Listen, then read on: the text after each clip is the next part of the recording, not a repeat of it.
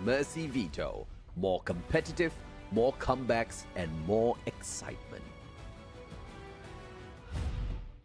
Press the button and the doors go up. That money clip us now, the new now looks like. Whoa, upgrade her diamonds, now her girlfriends are like. Whoa, I hit recorded drop, you can't ignore it. I'm transforming now these cars and planes, I'm always boarding. Just out touring down in Charlotte like I play for Hornets. When I'm performing, never boring, now you can't afford it. Champagne Perrier, finish friends on my face. Looking like I'm from the D. These no Cartier.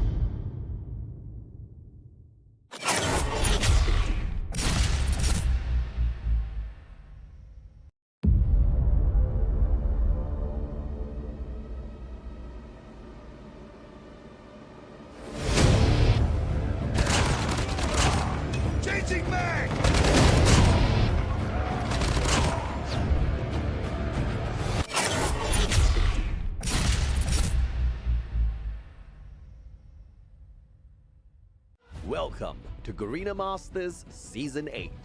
This time, we are raising the stakes with Mercy Veto, a new map bans and pick system that may just turn the tides of battle. Mercy Veto gives losing teams a chance to influence map selection, making matches more competitive and comebacks more possible than ever. Let's go over the best of 3 Mercy Veto process. The winner of the coin flip decides if they want to be Team 1 or Team 2. Team 1 bans 2 maps from the Hardpoint map pool. Then, Team 2 bans 2 maps as well. The game will take place on the remaining map. Team 1 will choose their starting side. For Search and Destroy, each team bans 1 map. The losing team of Hardpoint chooses the map for Game 2 from the remaining S&D map pool, and the winning team of Hardpoint will choose the starting side. If the series gets tied 1-1, the losing team of Search and Destroy chooses the map for Control. Since we only have 3 maps in the pool, there are no bans. The winning team of S&D will choose the starting side for Control. And that's Mercy Veto. More competitive, more comebacks, and more excitement. Press the button and the doors go up. That money clip us now, the new night looks like. Whoa, upgrade her diamonds, now her girlfriends are like. Whoa, I hit record a drop, you can't ignore it. I'm transforming now these cars and planes, I'm always boarding. Just out touring down in Charlotte like I play for Hornets. When I'm performing, never boring, now you can't afford it. Champagne Perrier, finish friends on my face. Looking like I'm from the D. These no Cartier.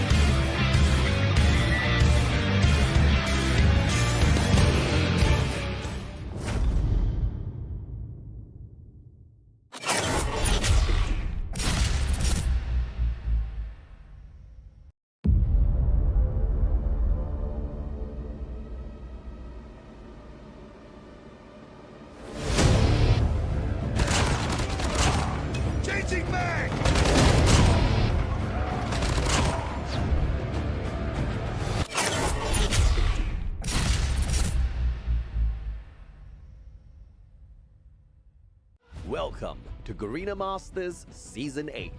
This time, we are raising the stakes with Mercy Veto, a new map bans and pick system that may just turn the tides of battle.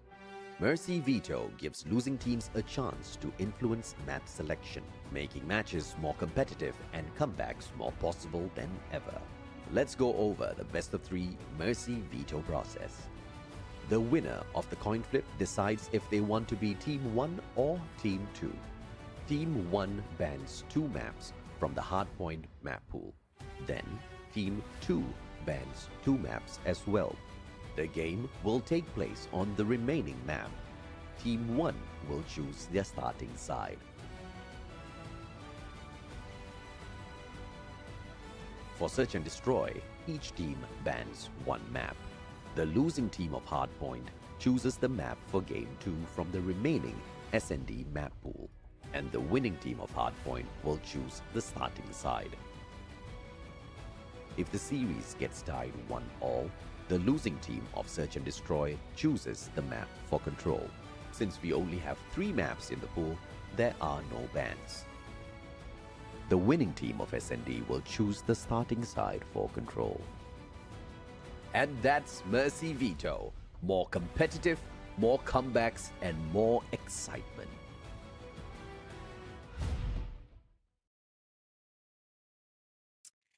Ladies and gentlemen, welcome to Call of Duty Mobile Garena Masters Season 8.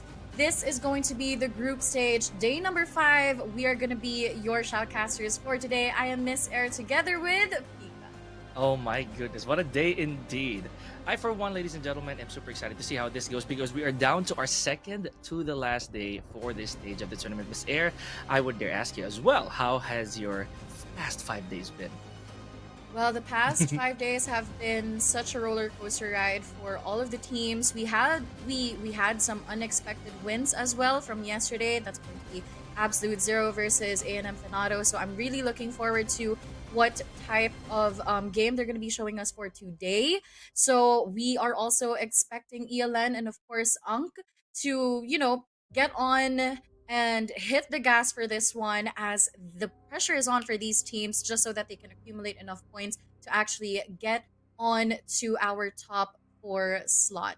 Now let's look into the tournament timeline for now. Of course, we did start with 90 teams, and now we are currently in the group stage wherein 6 teams are going to be battling it out, securing their top 4 slots so they can go on and proceed to the playoffs, which will be happening on March 29 and March 30.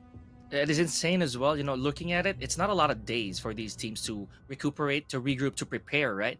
Leading to March 29th. So the best of luck for all of our teams going there. Now, here, ladies and gentlemen, this is exactly what these teams are fighting for. Wow. So in case this hasn't sunk in yet, this is $13,000 for the champion, 4,500 for second, 3,000 third, fourth will get 2,000, fifth 1,500, and the sixth $1,000 respectively. So we can dare say that none of these teams are going home empty-handed. Definitely agree with you, and it's really exciting. Of course, that's $25,000 as a prize pool, and that's Garena Masters Season 8 for you. Now, later on, we will be seeing, of course, the map pools that's going to be available for our teams to play around with, and I'm really excited. Again, there's a lot at stake for these teams. I mean, yes, no team is going to be coming home empty-handed, but of course, we are still going to be looking out for the top 4 teams. Like what we were just discussing earlier on, this is going to be our map selections for Hardpoint, Search and Destroy, and Control. Man, I'll be real here, Miss Raid. A lot of these, they both stir really good memories and nightmares at the same time. Granted, how some of the teams have made really drastic memories here. Amazing plays, to say the least, especially when we get to Control, right? So it is at one point going to be the deciding factor for some of these teams should we head to the final game. So if we're headed to Control, I can already say that we're expecting to see a lot of tension, a lot of back and forth between our teams. Now, I, for one, am very excited just to start things off with the usual, right? In Hardpoint, Summit has always been a favorite. So I don't know how you feel about Summit to begin with, but it is where history somewhat gets made. I'm just being honest here. I totally agree with you. But first, let's talk about the series points here. We have been talking about how Ankh and Ilinari Esports will have to get the ball rolling for them just because they need to accumulate enough points for them to be able to secure that top 4 slot. Because if the teams will get a 2-0 win, they do get 3 points to their name. A 2-1 win with 2 points. 1-2 loss will get the team 1 point, and of course the losing team from a 0-2 matchup will get 0 points. So now we've been talking about the teams. Let's look into our 6 teams that will be participating for our group stages. We have Ankh, Ilinari Esports, Absolute Zero, A&M Thanatos, Stalwart Esports, and of course Elevate Puck. Oh man, Elevate. Of course, we know that Elevate has been really stamping their names right all over the place with a lot of wins, a lot of points throughout this part of the tournament. I'll be honest with you, but let's see how that's gonna fare for the entirety of the day. Let's start off with, of course, our first series between AZ and STE. We're followed closely by ELN, A&M, AZ, ELV, ELN, Ankh, A&M, and ELV respectively. So hang on to your seats, folks. This is gonna be a long night. A long night indeed. I mean, we're going to be seeing our current standing for the group stages here. Of course, Elevate Puck is still going to be coming out on top with 17 points to their name, followed up by Stalwart Esports with 14. A&M Thanatos securing that top 3 spot with 12 points. And Absolute Zero with 8 points to their name. And of course, still on the chopping block today is going to be ELN and Ankh. Man, and also this being 12 and 13, right? This also just states that anything can happen. One good play, one good day here from both Ankh and Ilinari, it could really make the biggest difference for them leaping from the bottom to the top. So, or at least a little bit above their standings for today. I'm super excited here, Miss Air. Not to mention, if we're going to see any more spectacular plays from any of our 6 participating teams, who's going to advance to our playoffs in just a few days? You know what? My eyes are still on Ankh just because of how capable they are. We saw map number I'm sorry, we did see their capabilities. We've seen Tarks on that scope. We did see mids. This team, they may be fairly new, but you know what, they do bring something to the table. So I'm still rooting for Ankh by this time, and of course we're still going to be waiting for Elevate, whether or not their streak is going to be broken by any of the teams. And now we're going to be heading on over to our map veto, where in Arsenal does get banned, as well as Hacienda. Slums is going to be banned, and if I'm not mistaken, this is going to be Apocalypse as well.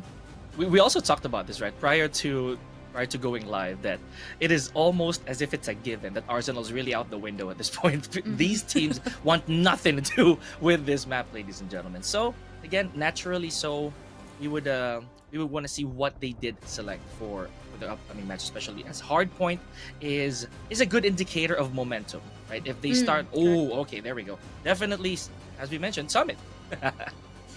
Right. And this has been a fan favorite. I do believe this is where you said history is going to be made. But for today, it's going to be our first map for this matchup series up against STE versus Absolute Zero. Of course, no changes to the roster whatsoever.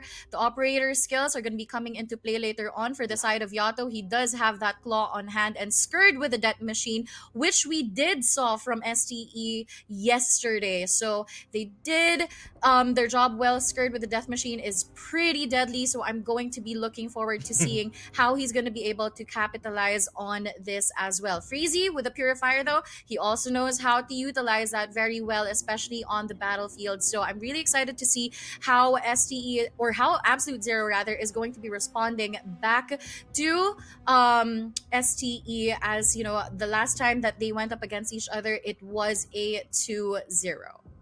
It's nice too that you talked about the operator skills that we have, because I saw Hydra again. This man has always been all about the destruction.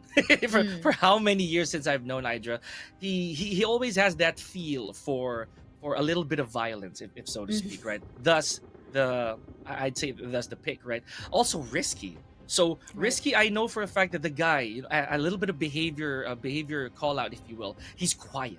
He's not the type of player who expresses so much, but there he is. He has the Sparrow locked and loaded, ready to go. So Summit, as cold as it looks, it is gonna be a hot start here, Miss Air. I totally agree with you. And you know what? I love what you said about Rage. He is a silent killer, and he's been proven to be that type of player Rage, since the yeah. past few days. So, you know what? Rage, all eyes on him as well. But for this side of Stalwart Esports, they've been doing an amazing job. Of course, Shut Up is going to be in the mix as well. FDX, of course, up against, of course, the Hydra, Josh, Yato, Jibby, Rage. This is going to be an interesting matchup, and I'm really excited to see if Absolute Zero is going to be serving us our first donut of the day. Fingers crossed. We don't want to be jinxing that, but let's see. Let's see how that's going to turn out. Yeah, and pardon me, Rage though. And again, Rage. We did talk about it. We did talk about it, and we can't not have Sparrow in the mix, right? Both teams definitely going to be donning that, especially since Hardpoint right here. A lot of enclosed spaces, especially when you get to number 3. You're gonna be Right. you're gonna want to be super duper enforcing as soon as the teams are already inside, right? I cannot for the life of me just wanna take out the Claw either. It has been super cancerous for how many seasons now? I don't know, Miss Air. If you were to be asked, I know hot seat time for me. Claw or Sparrow? Damn, I'm going to go for the Claw for the Summit map, Gotcha. just because of how the bullets can ricochet. But here we go, ladies and gentlemen, Stalwart Esports versus Absolute Zero on our first matchup of the day. The hill has now opened up. Man.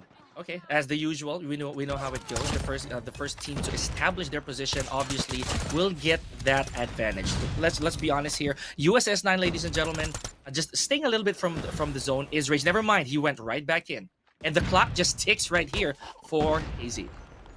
Absolute Zero still on the hill, and of course STE bound to find their opening here from the second floor as well as the staircase. AG here tries to find something by Cage, gets one. Can he get a double kill and finally get a breakthrough? 19 seconds remaining on the clock. Still on the lead is Absolute Zero.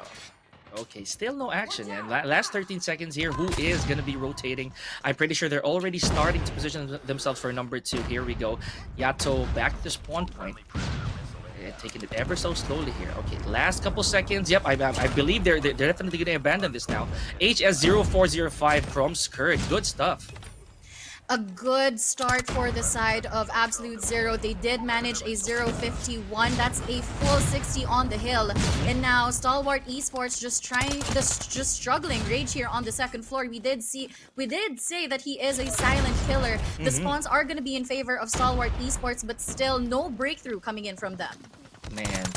Yeah, you know, this is gonna be fun in the beginning, at least for the teams, right? Oh, never mind, we had to jinx it. Now Stalwart finally getting a little bit of chump change on the board here with just 4 points on the hill. Good contest right here. Skirt still on that shotgun blender, I would dare say.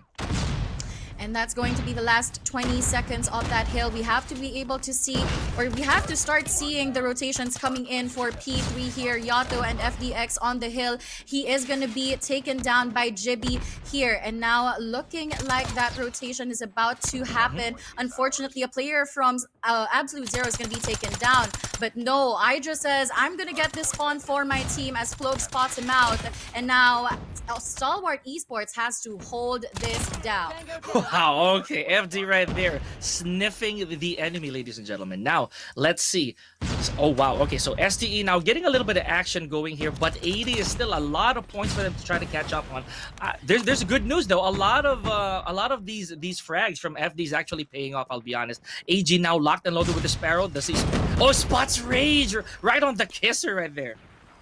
37 seconds remaining on the clock. Still a lot of time for Stalwart Esports to just close off this discrepancy. Clove with the equalizer does not really get anything. FPX just waiting on this entrance, but the claw from Yato comes in, gets a double kill, but the backstab coming in from AG as well. 44 to 80, we are down to a 50% lead here. Stalwart Esports showing us some signs of life. A while ago, I was about to say that actually, Miss Air, that this might be fun in the beginning, right? But we'll never know because Hardpoint, it just takes one good contest for them to be able to catch up. Last 4 seconds on P3, headed to number 4. This is going to be quite a sprint unless... Oh, yeah, there we go. There's already good positioning right here on the side of AZ. Rage has his sight set. Oh, however, FD with a nade. Hydra is going to be taking out his War Machine. Good for 2. Can he make it a triple? Just gatekeeping that hill. There you go. Ooh. A triple kill coming in from the man himself, Hydra. And of course, spawn advantage does go to the side of Absolute Zero for this one.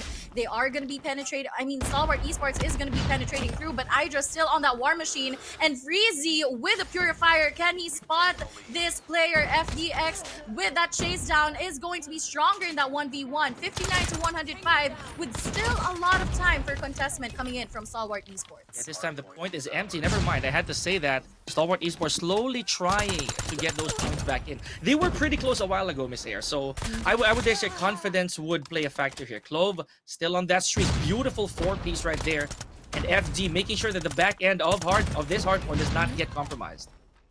We are hopping on to that P1 reset here, and Jibby is going to be holding his ground here by computers. 2 players are going to be coming in, and there you have it. Jibby eliminates one from the side of Stalwart Esports. He knows that information. Just looking onto the second floor as well as this entrance. Now still on the hill is going to be Absolute Zero, but the break comes in from the side of Clove. This is scary. We all know this, ladies and gentlemen. Control room, never a safe spot here unless you have eyes everywhere. Beautiful stuff from Skurd. He's trying to keep a spot over here. Oh, okay. Is this a good contest? He actually chased down. Oh my goodness, he chased down Rage. But again, gets traded off, however. Stalwart Esports closing off that lead difference, 98 to 112, and there you have it. Absolute Zero is going to be hopping on the hill once more. Jibby spots one. Can he make it a double here? Does not find anything. 24 seconds remaining on the clock. AG tries to find that rig. Smokes are down. Contests are coming in. Stalwart Esports contesting for the final 15 seconds. Okay, so are they gonna let this go again? Because this is starting to be really crucial, Miss Air. I'll be honest with you, because Hardpoint 2, should STE be able to secure that for the long haul, they will more than likely catch up or even take advantage, or at least get the lead away from AZ. Here we go, ladies and gentlemen. AZ still, the entirety of AZ still putting in some work here. 19 frags on the board.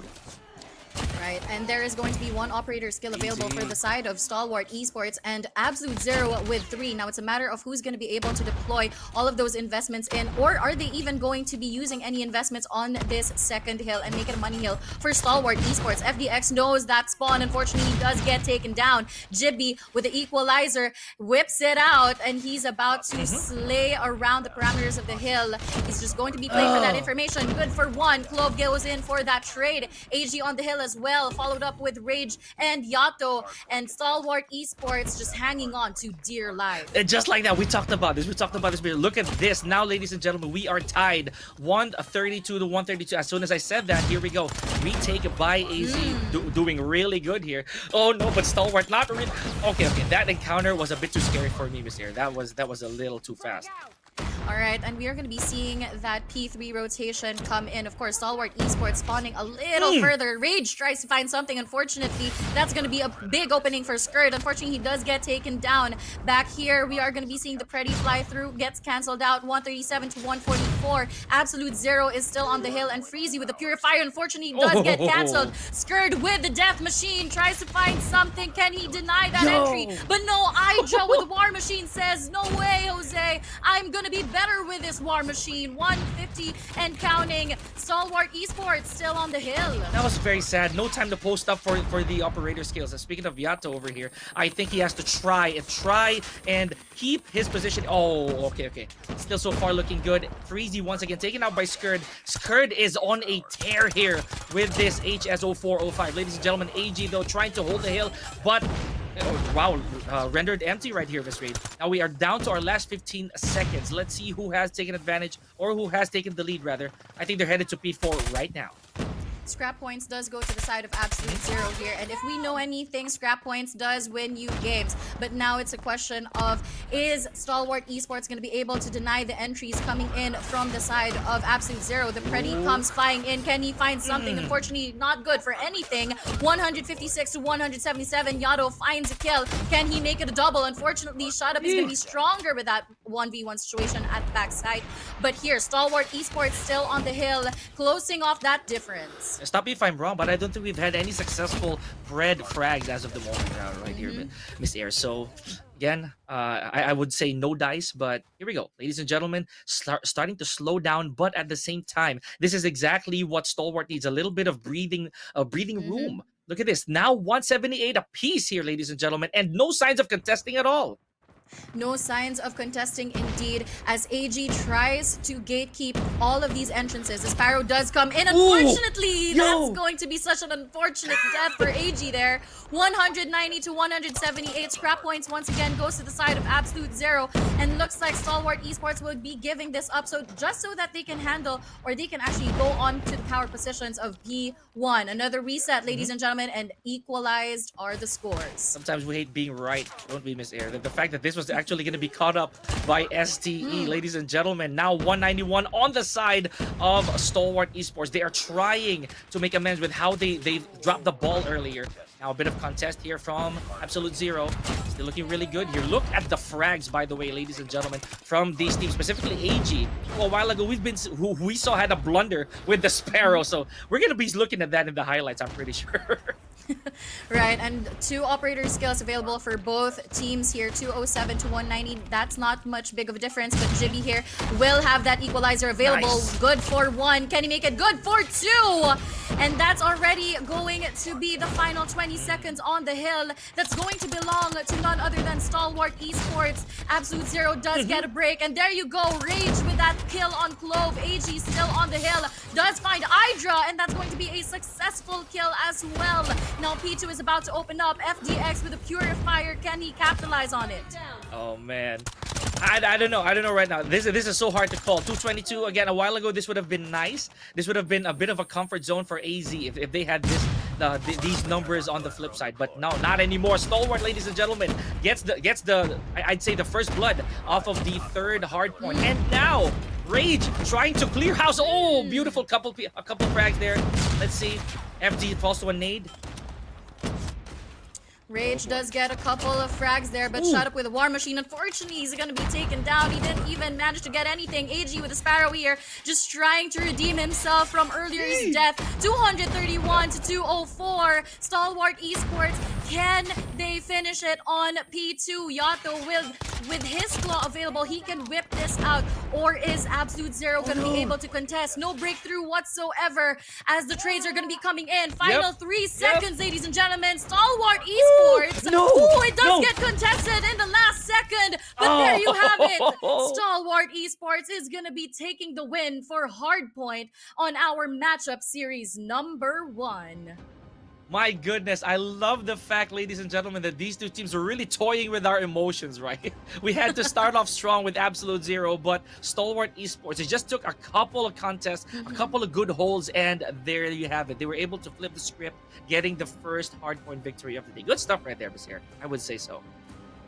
I do agree with you, and I feel like one of the winning factors as well is that the scrap points, this is what we were talking about earlier on. I did call this out. The scrap points is what can possibly win you games. And Absolute Zero, yes, they were going in for those early rotations, but that just allowed Stalwart Esports to go in for the scrap time as well. And when the operator skills came into play, let's just say Stalwart Esports did have a few misses on their bucket, but they did know when to deploy it on that perfect time. Yes, that's the case, but we just can't immediately take out how Rage was able to capitalize on that Sparrow. Right. So we did talk about this, as you mentioned, that Rage right there, ladies and gentlemen. I, for one, am a sheer believer of how he would be able to use that operator skills when it really mattered, right? So I also wanna point the fact that here I am, a bit of a sadistic side in my case, that we had some blunders operator skills wise, right? So you can't afford to have some of those every now and then, simply because, of course, it's a single cash and you're gonna have to wait for that to actually replenish before you could do that again. Not a lot of, and we did mention this, not a lot of Pred missile frags in this match right here. And to think that we have some opportunities to do so, especially in Summit, right? For Hardpoint number 2, it would be a free shot, but still no dice. And I feel like that's where Stalwart Esports, big brain plays come into play. They knew that the Predi was going to be flying in from the side of Absolute Zero, and they were able to get no casualties whatsoever. For Absolute Zero, you just can't take them out of the equation just yet because they did get multiple full 60s on, say for example, P1. It was a very convincing lead, but come P3, that's where the operators came into play. And Stalwart Esports, they just knew how to invest properly, and that is again one of their winning factors. And this is going to be interesting moving on towards Search and Destroy, because they can go head to head with each other during gunfights. So let's see. I'm excited also to see the highlights as well as the post match, just so that we can also see what's the total number of eliminations, because in my case it was such a very close game for both teams. Absolutely, and hopefully we're right that certain blunder, that blooper would be here too. But it also makes a huge difference, Miss Air, as you did mention that there was this hard point. I think that was rotation 2 P3. That was such a big deal for Stalwart Esports. And again, Mission Control did say that the highlights are ready. Let's take a quick glimpse of what went down in our very first hard point.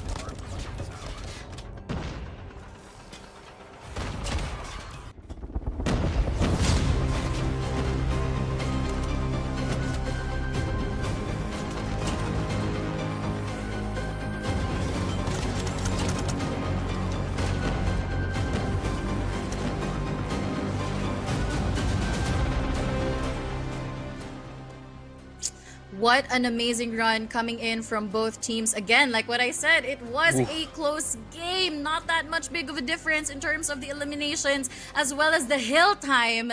But of course, dominance will go to the side of Stalwart Esports. Now, we did see, a wasted Sparrow from the side of AG, but he still managed to get a 54K or 54 eliminations to his name. So hands down to this man. I was literally about to bring that up, actually, that AG ended with literally half 100, half 100 frags, a little over that.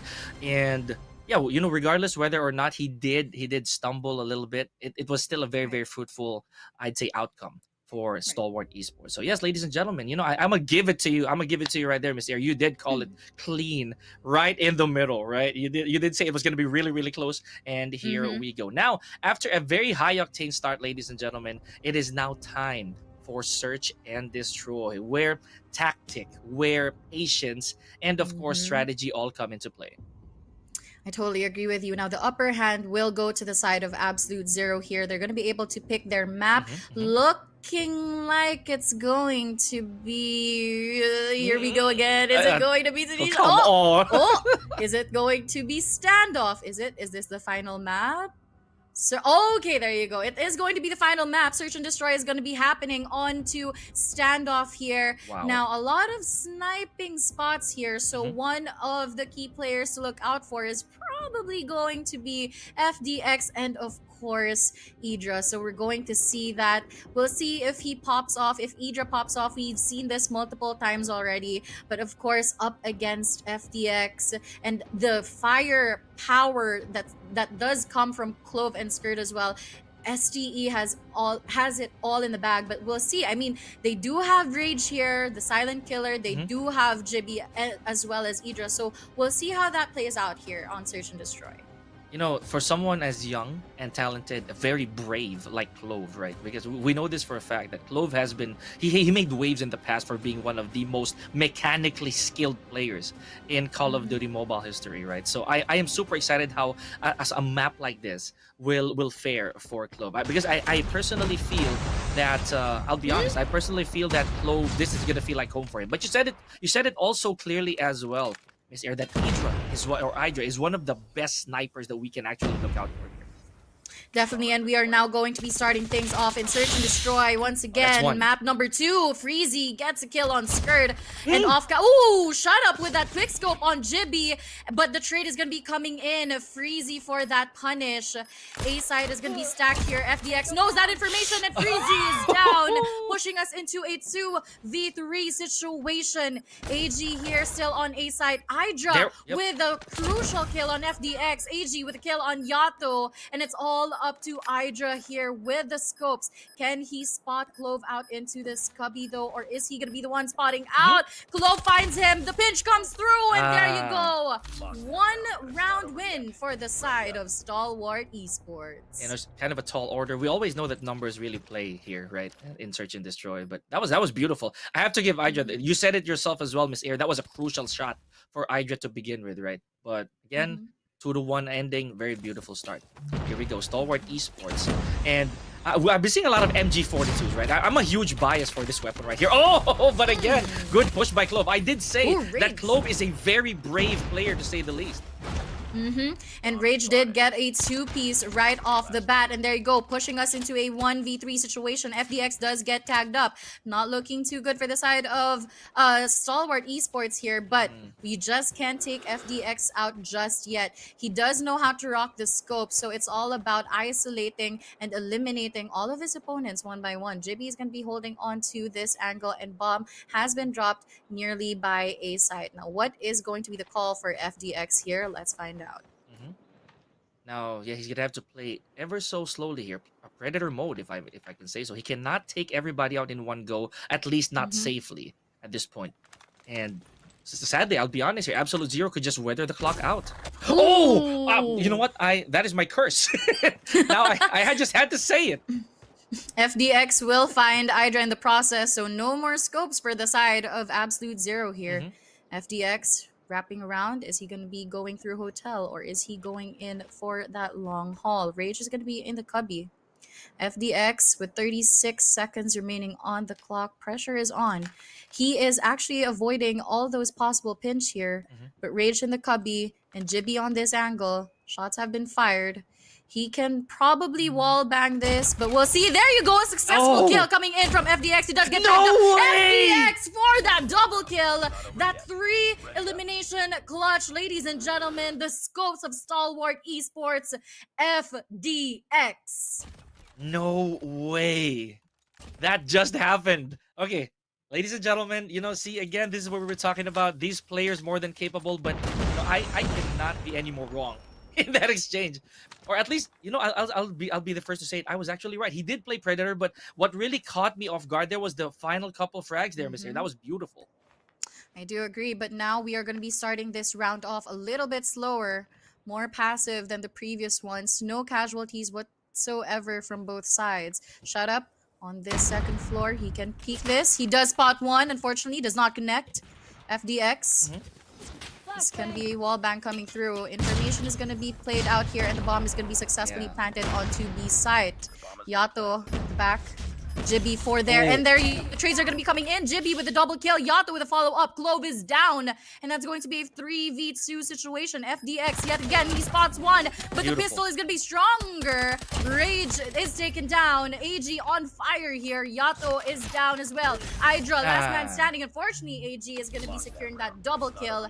A point win again for the side of Stalwart Esports. Yeah, we gotta give it to Hydra, right? He did try to dance his way out of the situation, but this was really just too much of an open space, and I think the Jeep right there actually obstructed his attempt to strafe. So good try, and the fact that there's a little bit of pressure in the I'd say the objective, that already did a lot for Stalwart Esports. Meanwhile, here we go, starting things off. Already went up Granny, or up the hotel. Good start here from Freezy. Freezy gets clove down. Also one of the key players here. FDX. I'm not sure if this is wall bangable. But I mean, I guess it's a close call. One casualty for the side of for Stalwart Esports. Make that 2 as Jibby does find shut up. Jibby here at the back, just trying to play for information. AG trying to be careful as well. 1 minute, still a lot of time. Stalwart Esports still yet to plant that bomb and make that commitment on what site they want. So this is a little bit opposite to what happened earlier, right? We saw how Stalwart Esports was very committed to planting right then and there for our match, or at least for the previous round. So I don't know. Maybe this time around they're trying to switch up the rhythm a little bit and see how Easy would respond to this. Oh, there it is. Speaking of response, there goes Fidi, care of Yato. Wow! What a round! What a round to start off their momentum here. And I don't want to jinx that. I don't want to jinx that again. They already went on board with one round here, ladies and gentlemen. So, and I'm seeing some interesting things in chat, by the way, Miss Here. I'm gonna address that later on.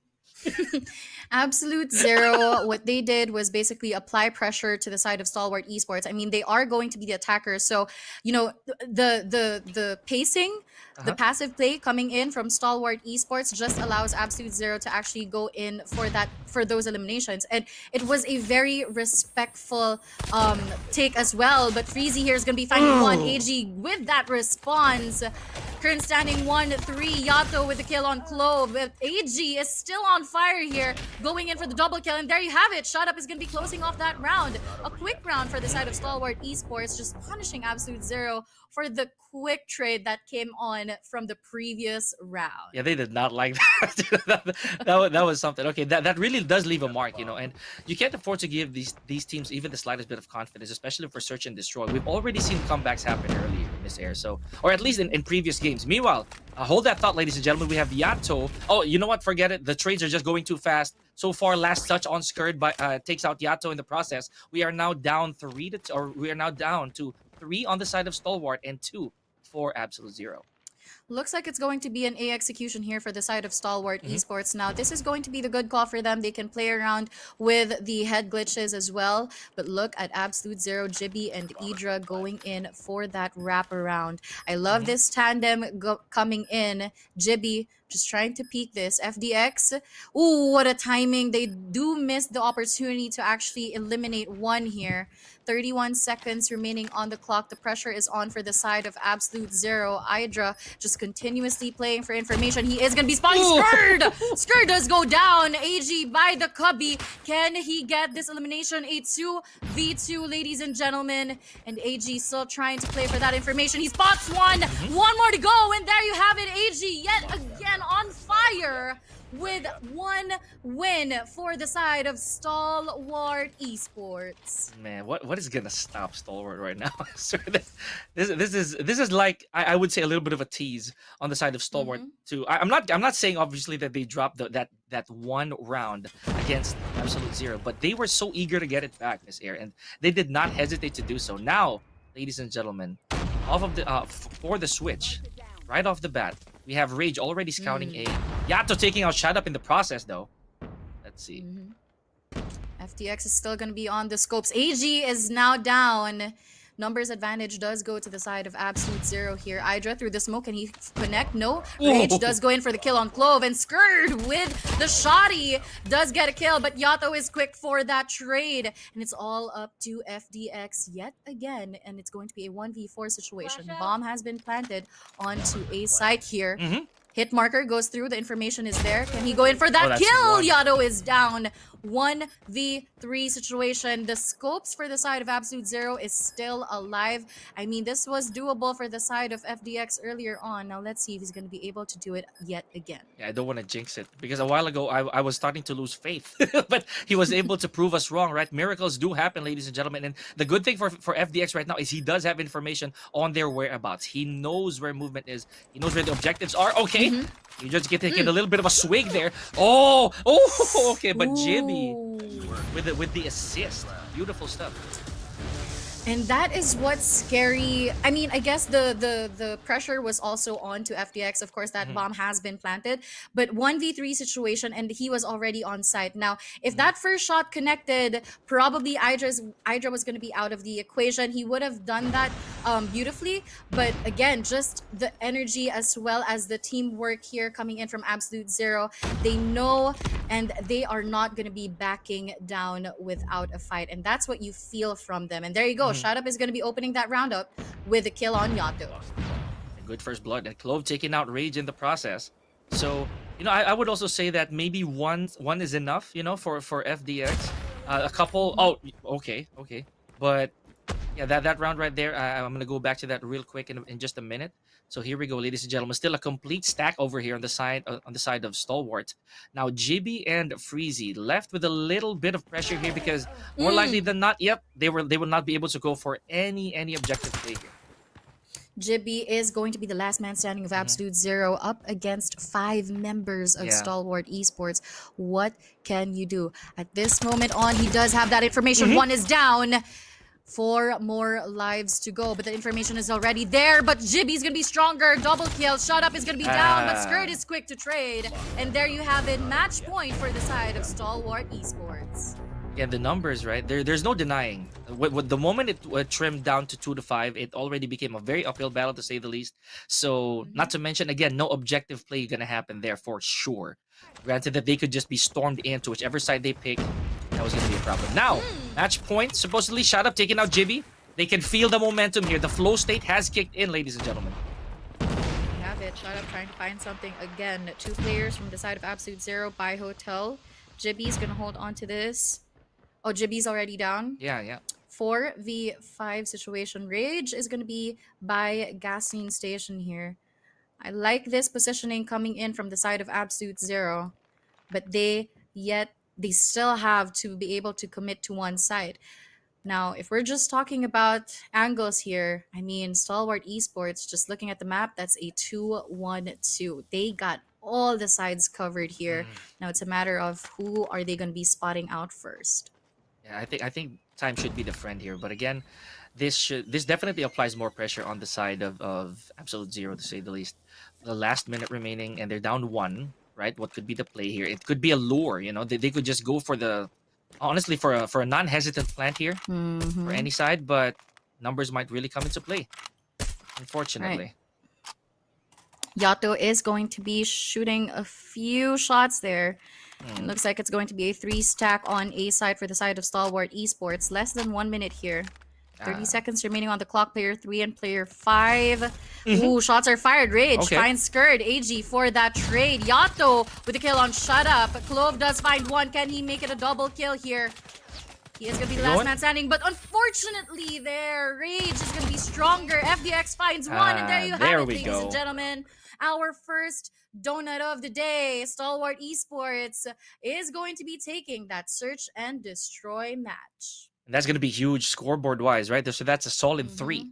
So congratulations to Stalwart Esports, ladies and gentlemen. Now, of course, let's talk about that a little bit, because I'm trying to process how Stalwart played that last round right there, Miss Air, because it looked like they would not choose violence. They would honestly just go to the tactical choice, which is to wither down the clock, allow these players to come to them, or just literally have the clock trimmed down to 0. But again, they still wanted those frags. It's still points, right?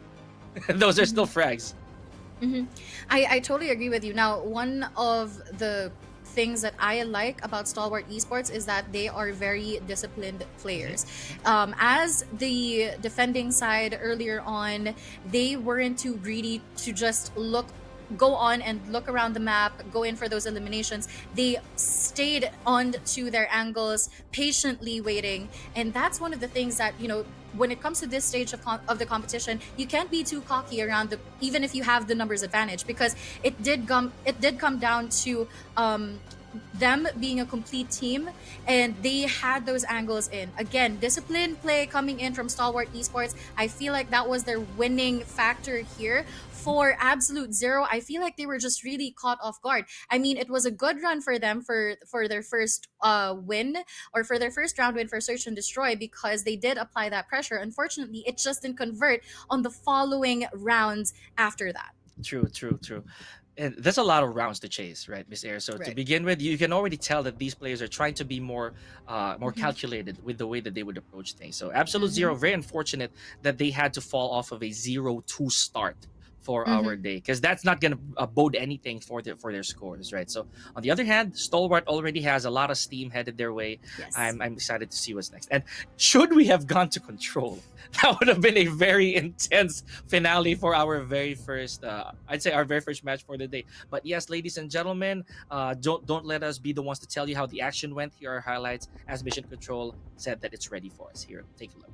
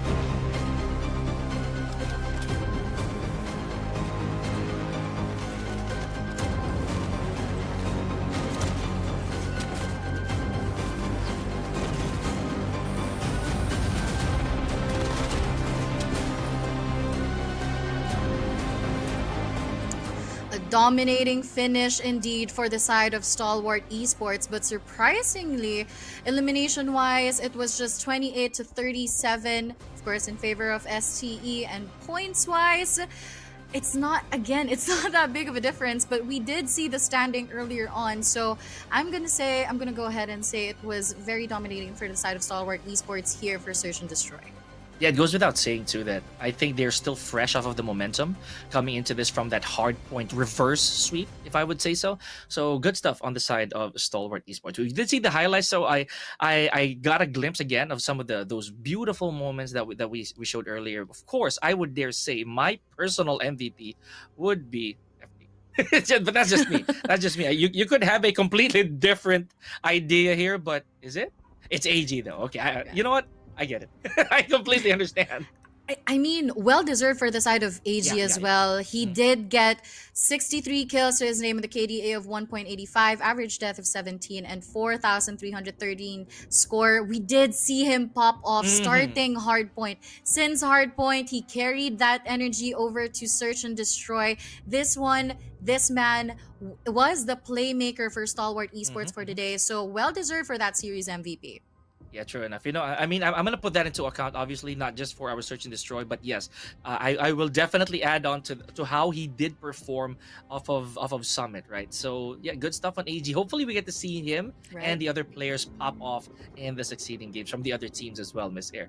So, funny enough, I've been checking the chat before we go to a quick break. I am gonna give these people a treat because they've been wanting me to say like these few tidbits of around my wordplay on my name, right? But ladies and gentlemen, you're gonna have to wait a little bit for that as we return after this short break. Garena Masters 8 with Pika and Miss Air. We'll be right back.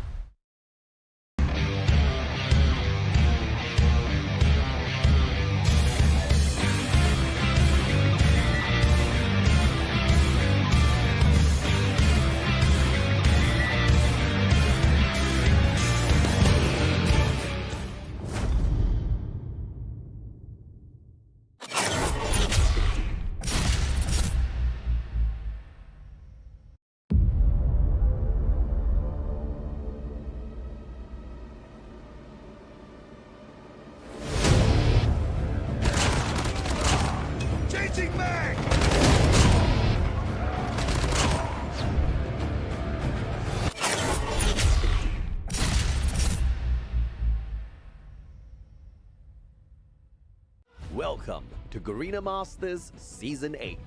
This time, we are raising the stakes with Mercy Veto, a new map bans and pick system that may just turn the tides of battle. Mercy Veto gives losing teams a chance to influence map selection, making matches more competitive and comebacks more possible than ever. Let's go over the best of 3 Mercy Veto process. The winner of the coin flip decides if they want to be Team 1 or Team 2. Team 1 bans 2 maps from the Hardpoint map pool. Then, Team 2 bans 2 maps as well. The game will take place on the remaining map. Team 1 will choose their starting side. For Search and Destroy, each team bans 1 map. The losing team of Hardpoint chooses the map for Game 2 from the remaining S&D map pool, and the winning team of Hardpoint will choose the starting side. If the series gets tied 1-1, the losing team of Search and Destroy chooses the map for Control. Since we only have 3 maps in the pool, there are no bans. The winning team of S&D will choose the starting side for Control. And that's Mercy Veto. More competitive, more comebacks, and more excitement.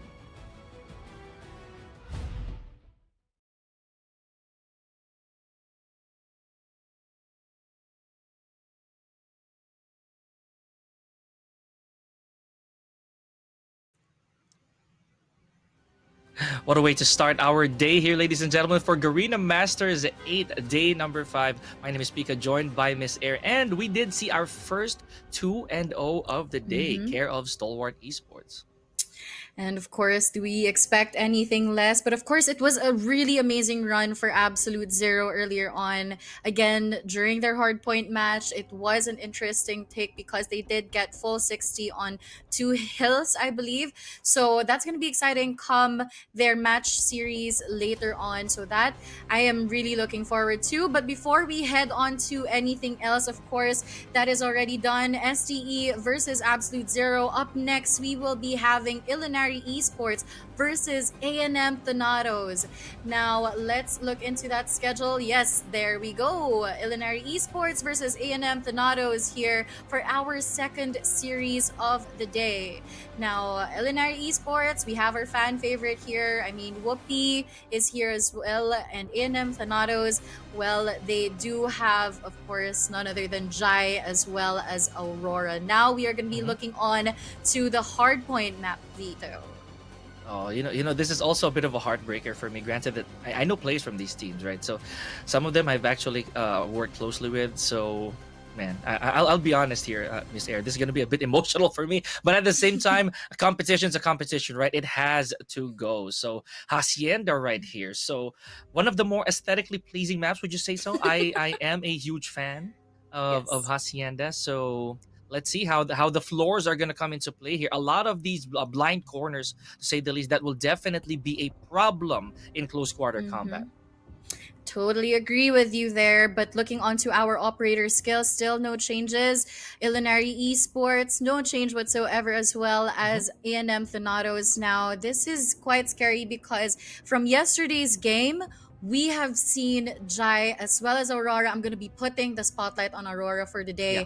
She was able to capitalize on her equalizer multiple times. And her tandem with Jai, especially when those operator skills are available, they just absolutely know how to gatekeep the point from anyone on the opposing team. So that's one thing that Illinois Esports will have to look into later on. I mean, again, pressure is going to be on for the side of Illinois Esports. They are on the chopping block, and if we're going to be talking about standing, that's a 12 versus 5 here, so they have to catch up on points here. They, as much as possible, if they can get a clean 2-0 up against A&M Thanatos, that's what they should do.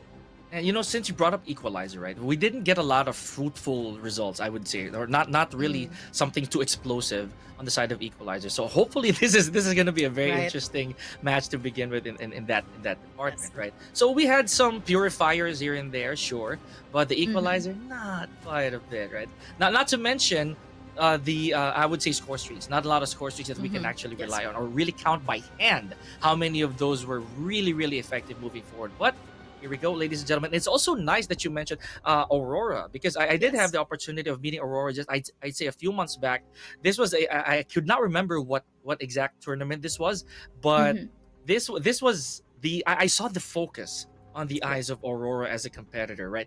There is really no stopping this player right here should the chips really be down on their end. I totally agree with you. But of course, for the side of Ilinari Esports, we're going to be talking about the man himself, none other than Whoopi here. He's been performing very well, I should say, as well as Badman. Now, Badman on Hardpoint can be scary. He does go in for multiple kills around the hill as well as on the hill. Retake-wise, I'm going to go for A&M Thanatos here just because of how crazy they can go, or how crazy they can be when it comes to defending as well as gatekeeping all of their opponents on that hill. So I'm looking onto A&M Thanatos, but again, it's going to be very interesting because Ilinari Esports has been on the chopping block for a couple of days now, and I mean, I would assume they would have had their Kickstarter. So let's see if that's going to be the case today. But again, Ilinari Esports, the pressure is on you and all eyes are on you. Speaking of all eyes, right? Klo himself is already sending some love for A&M right there in the comment section. So much love right back at you, sir. Okay, so we did talk about a while ago. Yeah, I kind of had a little bit of a mix-up, right? But now Risky being here, I also know that Risky is a very calculated player. Like there are times wherein I personally got a little bit of time alongside Risky just to share with you, ladies and gentlemen. So Risky, he's also one of those guys. He's not afraid to shy away from encounters should that be the case. But he is also, again, very calculated. Whoopi, we know him for his scopes. We know him how he does things right under there, right, with these sites. So let's see how Hardpoint is gonna be like this time around. I have not seen a lot of Whoopi action, I'll be honest with you. Okay, so a little bit of a restart here, I would say, Miss Air. And you know what, just to bank off of that, of course, there's a lot of expectations for the side of Ilinari Esports. I mean, they do have a lot of fans down on the comment section there. But of course, for our viewers out there, if you haven't already, make sure to like and follow our page, the Garena Call of Duty Mobile, and both Facebook and YouTube. Of course, we are on the group stages. This is the second to the last day of the group stage, so the pressure is really on for some of these teams. And if you want to be able to get those updates, of course, when the playoffs are going to be, what's the current standing, make sure to like and follow, and of course show some love down in the comment section below for your favorite team or even favorite players, and we'll be running through that later on. But yeah, I'm really excited. I'm looking forward to what Ilinari Esports is going to be offering for us today. I really do hope they step on that gas and get that ball rolling as we now enter the battlefield, ladies and gentlemen. Stalwart A&M Thanatos rather versus Ilinari Esports on this Hardpoint Hacienda. And they're not really wasting any time here. Good C's by both teams. Now we're seeing green. Oh, never mind. It's going to start to be yellow here. A&M so far getting a few seconds inside the Hardpoint. Of course, naturally, Aurora already eyeing for the second floor here. A good start. Risky. Wow. Pickle taking out Risky just then and there. A little bit of a wall bang. Whoopi gets his hands dirty as well, taking out Pickle in the process. Now, a lot of ELN frags so far, but not a lot of ELN hard points. Right, and that's what's going to, you know, win them this game. And like what we were saying there, the hard point is going to be contested here. Whoopi tries to anchor for his team, looks for those opponents, is only good for one, 7-23, and we are now hopping on to the final 15 seconds of our hill here before we go in for that key to rotation. But still, the hard point is going to belong to A&M Thanatos. I like it. A lot of this objective play. Of course, these scraps, we cannot actually count out these scraps. Miss Air, we already saw it happen earlier today. So if you let these small points go, it might give them a little bit of confidence and a boost moving forward. Now, speaking of boost, Whoopi already boosting up his frags with that first red kill for the day. We didn't see that a lot earlier, Miss Air, so maybe this time around it'll definitely be a change of pace. For now, already at hard point, a number 2. Oh, good retake here from A&M. Good retake indeed. I mean, the early rotation did come in from the side of Illinois Esports. They just weren't able to defend it, and it was a quick spawn flip for the side of A&M Thanatos, and now they are on that hill. 36 seconds, still a lot of time. It's a 2v1, but Sebio is going to be good for one, and there you have it. Whoopi takes out his War Machine. Good for Jai. Looks like it's going to be the punish earlier on from Jai. 54 to 18, and there you have it. The slide comes in. Momra with a Sparrow gets risky in the process, but Momra is going to be taken down by Gert with that double kill. Sebio goes down. Jai with that trade. Pickle and Aurora with their frag kills as well. Final 6 seconds, and still A&M Thanatos is going to be hopping and getting those scrap time. And that's going to be a long sprint all the way to the third hard point here, Miss Air. But again, it looks like we're going to have a little bit of action here on the side of ELN, already making their way securely. Yep, there we go. Clock ticks on the blue side here for ELN, ladies and gentlemen. Now, I would say that final few defensive seconds on the side of A&M were not so, really not so shabby, to say the least. But here we go. We have a little bit of catch-up play here from ELN, securing the second floor off of the veranda. Risky already has the Sparrow out. Oh, never mind, that's done.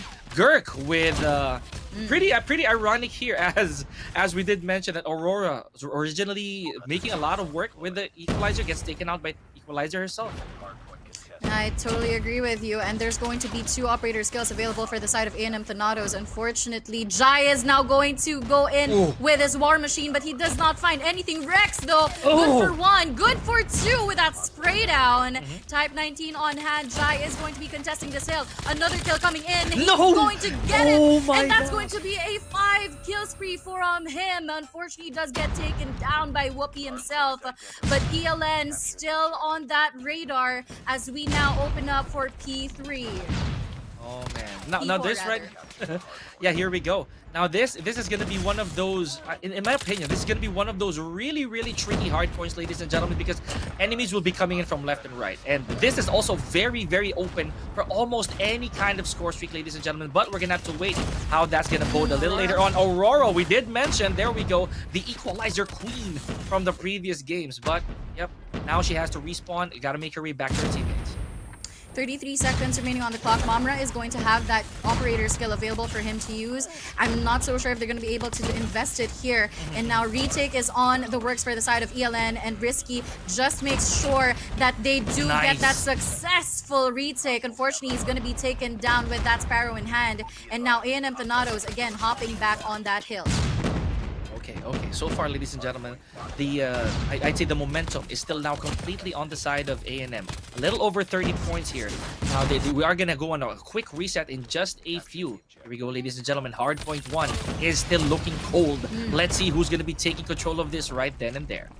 Whoopi does get multiple kills, but Momra is going to be the welcoming committee there, securing 2 kills right off the bat. 56 seconds, the hardpoint has opened up, and there you have it. Illinois Esports is going to be hopping on, and will be getting that clearance off of A&M Thanatos. Badman tries to spot something here. He does find Jai in the process, and a successful kill is going to be coming through. But while that was happening, the hill does get contested, and A&M Thanatos and Illinois Esports, they're just going back and forth with those trades as well as that hill time. Yeah, I like the fact that they left the hard point empty. You know, just a little bit of off timing there just to make sure that somebody actually takes the bait. Now here we go. 101 to 75 here in favor of A&M, ladies and gentlemen. Good defense here by Momra. Just hiding a little bit under the smoke. Let's see how long this position is going to be held. Good, 12 seconds left. All right, the word has been given out. It's time for hard point number 2. Who did get the lead though? Let's find out.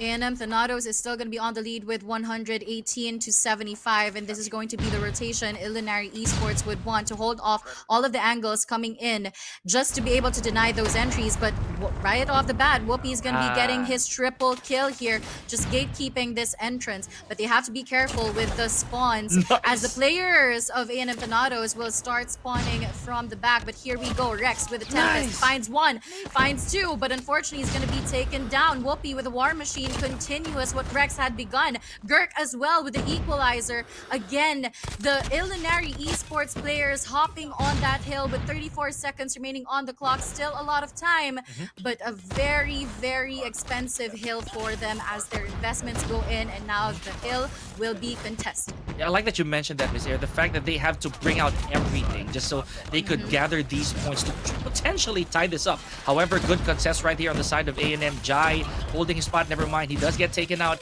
ELN once again hopping on, just trying to get on that 120 that A&M established earlier. I did say a while ago that it was very hard for us, or at least it was a little arbitrary on who was going to get the advantage for hill number 2. Now let's see how hill number 3 is going to look like. And as we mentioned, this is going to be quite the distance for these players to try and traverse to secure this third hard. And looks like the stacks are going to be coming in. Sebio with a purifier is going to be good for one. Unfortunately, he does get taken down. Badman on the hill with a contest. Successful kill coming through. Make that 3 kills for Badman himself. Sebio is going to be shooting his shots, but unfortunately, he's also going to be taking Badman out for that punish. 130 and counting for the side of ELN Esports here. Risky with the Sparrow, denying that entry coming in from A&M Thanatos. And ELN is now on the lead. My goodness, we had to jinx it. We had to jinx it. But it is what it is. It's the nature of competition, more so with Hardpoint. Here we go. Aurora teeing off with a beautiful couple frags right there from the equalizer. So Pickle trying to make his way back into the shed here.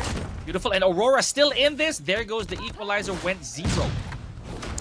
Have it 141 to 133. We are about to see P4 finally open up yet again. The contest tries to go in for the side of Illinois Esports, but A&M Thanatos still determined to actually close off that discrepancy. Sebio tries to make a breakthrough. Unfortunately, a member from ELN is going to be there as a welcoming committee as well. Jai, his operator skill is already available. He can use this investment here, but right now the hill is going to be contested.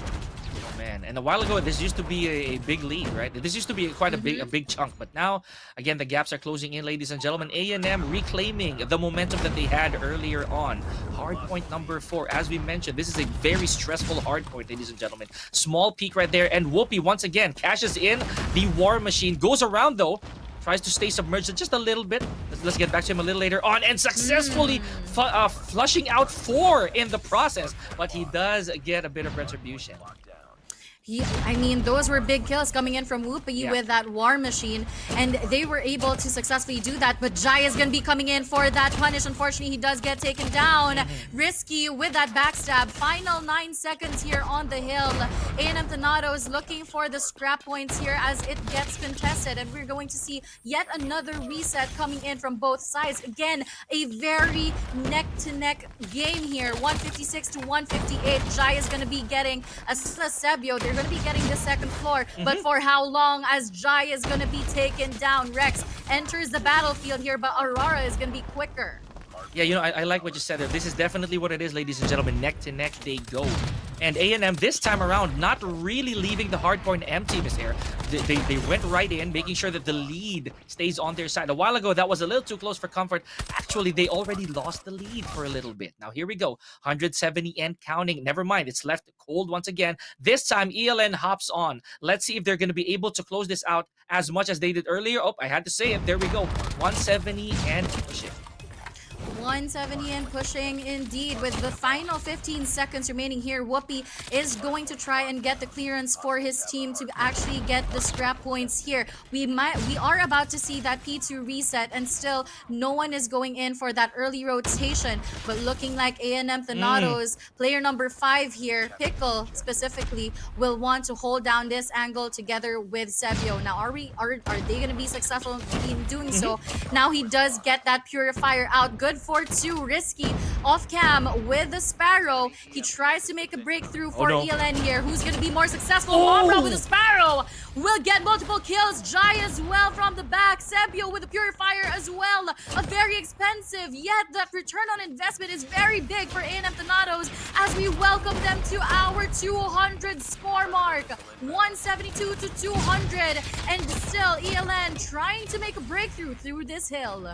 Yeah, they're not taking any chances here anymore, Miss Air. A&M has to really plant themselves onto this hard point. You did say it very well a while ago that they have to use everything here because the payoff will definitely be worth it. However, we're looking at an empty hardpoint here once again, belonging to A&M. Slight contest right there, but still holding the fort. 174 to 217, ladies and gentlemen. Now, I was about to mention that A&M did a very wise choice to go for an early secure of hardpoint number 2. Let's see who's gonna make it to HP3 right now.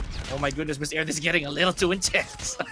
Point 3 will probably belong to Illinois Esports. Now, it was a good play for them. They were able to eliminate one player coming in from A&M Thanatos, but again, Thanatos just quick on their feet, as now they will be getting that kill. Nice. Sebio here tries, gets one, gets two. Can he make it a triple around the parameters of the hill? 232, the hill does belong to A&M Thanatos. They can end this if they want. Operator skills not available for both teams, but the score streaks are going to be there, and Jai is going to be operating his war machine just so that he can gatekeep this further. 29 seconds on the clock, last 5 seconds for the side of A&M Thanatos just to close this off, and that's going to be GG's as A&M Thanatos closes off Hardpoint with a win in their pockets. Oh my goodness, what a match. And you know, we closed that out with, I could be wrong, was that Jai who had a bit of an untoward casualty towards the end? But still a very, very good match to say the least, ladies and gentlemen. A&M Thanatos stamping their first point over here. Now the big question is, ladies and gentlemen, are they going to be able to walk away with 3 points? Because we did see this earlier, Miss Air, that whoever, at least, you know, on the side of Stalwart, they took the first hard point, will they also be able to take the search and destroy? But I don't want to spoil that for the time being. I mean, you know what? It's always been a hands down for me when it comes to A&M Thanatos. But again, it was such a close game from ELN. I love this energy coming in from them. They just now have to convert to search and destroy and probably, possibly force us into a map 3 for control. Now, I love the energy coming in from ELN. Again, the pressure is on for them. They need those points. But of course, 3 points is already out the window. But I do hope that they do not walk out with nothing in their pockets, no points whatsoever, because they will be needing that. Now, for A&M Thanatos, they have just been continuously proving themselves as one of the strong contenders here in this competition. And we have seen that. The investments that came in for the side of A&M Thanatos, again, was on point. And I mean, some would argue that it was a little bit, some operator skills or operator usage was a little bit too early. But the thing is, with a person like Jai getting in those kills, getting in those eliminations, it's not too difficult for him to actually stack up on the points that he needs to get another round of War Machine. But you know what?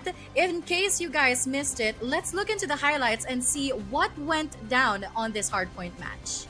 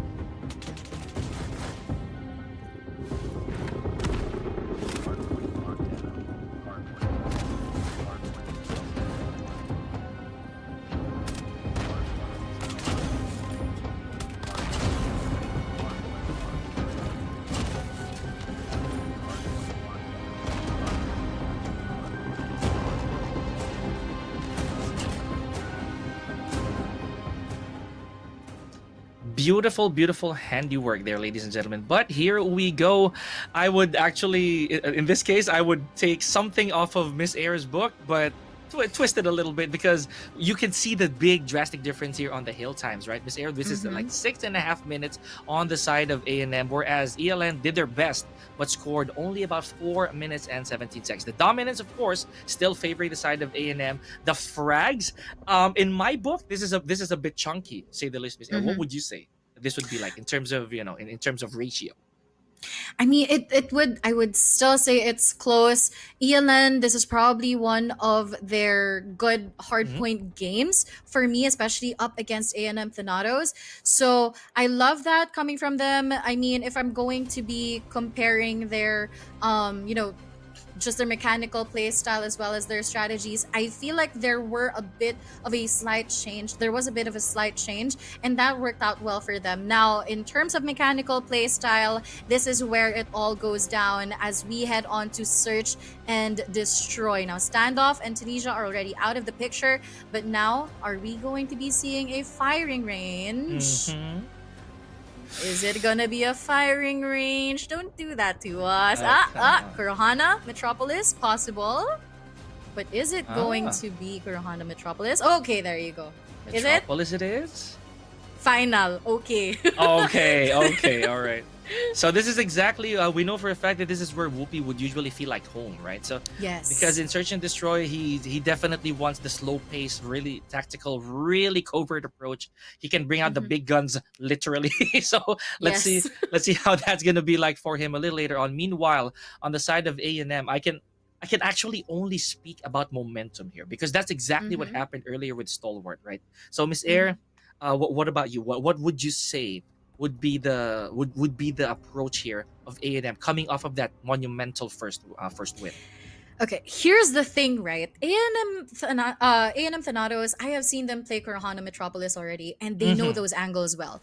Especially Pickle. Even if this guy is on the LMG, he's going to be holding that down, and the trigger discipline is there. But you know what? Later on, ladies and gentlemen, A&M Thanatos versus Ilinari Esports here on to Search and Destroy Kurana Metropolis. Let's see who's going to be the first casualty for both teams. And there you go. Whoopi is going to be opening up that crucial kill on Jai, followed up with Mamra getting that kill on Rex. Does not connect for the second kill, but Girk is there to welcome him out. Risky gets Sebio out, and it's going to be a 2v4 situation. And that big bang in the beginning right there for Whoopi really made the play, ladies and gentlemen. So, you know for a fact that if you haven't played Call of Duty Mobile before, that first blood off of a sniper shot, that is definitely what's going to start instilling that fear, right? That thunderclap, as we call it, whenever you hit somebody. And that's Whoopi. We had to say it. We had to say that Whoopi, this is his playground, to say the least, right? So here we go. First time it goes to ELN. And oh my goodness, that went by too fast, Miss Air.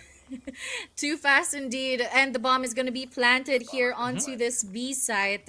A&M Thanatos, they still have their scopes in as Sebio and Jai, and there you have it. Kills are going to be coming in. Mamra for the backstab. That's going to be very effective, lowering down the numbers from ELN. Whoopi still alive on the scopes as well, and he does get a hit marker. Sebio goes in for the reposition. Unfortunately, Whoopi is going to be securing that double kill, winning yet another round for the side of Ilinari Esports. That hit mark right there scared me. I literally held my breath for a few seconds there because that could have been a make or break moment for Whoopi, right? But not only was he able to go for the finish, he had a follow-up, a really good follow-up. So good stuff on Whoopi right there. Now we already know for a fact that ELN is also not scared to go for the objective. So good start right here for Mamra. I love this coming in from Ilinari Esports. They're not playing as a linear team anymore. Jai tries to find something, but the backup is going to be coming in from the side of Ilinari Esports here. 2v2 situation. And there you have it. Rex finds one. And it's going to be all up to Sebio for the side of A&M Thanatos. What can you do? Looks like it can be a B rotation here for the side of Ilinari Esports. Sebio still trying to play for information. I do believe he is on the scope. So this can be possibly doable for him. But still, Whoopi is still alive. So it's a matter of who's going to be quicker on the scopes here. And, it may not look like much, but that frag over Aurora was huge, right? Because Hmm. she was caught sleeping. That could have been good manpower to begin Mm-hmm. with, but here we go. Who's gonna peek? Oh no! Wisely, Whoopi goes prone the moment he went around the corner. Here we go. So now position compromise for Sebio. And it's going to be last 20 seconds remaining on the clock. Pressure is on for the side of Sabio, and for the side of Illinois Esports, they can go in for this pinch here. But what is going to be the commitment? He spots one, the information is already there, but looking like Illinois Esports will just want to play for time. Sebio goes in for that commitment. Rex goes in, and Sebio gets Rex, but 5 seconds remaining on the clock. No more Oh, time. no. But Whoopi finishes the job, putting us into a standing of 0-3. A very fast 0-3, I might add, right there, Miss Erin. And it seemed like, again, the clock was it was really just going as fast as it could, right? 2 minutes could not have gone by quick enough with the way that round went. I'll be honest with you. I didn't think that I didn't think that Whoopi would still go for the finish there, but again, he had to. He had to, right? Because originally the objective really was it really was going to be compromised either way. So here we go. 0-3. No picks for the time being. Speaking of pick, you know what? I'll leave that for later. I thought you were gonna do it. I was gonna do it. But for now, no casualties so far. It's a 4-1 split for the side of Illinois Esports. Mamra, cheeky position. He knows that information. He goes in for the spray down. Unfortunately, the trade is going to be coming in. Mamra goes in for that kill. Can he make it a double? Unfortunately, it's not going to be enough. Badman with a double kill, though. And that's going to be a 2v3 situation. Pickle gets one, but the trade is going to be coming in from Badman himself. And it's going to be an A plant here. Yet again, Sebio as the last man standing for A&M Thanatos with the scopes. Now, he's peeking the wrong angle, but we'll see if he gets enough information. Up against Whoopi, Risky, and Badman. Remember, Badman did get multiple frags in, so let's see if Sebios can be able to isolate and eliminate Badman, spots him out. He does get tagged up, reposition coming in, but that's enough information for Illinois Esports. 20 seconds on the clock, and that's going to be pressure for Sebio. Can he manage to get one kill? Badman goes in for that spray, and there you have it. A convincing 0-4 in favor of Illinois Esports. Yeah, we got to give it to Sebio, though. He did try, right? But this was a bad case of deja vu, right, from the previous rounds because, again, numbers game. Really going on the side of ELN. It also begs the question, would you say that, would you say that Whoopi was already able to establish his comfort, right? His dominance as early as now, being the very first frag of the game and being able to score a lot of frags leading into this. Speaking of frags, here we go. ELN, Badman, and Risky already putting tabs on the board here. Jai falls. Oh, Risky was the man of that round here. Crazy quick round. We weren't even done analyzing, and that was such a quick round. You can feel it. You can feel the drive of Illinois Esports. You know exactly how they want it to happen, and A&M Thanatos just being caught off guard. The crucial picks are also going to be coming in.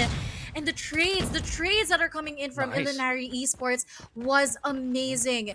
And I love that energy. They have been, they haven't been doing too well, but now they are proving themselves that they can win this. Now, Jai looking it up for a lineup here. Aurora gets a crucial kill. Whoopi is down. Numbers advantage does go to the side of A&M Thanatos, but the bomb is going to be planted here onto this A site. Number 5, Pickle. Gets that information, goes in for that backside. He will be spotting Risky. Risky is down. Can he make it a double kill? Spots another. Gert is down. Long A push, but unfortunately Rex with the scopes is going to be taking him down. Aurora, Mamra is going to be taken out by Badman. And there you go, Badman! Yet again, with that kill, putting us into a match point for the side of Illinois Esports. Is this going to be the 0-7? My goodness. And I was literally at the edge of my seat right there. Just when I thought that they could, that these players from A&M could catch a break, ELN just literally stood in their way. This might be an upsetting blowout, ladies and gentlemen, simply because from Hardpoint it wasn't as bad, right? It wasn't as far off as a score or as points, but this right here, should it be a 7-0, ladies and gentlemen, this would most likely be a bit of a shatter for A&M to deal with moving into control. And again, this is very important this air because this is to tie things up and deny A&M of 3 points. That is right. But Rex with that double kill, opening that round up, followed up by a kill on Whoopi with a kill on Jai. Again, crucial kills coming in from Ilinari Esports. They are still complete here. No casualties for their side. Mamra and Aurora as the last two players of A&M Thanatos here. They will try to play for information, but Rex is going to be at the backstab. No! And there you have it, ladies and gentlemen. ELN, Ilinari Esports with a 0-7, convincing us that they are in it to win it, and we're gonna be seeing our first map number 3 for this day. My gosh, I am lost for words, especially in that last round, simply because the entire team was untouched, ladies and gentlemen. The fact that they closed out that 7-0 without a single drop man from their side, Ilinari Esports right here making a statement, forcing control into the picture. Now, Miss Air, again, this is what we were talking about. This is so hard to determine because both these teams, they have something to say, right? They have a point to prove to everybody. Ilinari Esports that they want to prove their fans right, and that A&M, they're still in this. Oh my goodness. But you know what? Let's look into what exactly happened, and here you guys go. Later on. In a bit. In just a couple of minutes. In a bit. We're still rendering what's happening. We're still processing what's happening because we can't believe that it's a 0-7. It's all right, Mission Control. Yeah, Mission Control be telling us that we were gonna watch, but again, we're gonna wait for that in just a bit. We're just gonna dabble a little bit on what happened here, Miss Air. So there was a round for Risky. I believe that was round number 5, Yes. right? So Risky getting himself, I think, a 3 or a 4 right there. So that was again beauty and also an establishment of dominance on the side of Ilinari. So. My goodness, I for one, I can imagine Risky doing this. Simply Yes. put. Yeah, I do agree with you. And you know what? The Ilinari Esports would surprise. I mean, I'm not surprised that they won Search and Destroy. I'm surprised that A&M Thanatos was caught off guard. And it was a 0-7. That is the first time, I believe, that we're going to be seeing on this stage of the competition, because we know A&M Thanatos as one of the teams that has been highly capable of adapting to whatever their opponents are going to be giving to them. And for this one, they just didn't have any response. And you have to give it to Ilinari Esports because their picks on the starting round, those were the crucial picks. They immediately shut down the momentum coming in from Jai. We have seen him play on Hardpoint, and they just cut that off. And when Ilinari Esports started that, they got the ball rolling, they continuously did it, and they completely dominated A&M Thanatos for Search and Destroy. And yes, this is us being nice about it, ladies and gentlemen. Simply because, again, it was a sheer attack. It was a sheer attack, ladies and gentlemen, on the side of Ilinari Esports. Now, this, I can already say, Miss Air, this is not close. So it is not at all. not at all, to be honest with you. But now, both these teams also, ladies and gentlemen, are denying a 3-point. So a 3-point to the other. So here we go. Let's talk about that real quick. 35 total frags on the side of Ilinari with a total score of 4, 5, 6, 7. Wow. Okay, we did not mean to do that. that is indeed 4, 5, 6, 7 with comparative to the 18 frags and 1,772 points on the side of A&M Thanatos. It was just completely dominating. And you know what? Speaking of dominance, let's head on to the map veto for control. This is going to be interesting, of course. A&M Thanatos is going to be on the upper hand here. They're going to be picking the map. Is it going to be Raid? Is it going to be Crossfire? Is it going to be Takeoff? Come on. Let's see what the map is going to be. Raid is a little bit scary for the side of A&M Thanatos. I've seen them play this one before. But again, with the energy coming in from ELN, damn, I mean, if that comes through yet again for control, Okay. No words for this. So did they lock in Raid? I think they did, huh? Oh my goodness. So I'd say that Raid is also pretty fair when it comes to control. Really good sites for both, for both A and B. But again, let's talk about player behavior here, Miss Raid. I would say that the way that ELN was able to take that match with a clean 7-0 it just really goes to show that, oh, we can play this game too. We can play a game with limited spawns, right? So this might be a statement when it comes to control. However, the fast pace of this might just favor A&M by the way we see it. Here we go, ladies and gentlemen. Oh, Whoopi again with the first blood. There you have it, the man himself, Whoopi with a scope. Sundra comes into play, 29 to 27, still early on in the game. Ladies and gentlemen, once again, map number 3 for A&M Thanatos versus Ilinari Esports. And Jai is going to be getting that double kill. Whoopi with a kill on Sebio right onto the middle part of the map. Again, Ilinari Esports just trying to capture that B site. Now let's see. A&M Thanatos is going to be trying to get that B side here. Jai, unstoppable, gets a double kill. Gurk goes down, and partial capture coming in, but the contest is going to be coming in as well for the side of Ilinari Esports. Not a lot of, I'd say not a lot of coverage here with these contests, not gonna lie. And look at this. This is scary in the sense that Ilinari only has 16 and counting lives left. So they might just go for the greedy way here. This air in the sense that they just want to take out all the respawns, because that's also one way, ladies and gentlemen, for you to win control, in case you guys are uninformed. Now here we go, Gurk with a couple frags here from the nade. Whoopi gets taken out. Badman takes out Sebio as well. Down to the last nine respawns here, 9 lives. I mean, Ilinari Esports still on fire. Now that's going to be dropping drastically, 16 to 7 with a partial capture on B side here. Woo! And we're gonna be seeing Jai with that nasty kill on Risky. Badman finds Pickle in the process. Last 5 lives for the side of A&M Thanatos, down by 1 more. Jai finds Whoopi in the process. The trades are gonna be coming in. 11 to 3. A&M Thanatos last 2 lives. Jai is still alive with this operator skill available, but is the investment gonna be coming through? He is going to be checking these corners. Sebio finds Badman, 9 to 2 in favor of Ilinari Esports with 9 seconds remaining on the clock. Risky can probably get this last 2 kills. He does get 1 tagged up. Gurk for that backup, and it's all up to Jai here with the scopes. But what can he do? He does get spotted out, and there you have it. Jai with the kill on Risky, but no more time for them to actually get that clutch. And that's going to be a round win for the side of Ilinari Esports. But that's cool. That is really cool. I'm not gonna lie, because simply put, I feel that the way that honestly that Ilinari right there just try to really go objectively. I think that was really smart as well. But here we go. Let's see, ladies and gentlemen, if again they're gonna go bloodthirsty on this one. I would dare say that it could be it's a valid strat. Let's be honest here. So let's see. Look at that. Speaking of going for the frags here, A&M already on the board with 3 straight. And there you have it. 3 available operator skills for the side of Ilinari Esports here. Now, Sebio's Annihilator is going to be good for 3, but it's going to be taken down. Rex with Odin. Go, dude does get 2 kills. Badman with a kill on Jai.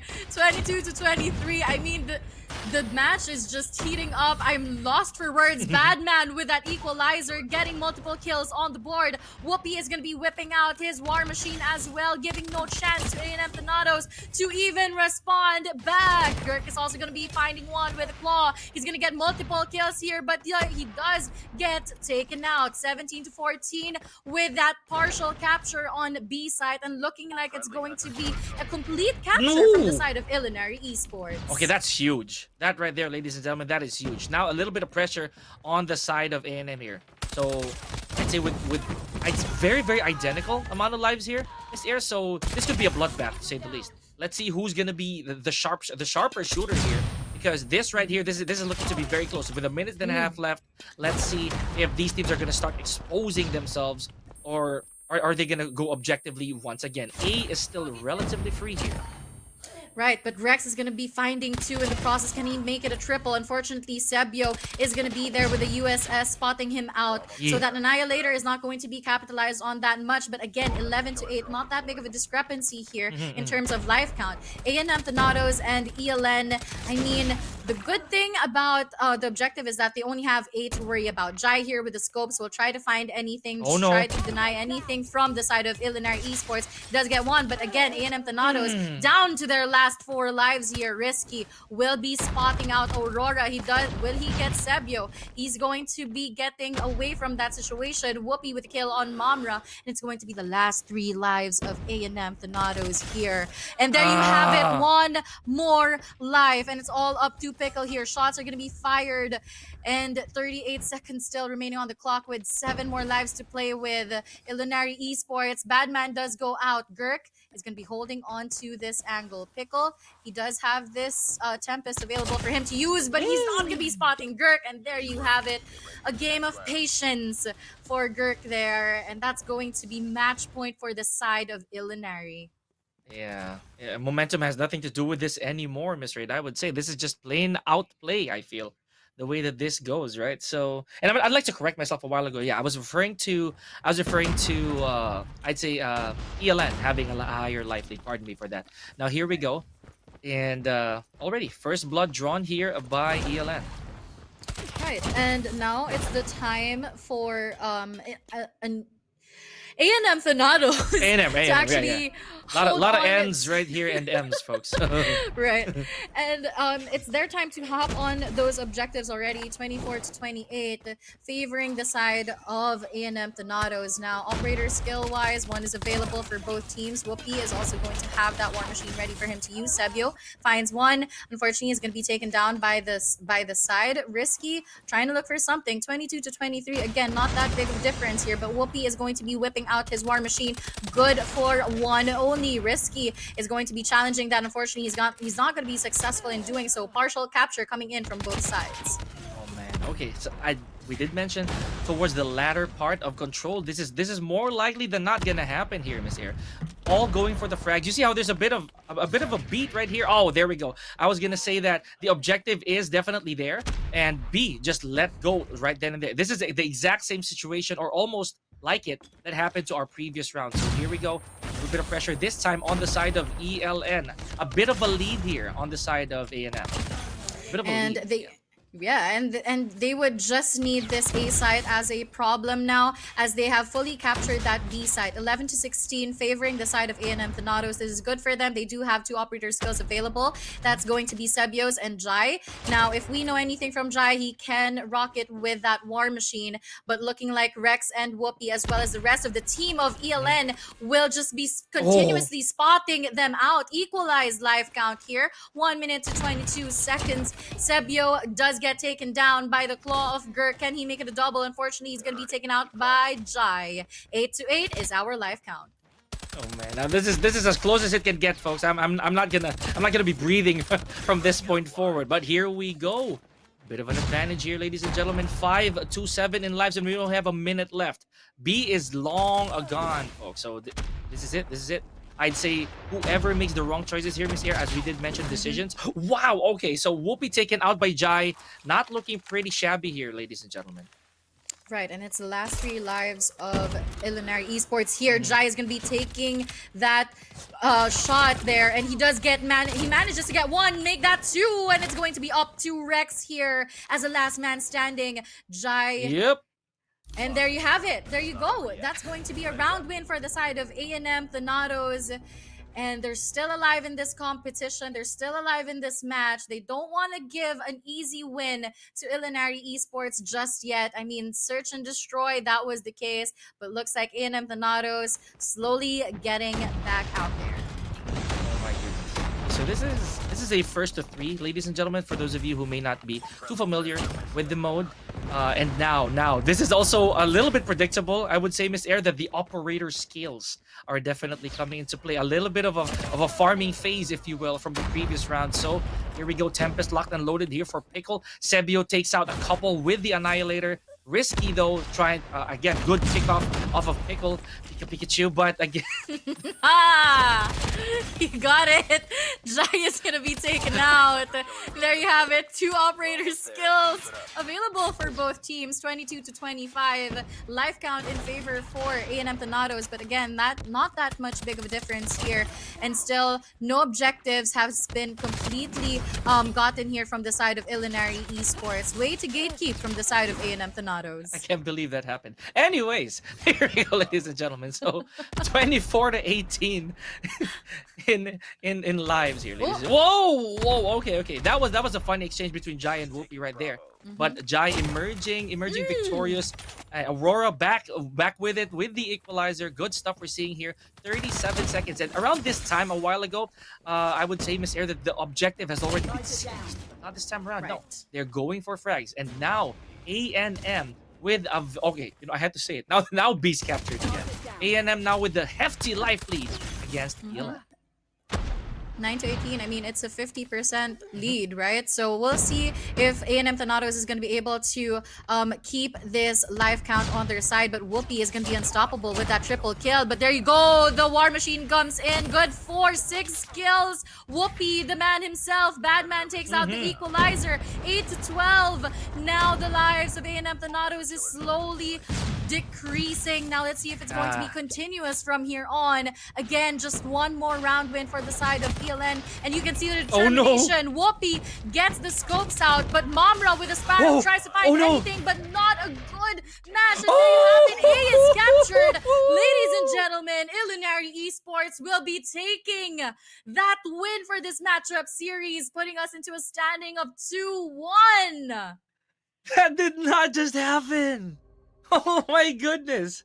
From 9 to 18, narrowing down the gap, plus the objective. Oh my goodness. Illinois Esports, folks. I like you, Miss Air, I am lost for words on this one. Originally, they were almost plowed during the hardpoint, right? But search and destroy, they got the proper footing. This case, they had a good lead. And maybe made things a little bit spicy by A&M. But Illinois Esports with the 2-1. Unfortunately, not a 3. Not 3 points right there. But we take what we get, right? Yeah.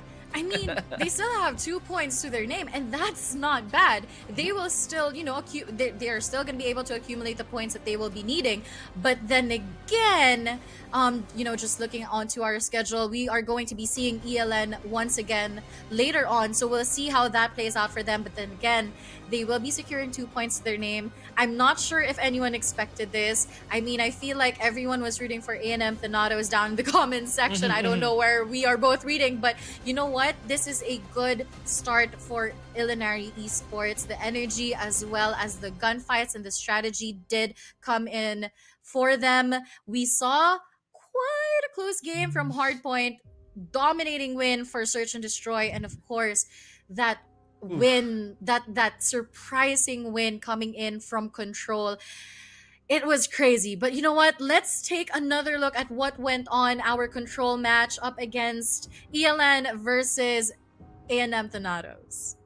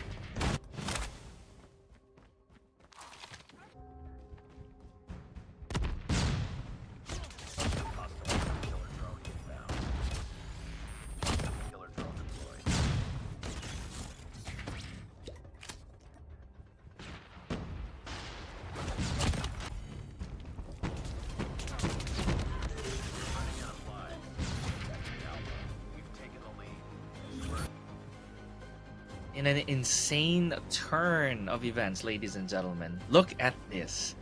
This is what we were talking about, Miss Air. Sure, the frags were really close to the chest, right? Literally and figuratively with 108 to 101. But the objective play, I believe, was really what mattered for ELN. 2-1. Beautiful game, I would add as well. Man, I mean, we gotta give it up for ELN. Let's look into who their series MVP is going to be. Of course. And that's going to be none other than the man himself, the sniper from the Philippines.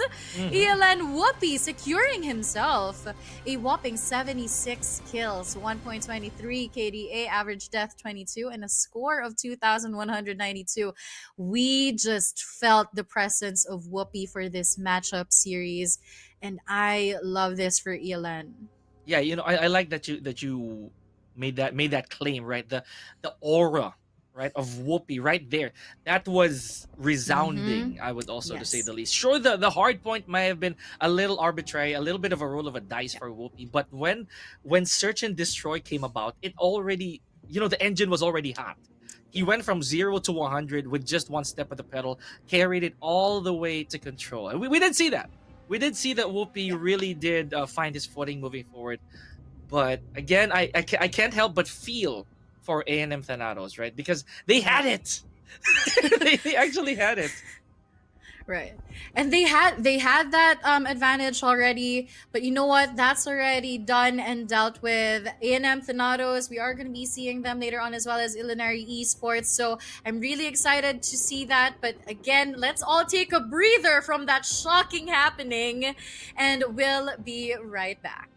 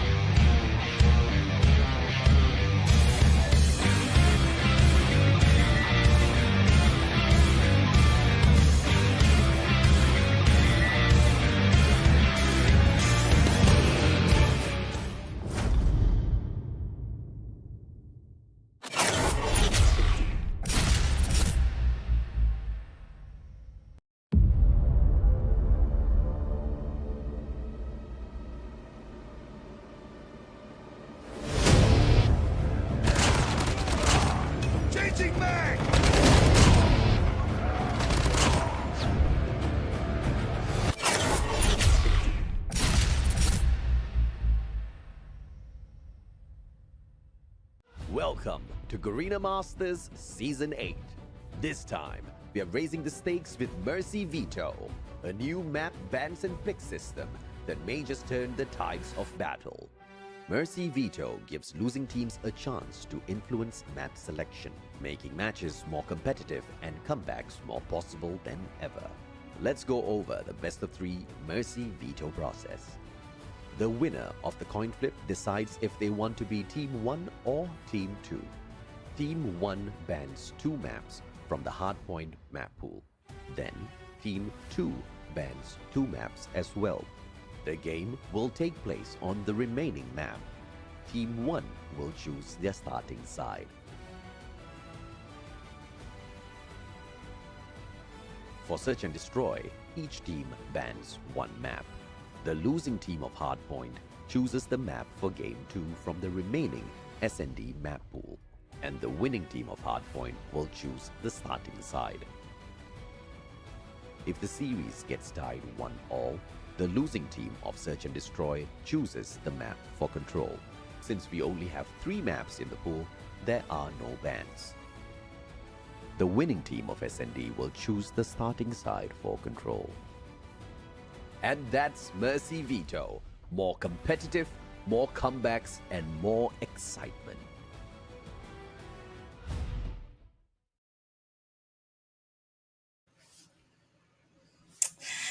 Ladies and gentlemen, welcome back again. This is Call of Duty Mobile Garena Masters Season 8, the return of champions. We're going to be your voices for today. I am Miss Air together with Pika. Now, we have seen our first 2 matchup series for today. We did see such a shocking win coming in from Illinois Esports. I mean, they are just proving themselves in this competition, so that's good for them. Now they have to stay consistent. Next up, we are going to be seeing Absolute Zero up against none other than the Kings themselves, Elevate. Oh man, whenever, at least for as of recent memory, whenever you would hear Elevate, that only means champion, right? Like, to a lot of people, Elevate has really put the, I mean, for all pun intended, elevated, you know, the standards for Call of Duty Mobile, I would say so. But of course, Absolute Zero, we cannot count them out, right? As much as they did lose to Stalwart earlier, I'm pretty sure the grit is still within them. And this is also their last match or last set of games for today, Miss Air. So I'm pretty sure they're gonna try to bring in the heat. I agree with you. I mean, up against Elevate, again, we're still just trying to wait on who or what team is going to break the streak of Elevate. We're going to be seeing them play this one out first, and then later on, we're going to be seeing them again. But you know what? Up against Absolute Zero, let's see if anything can possibly happen as well, because the last time they did, we were pushed onto a standing of 2-1. So this is going to be interesting coming in from the side of Absolute Zero. Let's look onto the possible maps here for Hardpoint, as Hacienda and Arsenal have been banned out, as well as Summit and Slums. So we are left with Apocalypse. Oh boy. Ooh, this is interesting. We haven't seen Apocalypse in this whole stage just now, if this is the final map, right? So this is going to be interesting. We haven't seen anyone pick this map before, but looks like we're going to be seeing new set of strategies, as well as, you know what, just the competition just heating up for both sides. Yeah, I like the fact that you also brought up both sides, you know, getting themselves their piece of meat, right?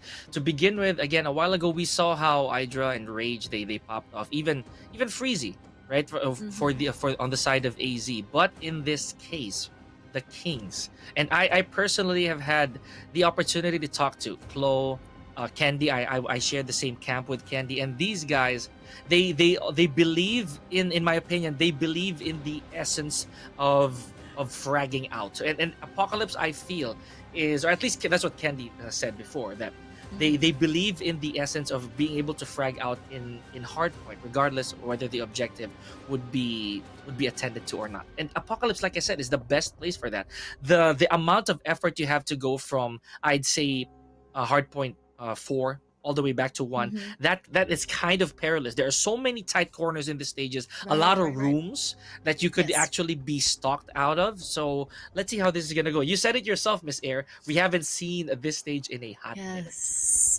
I am so excited as to what's going to be playing out. I mean, we're talking about Absolute Zero as well as Elevate, right? So this is, I mean, right off the bat, I'm going to be expecting those close range gunfights, just going head to head. I am not so sure who did the picking for this specific map, but one thing that I have kept on saying ever since I started casting is that you can't go head to head with Elevate when it comes to gunfights. And if ever this was their pick, I do see why they would choose this. And it's because of those tight corners. They're going to be forcing all those 2v1 situations or those 1v1 situations, just being able to gatekeep any of the entrances coming in from the opposing team, right? So that is my expectation for Elevate. For Absolute Zero, I mean, there's no way of telling, right? But we'll see as we hop on to our game number 1. Absolute Zero versus Elevate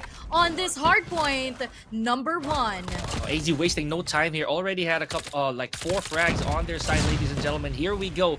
However, a bit of tug of war a while ago, just a few seconds ago, on both these teams. However, Elevate seems to be still up by a few seconds here. Freezy taking point near the hut, making but picked off from the bottom.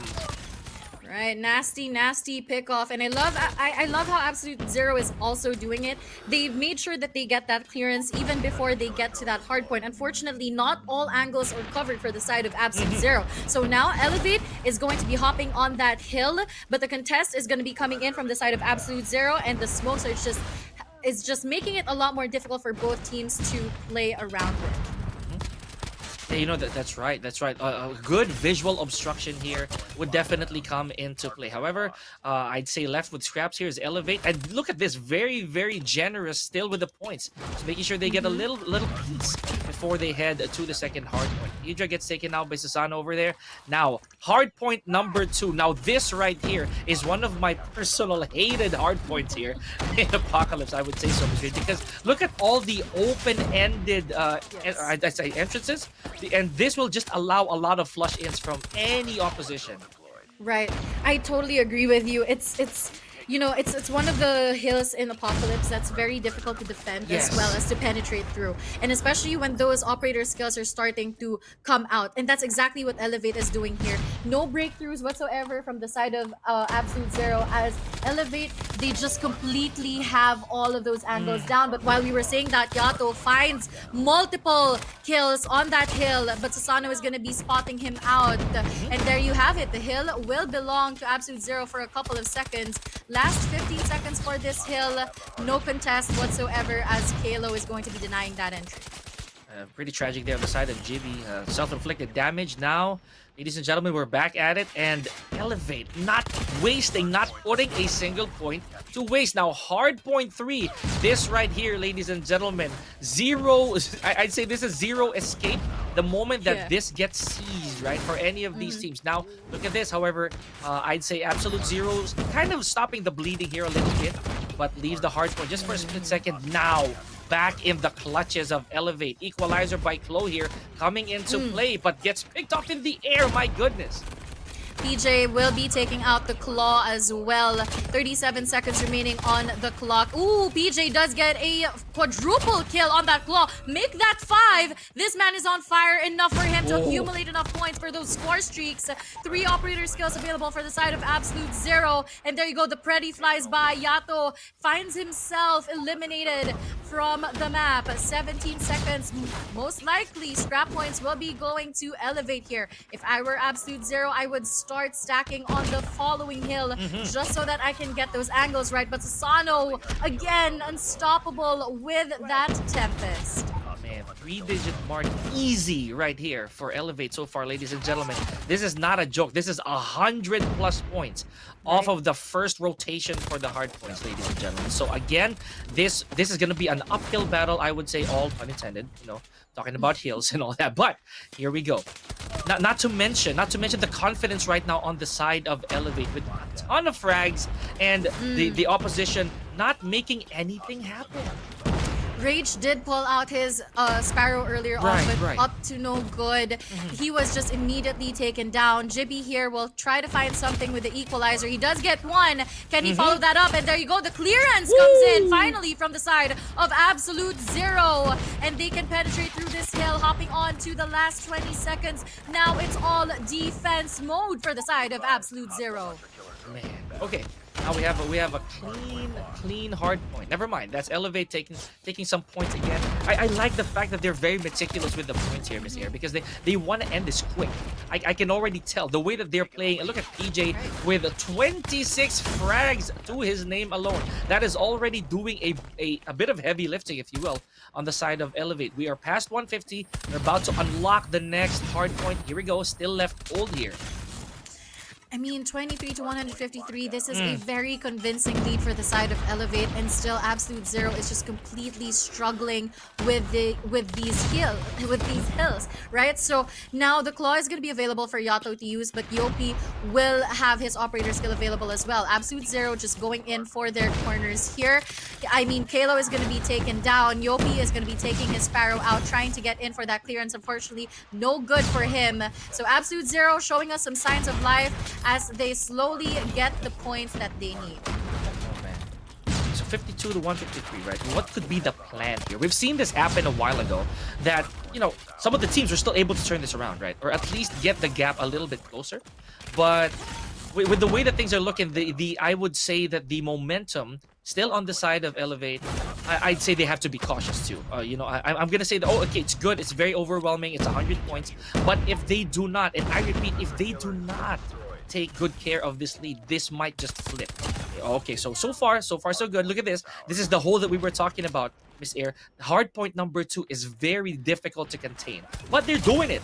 So far, they're burning the seconds through. 67 and counting. Let's see if Elevate can take this.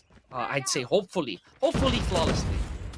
I mean, this is going to be their money hill here. So Absolute Zero, they will have to defend this with all they've got. The operator skills are going to be coming out as well. Hydra is going to be taking 2 out, but Kalo with that frag grenade kill.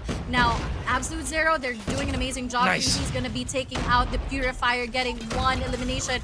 Oh, unfortunately, is not going to be connecting for the second one. Yato is going to be hopping on this wall here. Man. The Claw is going to be available, and there you go. He whips that out.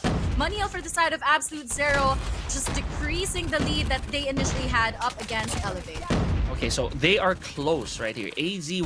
They're so close to hitting that 100 mark, and hopefully once they do, they're going to be able to start formulating, you know, a better game plan. Okay, so there we go. Just 61 points behind. I know it's a pretty big claim to say just 60. Granted, how difficult it is to stay in one hill for a long time. Hardpoint number 3 already unlocked, and there we go. We had to say it. Easy finally finding their footing. Finding their footing into this map, and this is just going to be more difficult because Kendi's gonna be whipping out his war machine, just trying to get that clearance, and there you have it. Jibby's gonna find Kendi, canceling out that operator skill. Yopi, unstoppable, getting a double kill here, whips out the Sparrow again, just denying that entrance coming in from the backside. Equalizer out for Kalo as well as the Claw from the side of PJ here, denying every entrance there is for the side of Absolute Zero. I mean, P2 became the money hill, and Elevate just didn't want any more of that. And we are going to be welcoming Elevate to our 200 score mark here. But AZ still contesting and still kicking their feet. Oh man, you know, not that they have anything to say about it, right? So good stuff right there for AZ to at least intercept that possible potential 200. But just 5 seconds more, and we are gonna unlock another hard point. Now this right here, no man's land of a hard point, because this is really smacked right down the middle. You see, we already have I think that was a pred ready to go, ladies and gentlemen. So maybe, just maybe, when the time is right, we're gonna see a bit of casualties here for this hard point. So here we go. Elevate still looking very dominant for our hardpoint number 4. 200 score mark already for Elevate here. PJ will be taken down by Jibby. Jibby just trying to get that clearance, but Sasano is going to be taking out his Tempest. Finds one. Can he find another? Unfortunately, that won't connect, and there you have it. Yopi is going to be getting a kill here right onto this site, but the Marceline movement is going to be coming in from Freezy, successfully getting that kill, but still Absolute Zero nowhere to be found around the hill to contest, and there you have it. Elevate 216 and counting. Predator missile coming in. Freezy is out, but Hydra is going to be whipping out his war machine, just trying to get that clearance. Final 10 seconds does go to the hands of Absolute Zero, and we are about to see yet another reset coming in for this hard point. Yeah, we did talk about the Pred missile right there, and it landed at least one frag. You know, good enough. Now here we go, ladies and gentlemen. 218 to 141. Empty hardpoint so far. Another reset. Beautiful, beautiful showing so far, at least on the side of... I'd say for holding on for dear life here with Absolute Zero, this looks really, really good. But 220 moving forward, they are literally half a minute away from getting their first hardpoint victory. Right, and Rage was about to get a breakthrough. Jibby, let's see if he's going to be able to capitalize on this equalizer. He gets one, he gets two. Can he make it a triple for that clearance? He does! And there you go. Yopi is going to be there on that head glitch. He will be shutting Jibby down. But again, the hill will belong to Absolute Zero, and the contest is going to be coming through. Breakthrough coming in from Elevate. Now, they can finish this off in this hill if they want to do, but the contest is going to be coming in from Absolute Zero, just trying to deny them from finishing this off. But again, no clearance whatsoever, as Yopi finds that Sparrow, and he does get those eliminations in final 5 seconds. But there you have it. Absolute Zero is going to be pushing us into another P2 reset. Okay, this is important. This is very, very important for AZ. Should they be able to hold this hardpoint right here, this is a good solid minute. Okay, I had to say it. Now, we don't want to chase it, ladies and gentlemen. So Jibby still on the lookout here, just trying to make sure that these corners are looked after. It had to end on this hill, Miss Air. They oh no. 2-1, and it is, ladies and gentlemen, Elevate that takes hardpoint.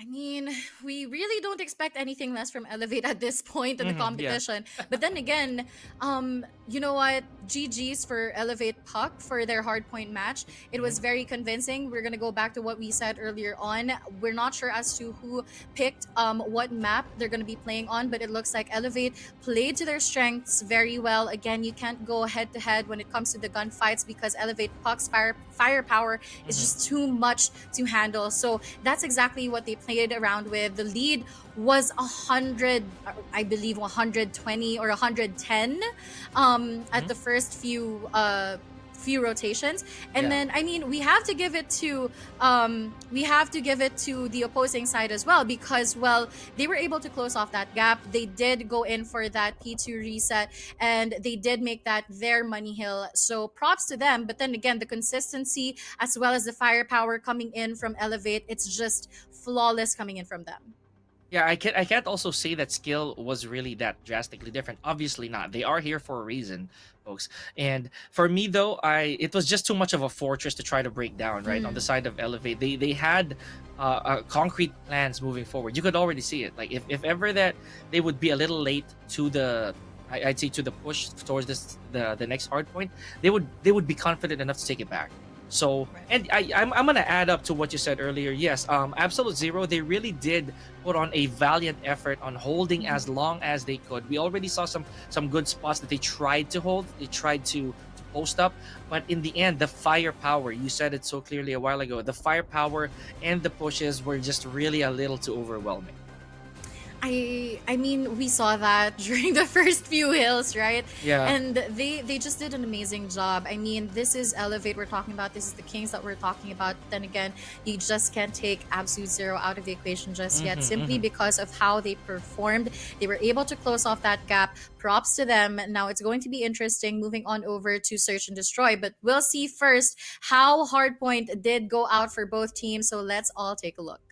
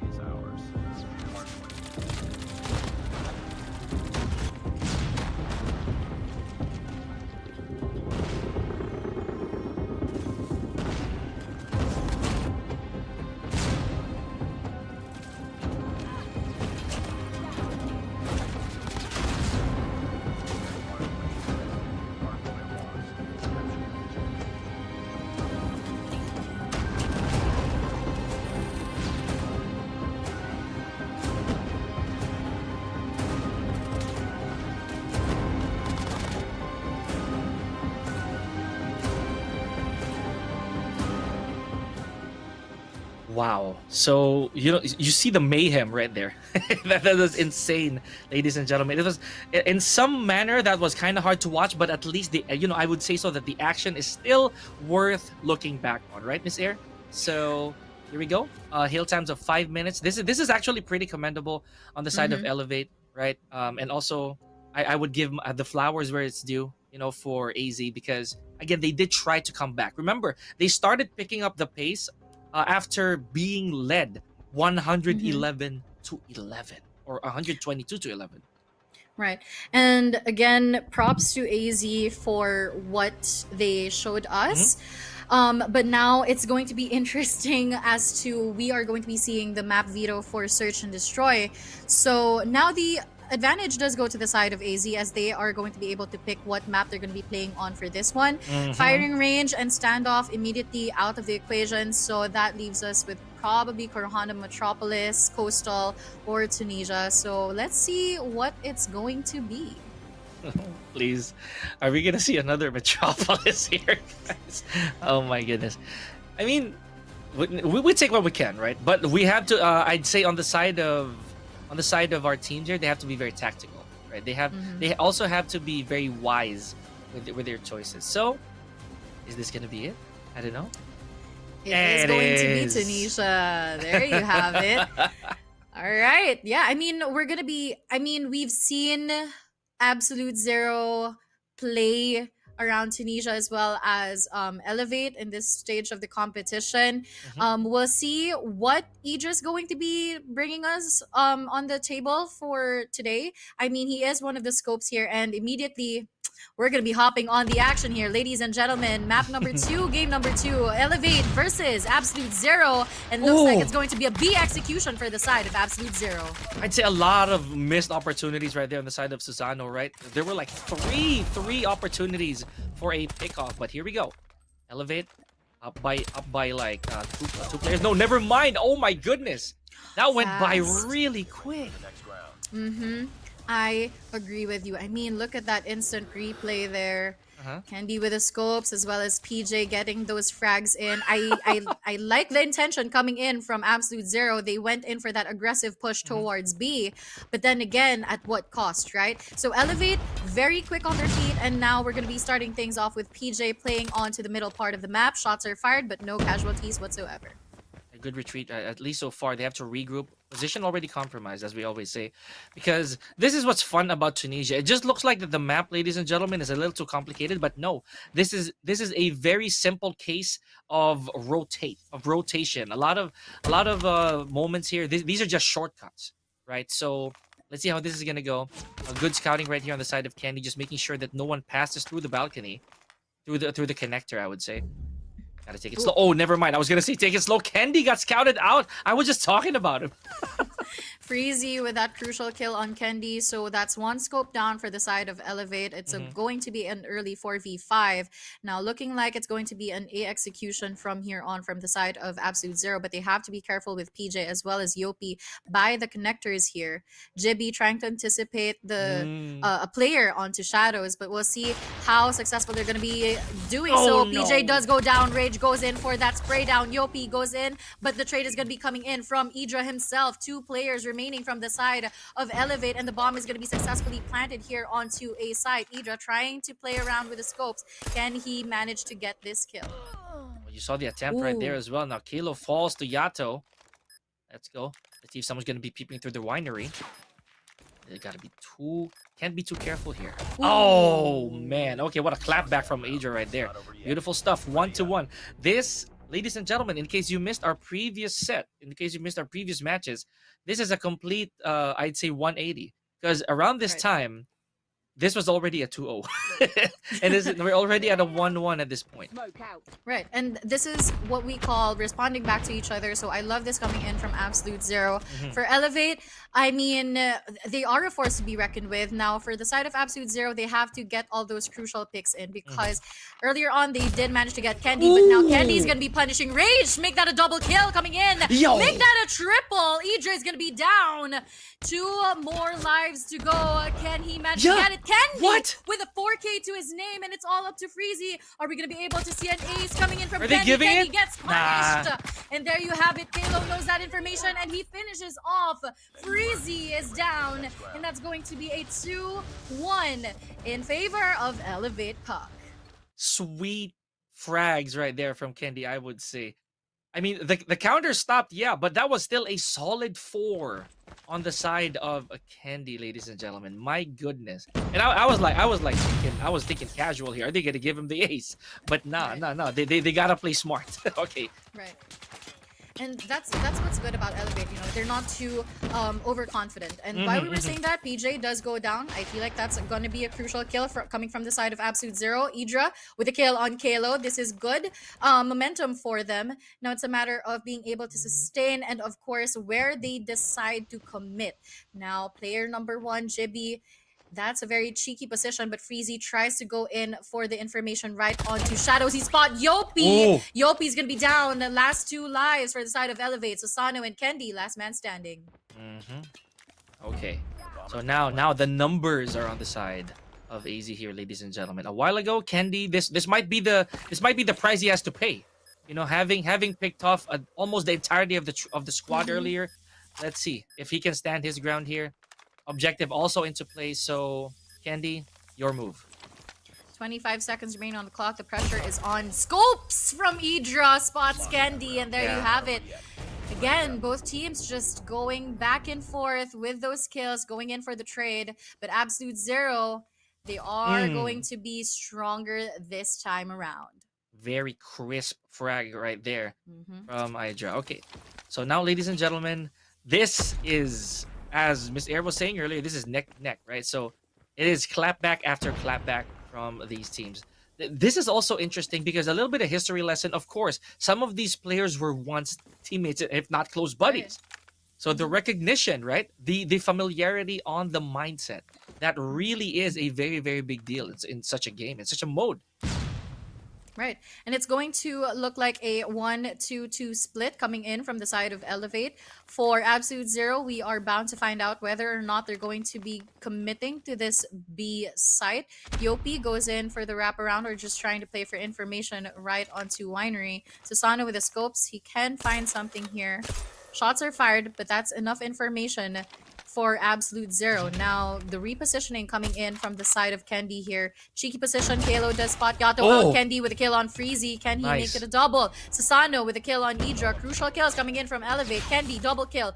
Jibby is out, and it's all up to Rage here. Yopi finds himself in the hands, but Kalo is there for the trade. I like it. You know, good attempt by Rage as well, too, to go for a peel out. But again, he was a little too damaged, and there was really no escaping that situation. There was already good dissemination of location, so I like that. That was very, very well played. Now, this begs the question: are we going to go for a 3-3 already? My goodness. Okay, Candy taking out Yato right off the bat. Is he going to be able to do this again? I mean, utilities are going to be flying onto the middle part of the map. Kalo successfully gets a kill on Rage. That frag grenade does connect. And numbers advantage does go to the side of Elevate for this one. Jibby, Freezy, and Idra as the last 3 players from Absolute Zero. Idra goes in for the peek. Will he spot anyone here? Again, just this discipline coming in from Elevate. This is good for them. No movements whatsoever. Jibby up top Winery. Not a good position. I mean, Kendi is still alive and he can peek through that.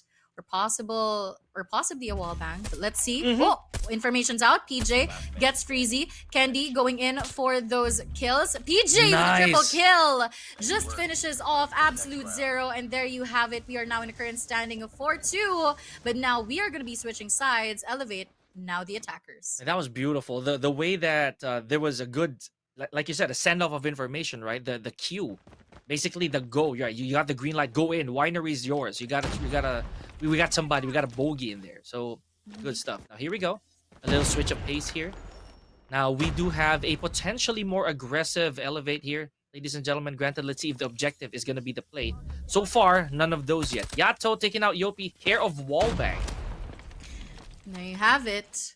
4v5 situation. Favoring Absolute Zero. I mean, that's not much big of a difference, not just yet. But we'll see. Yato finds Kalo in the process.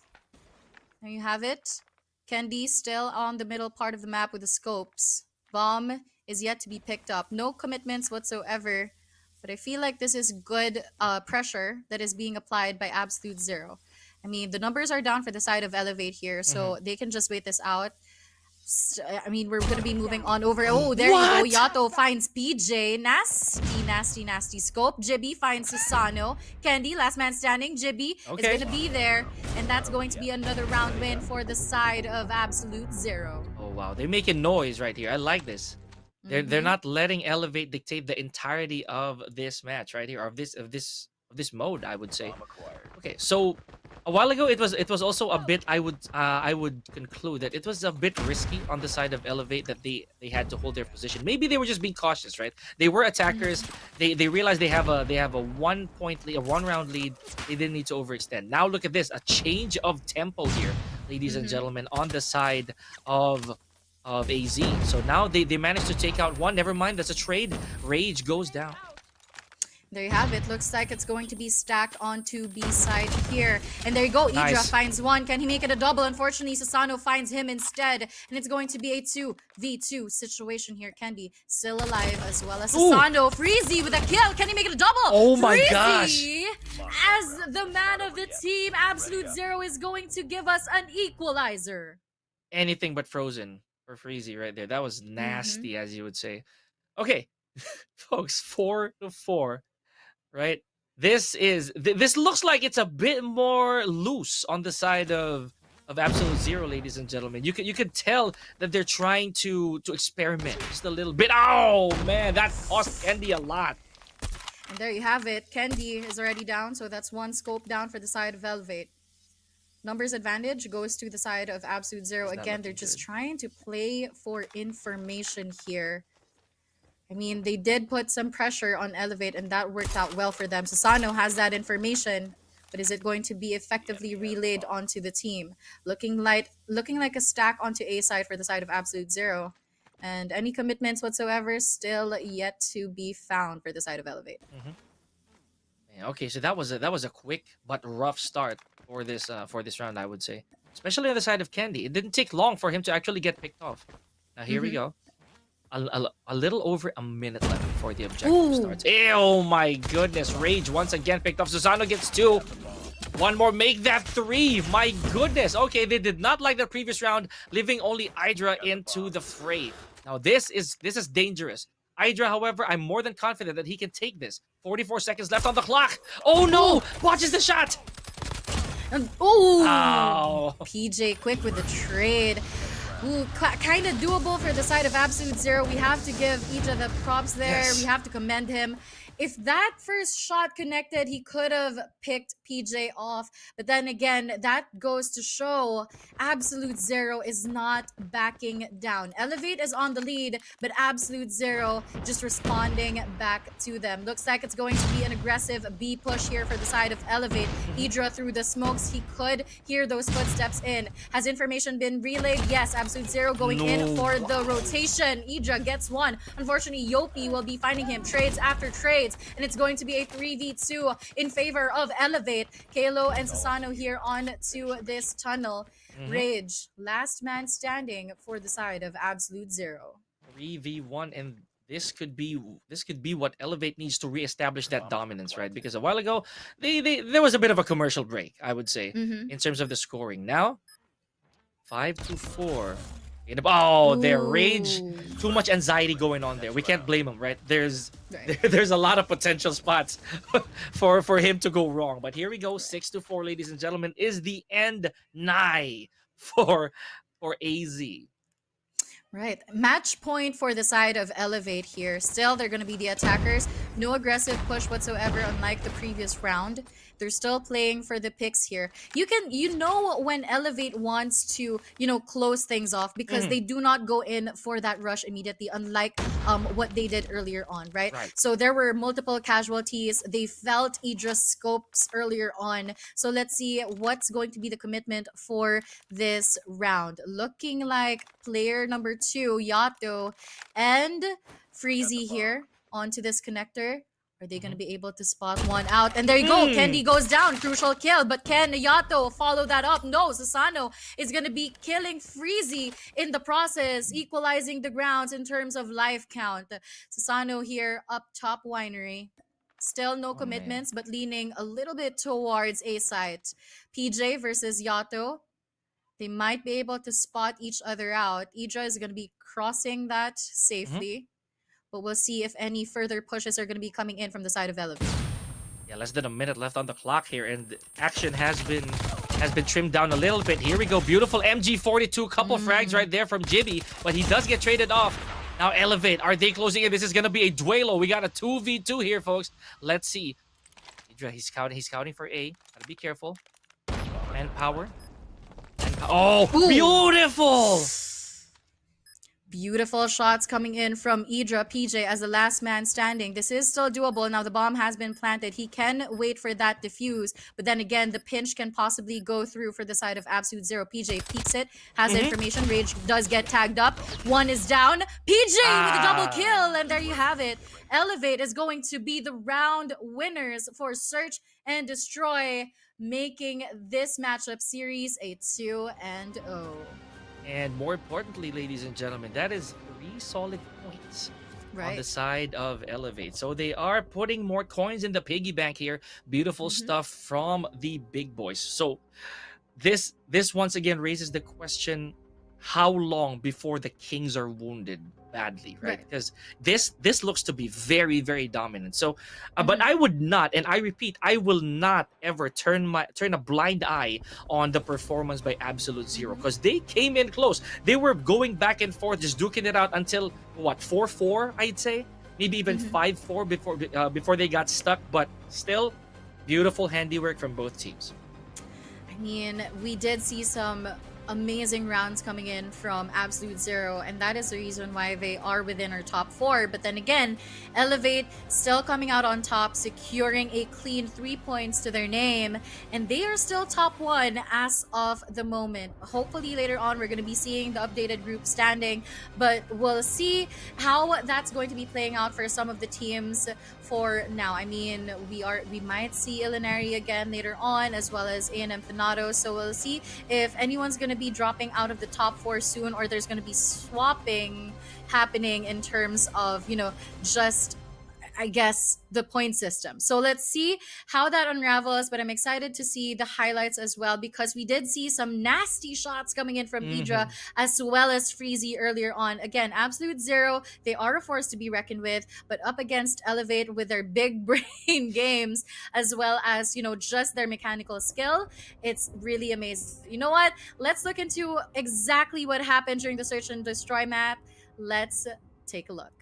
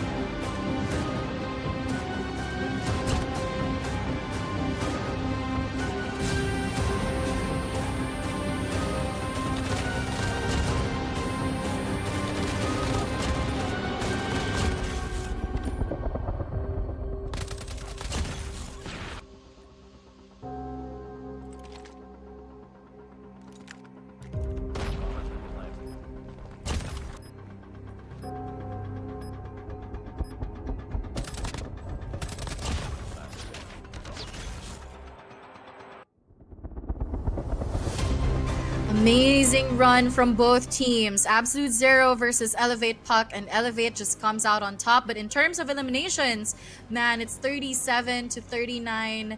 It was pretty close, like what we were talking about backstage.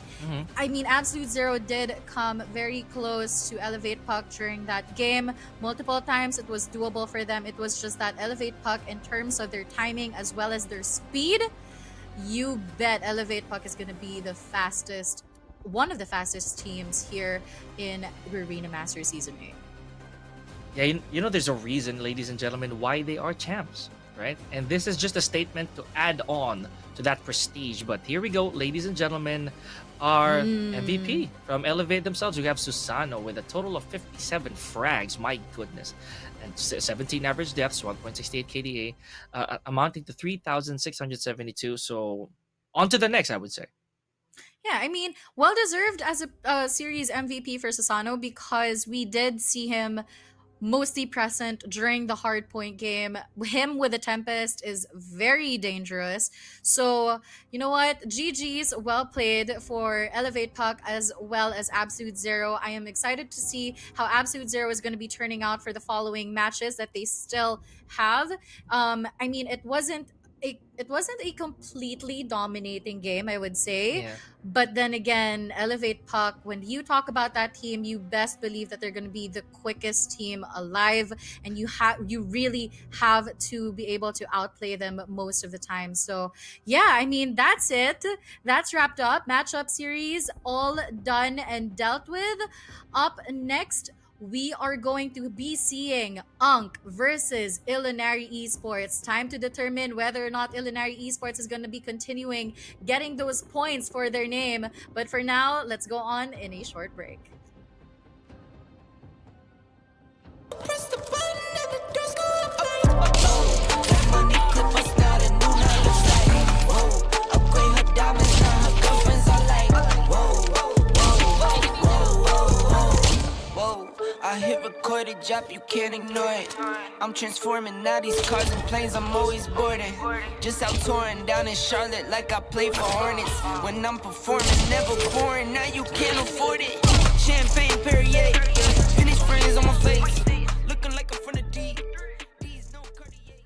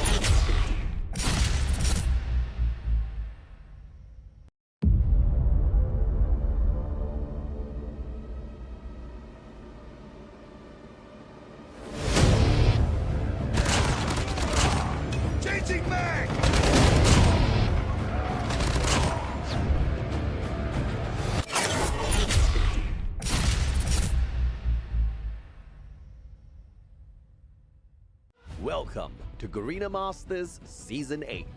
This time, we are raising the stakes with Mercy Veto, a new map bans and pick system that may just turn the tides of battle. Mercy Veto gives losing teams a chance to influence map selection, making matches more competitive and comebacks more possible than ever. Let's go over the best of 3 Mercy Veto process.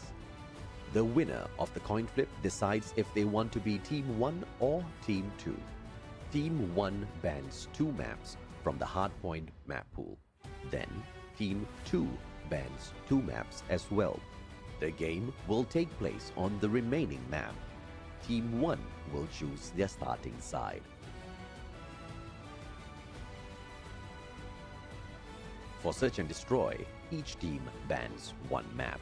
The losing team of Hardpoint chooses the map for Game 2 from the remaining S&D map pool, and the winning team of Hardpoint will choose the starting side. If the series gets tied 1-all, the losing team of Search and Destroy chooses the map for Control. Since we only have 3 maps in the pool, there are no bans. The winning team of S&D will choose the starting side for Control. And that's Mercy Veto. More competitive, more comebacks, and more excitement.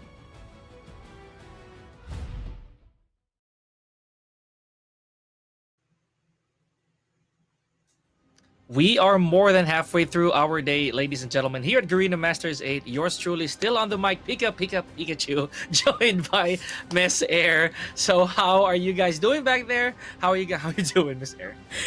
It had to happen. It had to happen. We've been talking about it since earlier, and it happened again. For those who missed it, now you've heard it again. But you know what? Matchup series 1 to 3 done and dealt with. We are now moving on to our match series number 4, which is going to be the Uncles versus Ilinari Esports. Now, what's going to be very interesting here is that these 2 teams have been on the chopping block for the longest times. So let's look into our matches for today. Now, again, we are already done with our first 3 series. Series 4 is on the way, ELN versus Unk. And then later on, we're going to be seeing Elevate yet again up against A&M Thanatos. This is going to be basically Kalo versus Aurora, right? So let's look into the group standing. Earlier on, I was talking about how these 2 teams, how our Series 4 teams are going to, have been on the chopping block for the longest time. Now, Ilinari Esports did secure a couple of points to their name earlier on, so they are a step closer to absolute 0.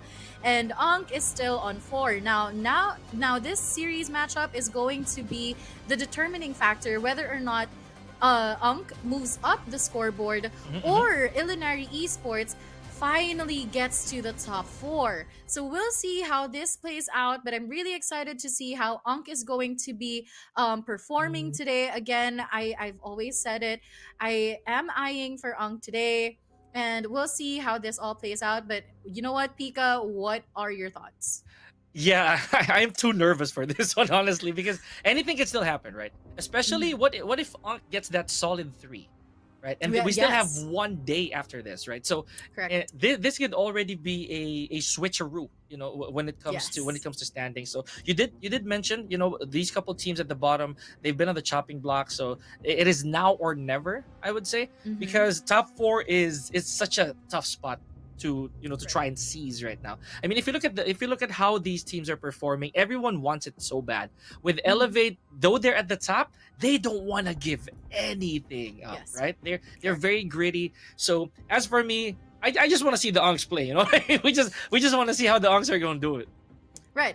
And for those who missed it before, we did see Unk versus Ilinari Esports way back, and actually, Unk was able to secure 2 points to their name with a standing of 2-1 up against Ilinari Esports. Now, it's going to be interesting if they can possibly secure a 2-0, but we'll see how that plays out yet again. But now, for now, let's look into our tournament timeline. Just a quick refresher.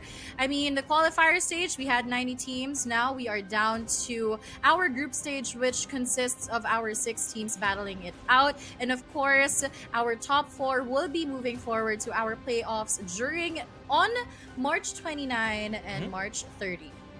And you see, folks, that's how soon it is, for these teams to try and recuperate, try to get that money. Speaking of money, here we go. This is $13,000 for the champion. That is not a joke, folks. So second place gets 4,500, third with 3K, fourth with 2, fifth with 1.5, pardon me, and sixth with 1K. So a good total of 25 Gs for all these teams to bask in. But of course, you don't want to settle for the lowest, right? You're gonna want a gun for the top.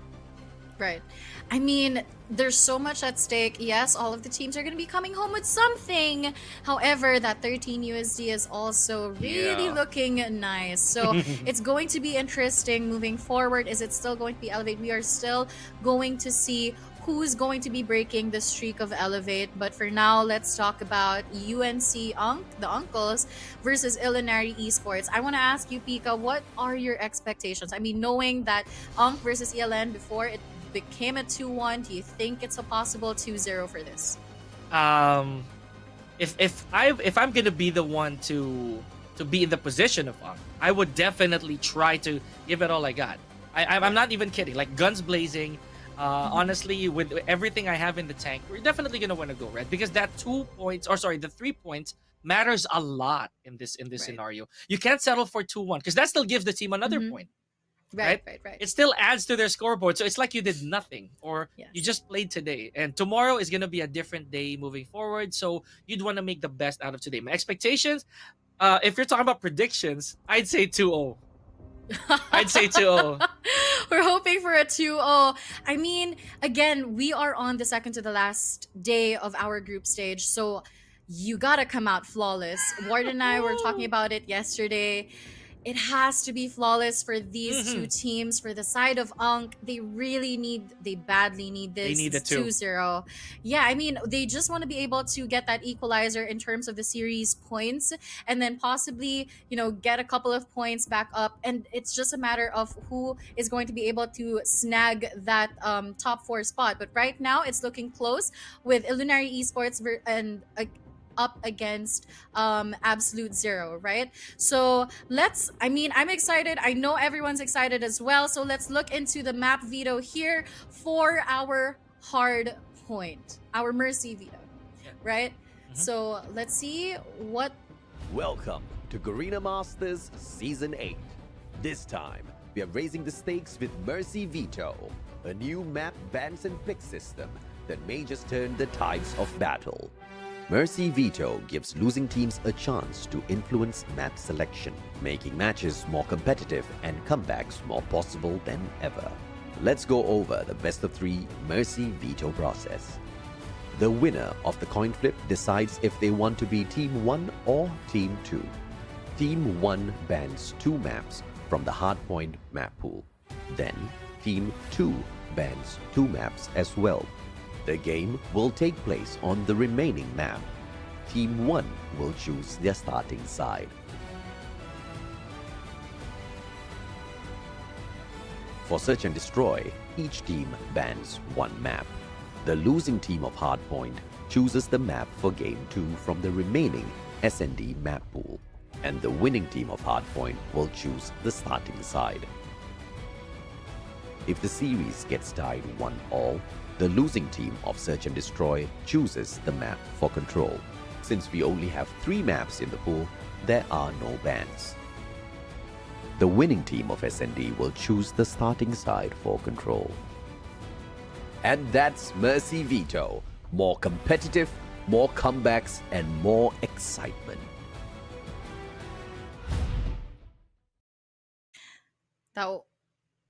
All right, that was just a quick refresher, and here you go, ladies and gentlemen. This is going to be our map selections for Hardpoint, Illinois Esports versus Of course, Summit is already out of the equation, as well as Apocalypse, Arsenal, as well as Slums. That leaves us out with Hacienda.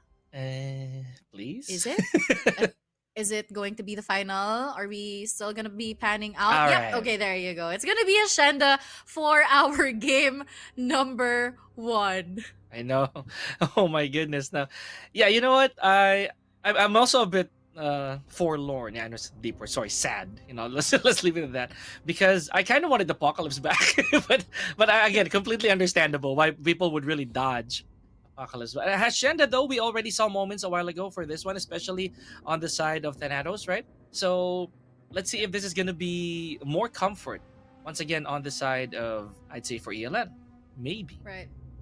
And just looking at their operator skills here, the only difference is going to be the presence of the Annihilator for the Right. side of Ankh for Tarks, Badman with the Purifier, and Rex with the Tempest, while Chroma will be on that Death Machine. Now, we did see Chroma yesterday with the Death Machine, and he was definitely unstoppable. But for the rest, I mean, Whoopi again is going to be on that War Machine. We did see him earlier on today, and he did get the maximum capacity of that investment. So the question now is who's going to be the better one or the better team in terms of getting their operator skills out, and of course who's going to be the one better, or who's going to be the better one into holding the positions out as well as those rotations.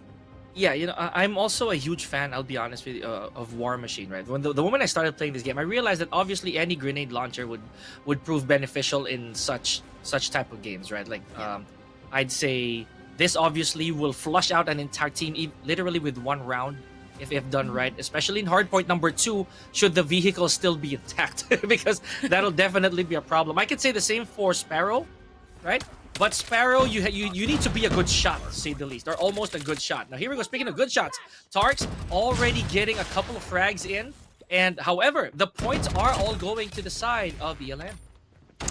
And now the hard point is going to be opening up with Illinois Esports hopping on that. Badman tries to find anything here. He does get one, but Tokyo is quick for that trade. Now the hard point has that clearance for the side of Ankh here to hop on. Unfortunately, Rex with a triple kill is going to be able to get that clearance for Illinois Esports. But again, the hard point is going to be contested for a bit of time. The Ankh is going to be hopping on that hill. So, some hopping unks. we could use a little bit of those. Here we go. 30 seconds rather on the clock, or rather on the side. 30 points on the side of VLN. Pardon me. Now the last 5 seconds moving into this second one. This is gonna be crucial. Look at this Risky just standing his ground. Oh, is this gonna be worth it? Risky, don't do. Okay, I was like, don't drop that. Now here we go. Last 3 seconds on the hill, and it looks like it's gonna be very ELN centric at this point forward. Good block. I'd say good posting right here. Good posting. I mean, we were able to rotate earlier on, but the smokes are going to be denying that information. Dirk with a Hunter Killer. Let's see if it's going to connect here. Chroma does go down. Tokyo as well. Mids through the smoke is going to be eliminated. 42 seconds remaining on the clock. Still a lot of time. Whoopi tries to find an opening at the backside. Unfortunately, he's not going to be successful in doing so. Now, Ankh is going in for that retake. Unfortunately, it's going to be numbers advantage for the side of Illinois Esports here. Whoopi is going to be whipping out that War Machine, just denying that entry. But we have to look into this purple car here. He does get multiple kills, but Tarks is going to be coming back up with double kill. And there you have it, Tokyo with a kill. And that's going to be enough clearance. But then again, Gurk is going to be whipping out that equalizer. Chroma is going to be another elimination there. Last 9 seconds here. Scrap points is going to be contested. But looking like the rotation earlier on is going to be going in for the side of Illinois Esports. Hey, this is a good start, I would say, for Illinois, right? Like, first and foremost, it was Rex who had the first couple digit frags, so that really means a lot, right? That also goes to show that he'd already have potentially his score streaks up loaded. So here we go.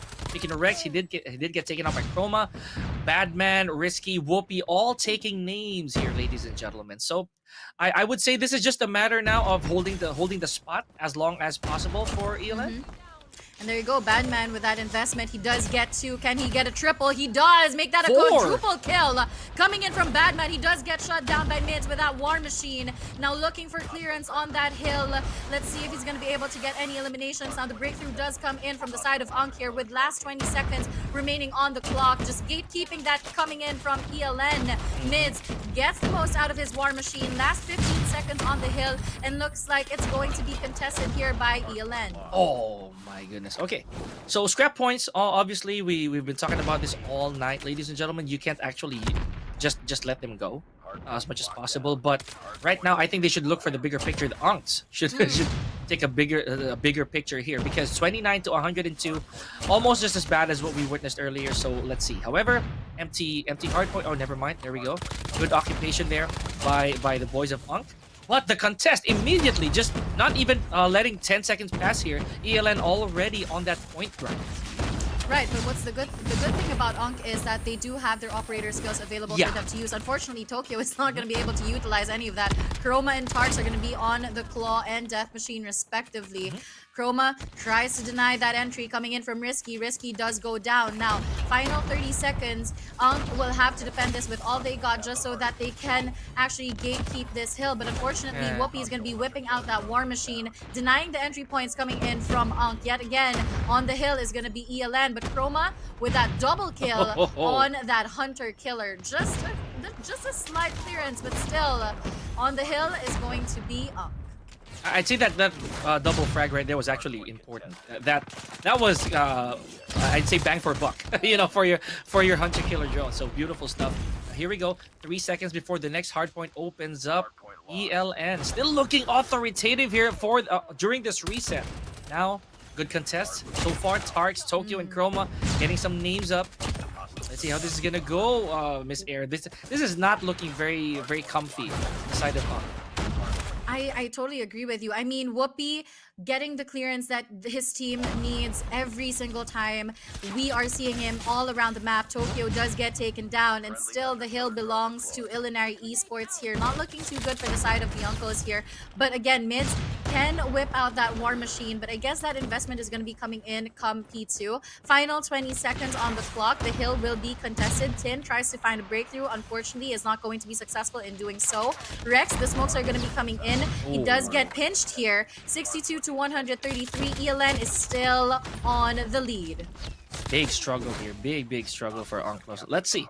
I'm pretty sure. Yeah, looking at the minimap right here, folks, they're already headed to the next hard point. Looks like a bit of an advantage here, I would say, on the side of Unk. So if they're able to post up properly here, I'd say the entire squad, if the entire troop would be able to lock this down, not an easy task, by the way, then they can prevent a lot of entries, right? There are three of the 4 primary points.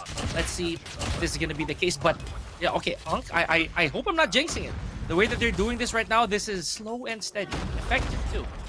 Right, and Mids was able to shut down the Sparrow coming in from Illinois Esports, allowing them to get the points that they need. And there you have it, Tin on a roll. The Pretty will come flying in. Can he find a double kill?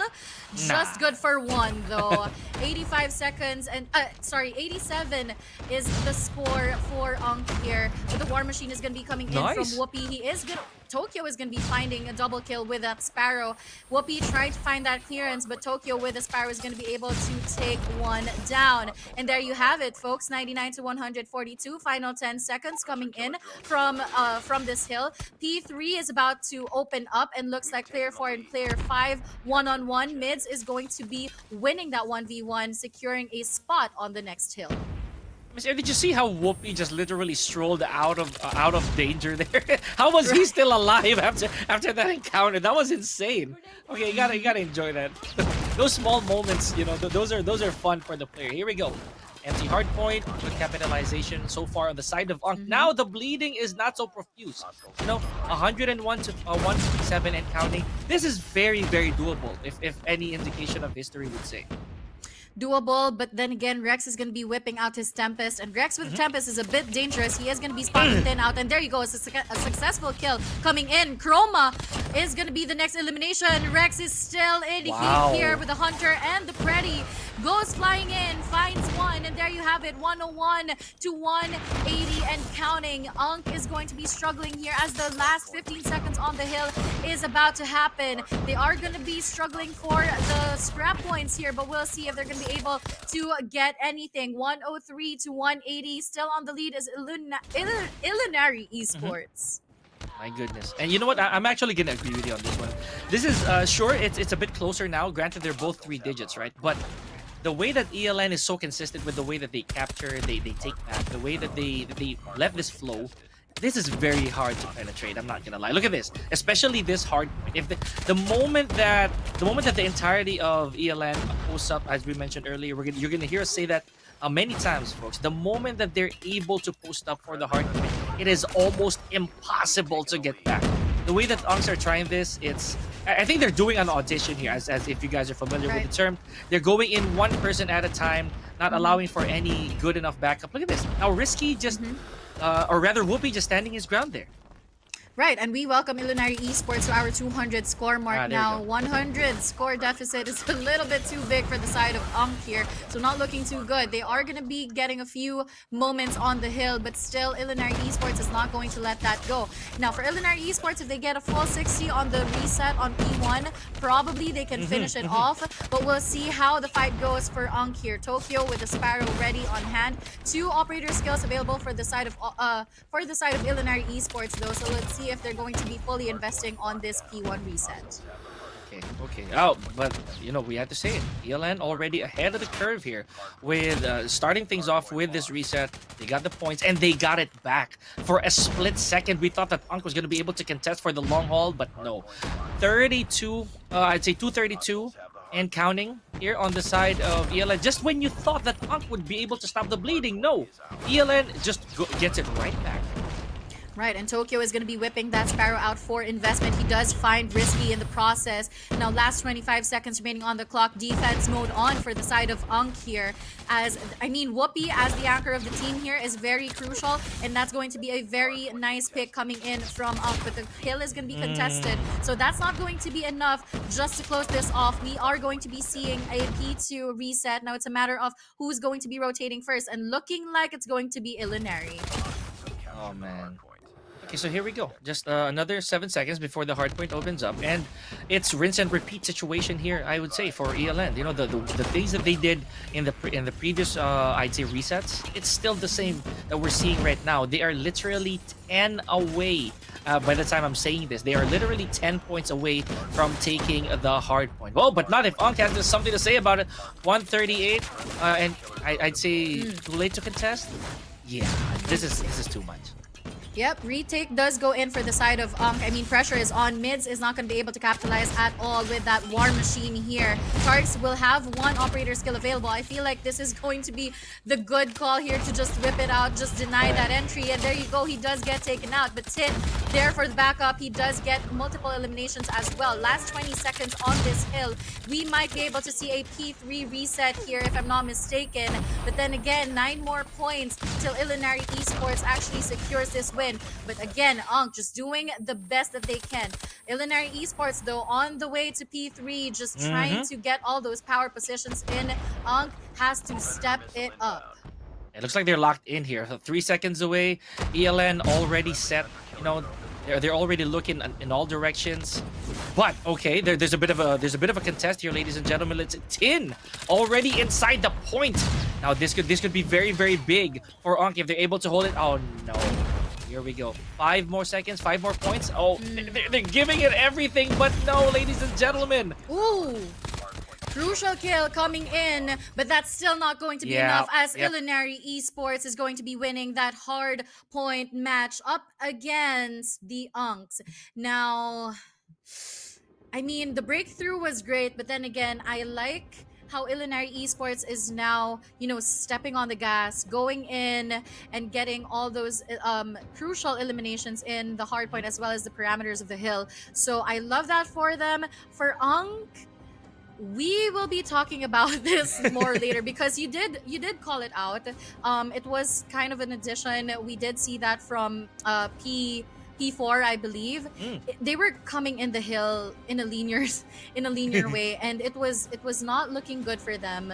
For the side of Illinois Esports, they just capitalized on that mistake, and that was amazing for them. So Illinois Esports, congratulations on getting this Hardpoint match win. But now it's a matter of, can they carry this over up to Search and Destroy, or is Unk finally going to step up?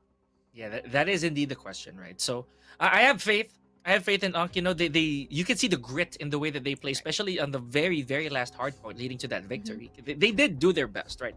Yeah. But again, I'd say ELN, they were already steps ahead when it comes to securing hard points. You said it yourself very clearly a while ago. They get the power positions, they gather as much frags and points as possible, and that's it.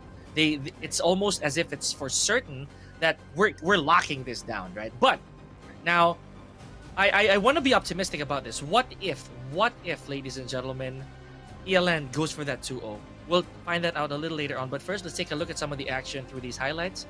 Let's take a peek.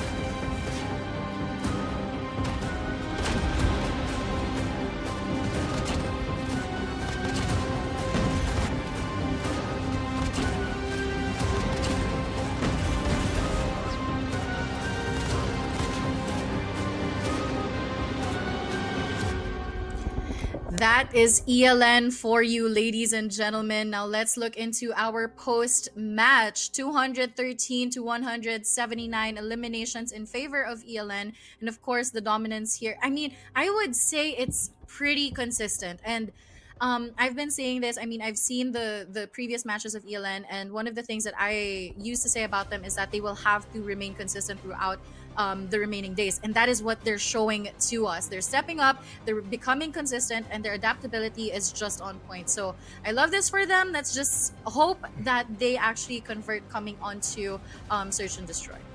Yeah, that's right. We want some action, right? We want unlimited action if we can. So we are definitely keeping our fingers crossed for this one. Now, Search and Destroy, we know that this is really a fan favorite, right? But Right. I can't always say that for the team. Some teams will really favor the speed of Hardpoint.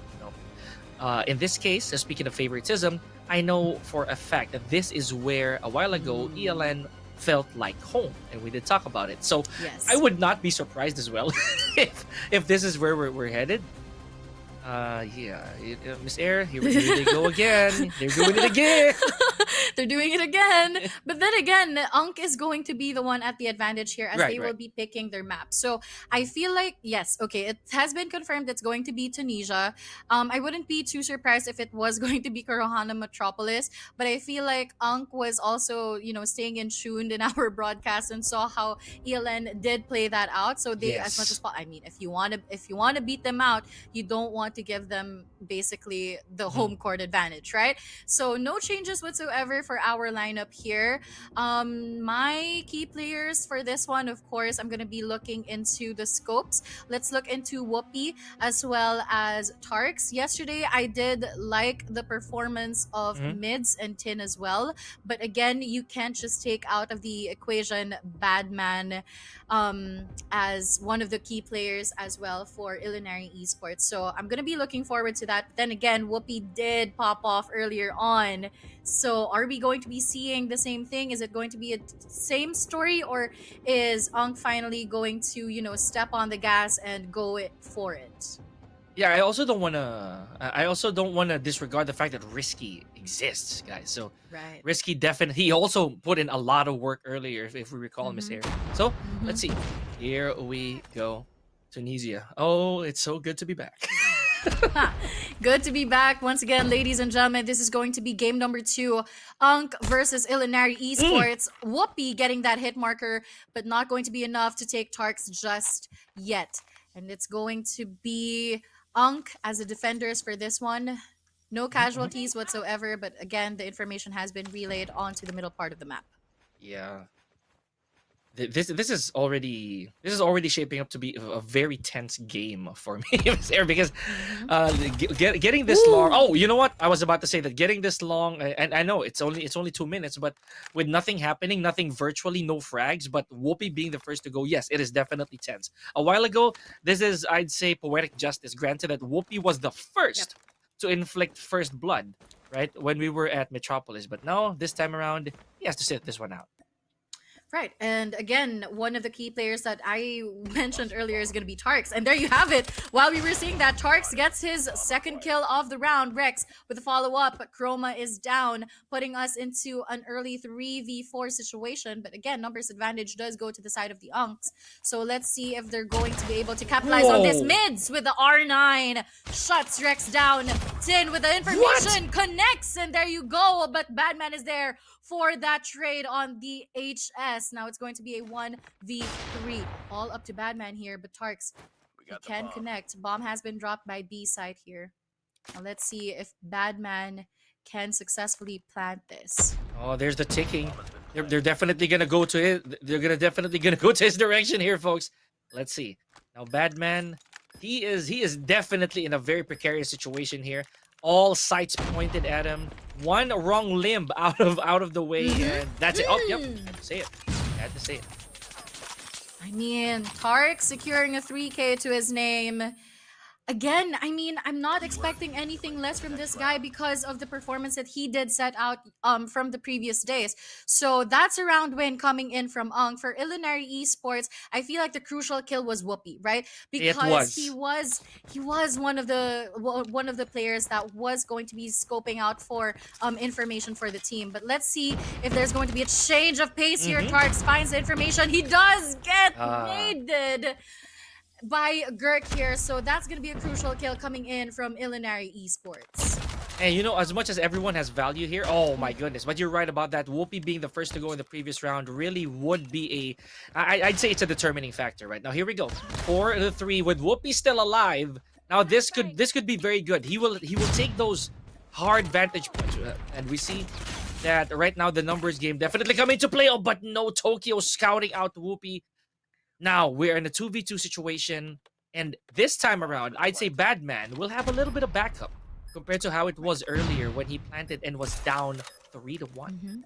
Rex does have that information, but no casualties whatsoever. Tokyo on a USS. Now this can be advantageous for them. Still a 2v2.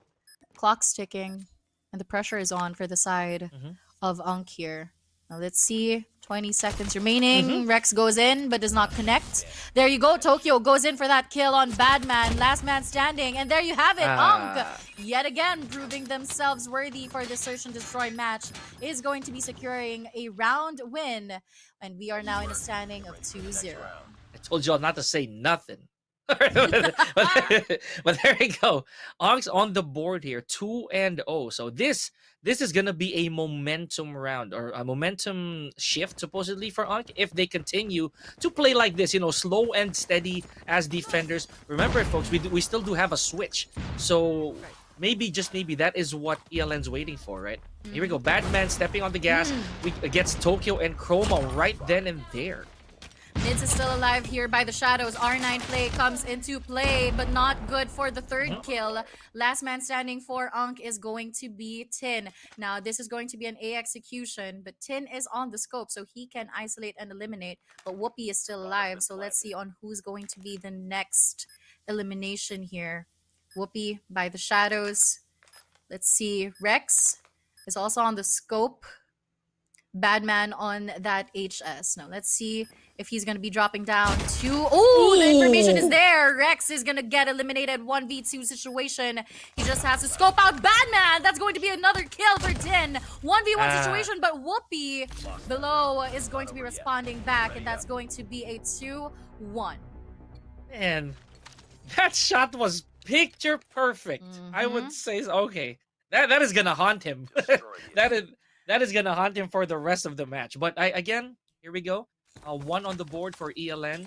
This is again very foreign to the way that they played earlier. Oh, what a trade. And more than a trade. We have mids taking out Risky as well. This could be quick. This is a different pace, I would say already, Miss Air. This is not what they were playing the previous 3 rounds. Tin, possible 1v2, but Gurk spots him out. Nice. And now this is going to be clearance for the side of Lunari Esports. They will go for that B commitment here. Tarks will have that information. Gurk is going to be down.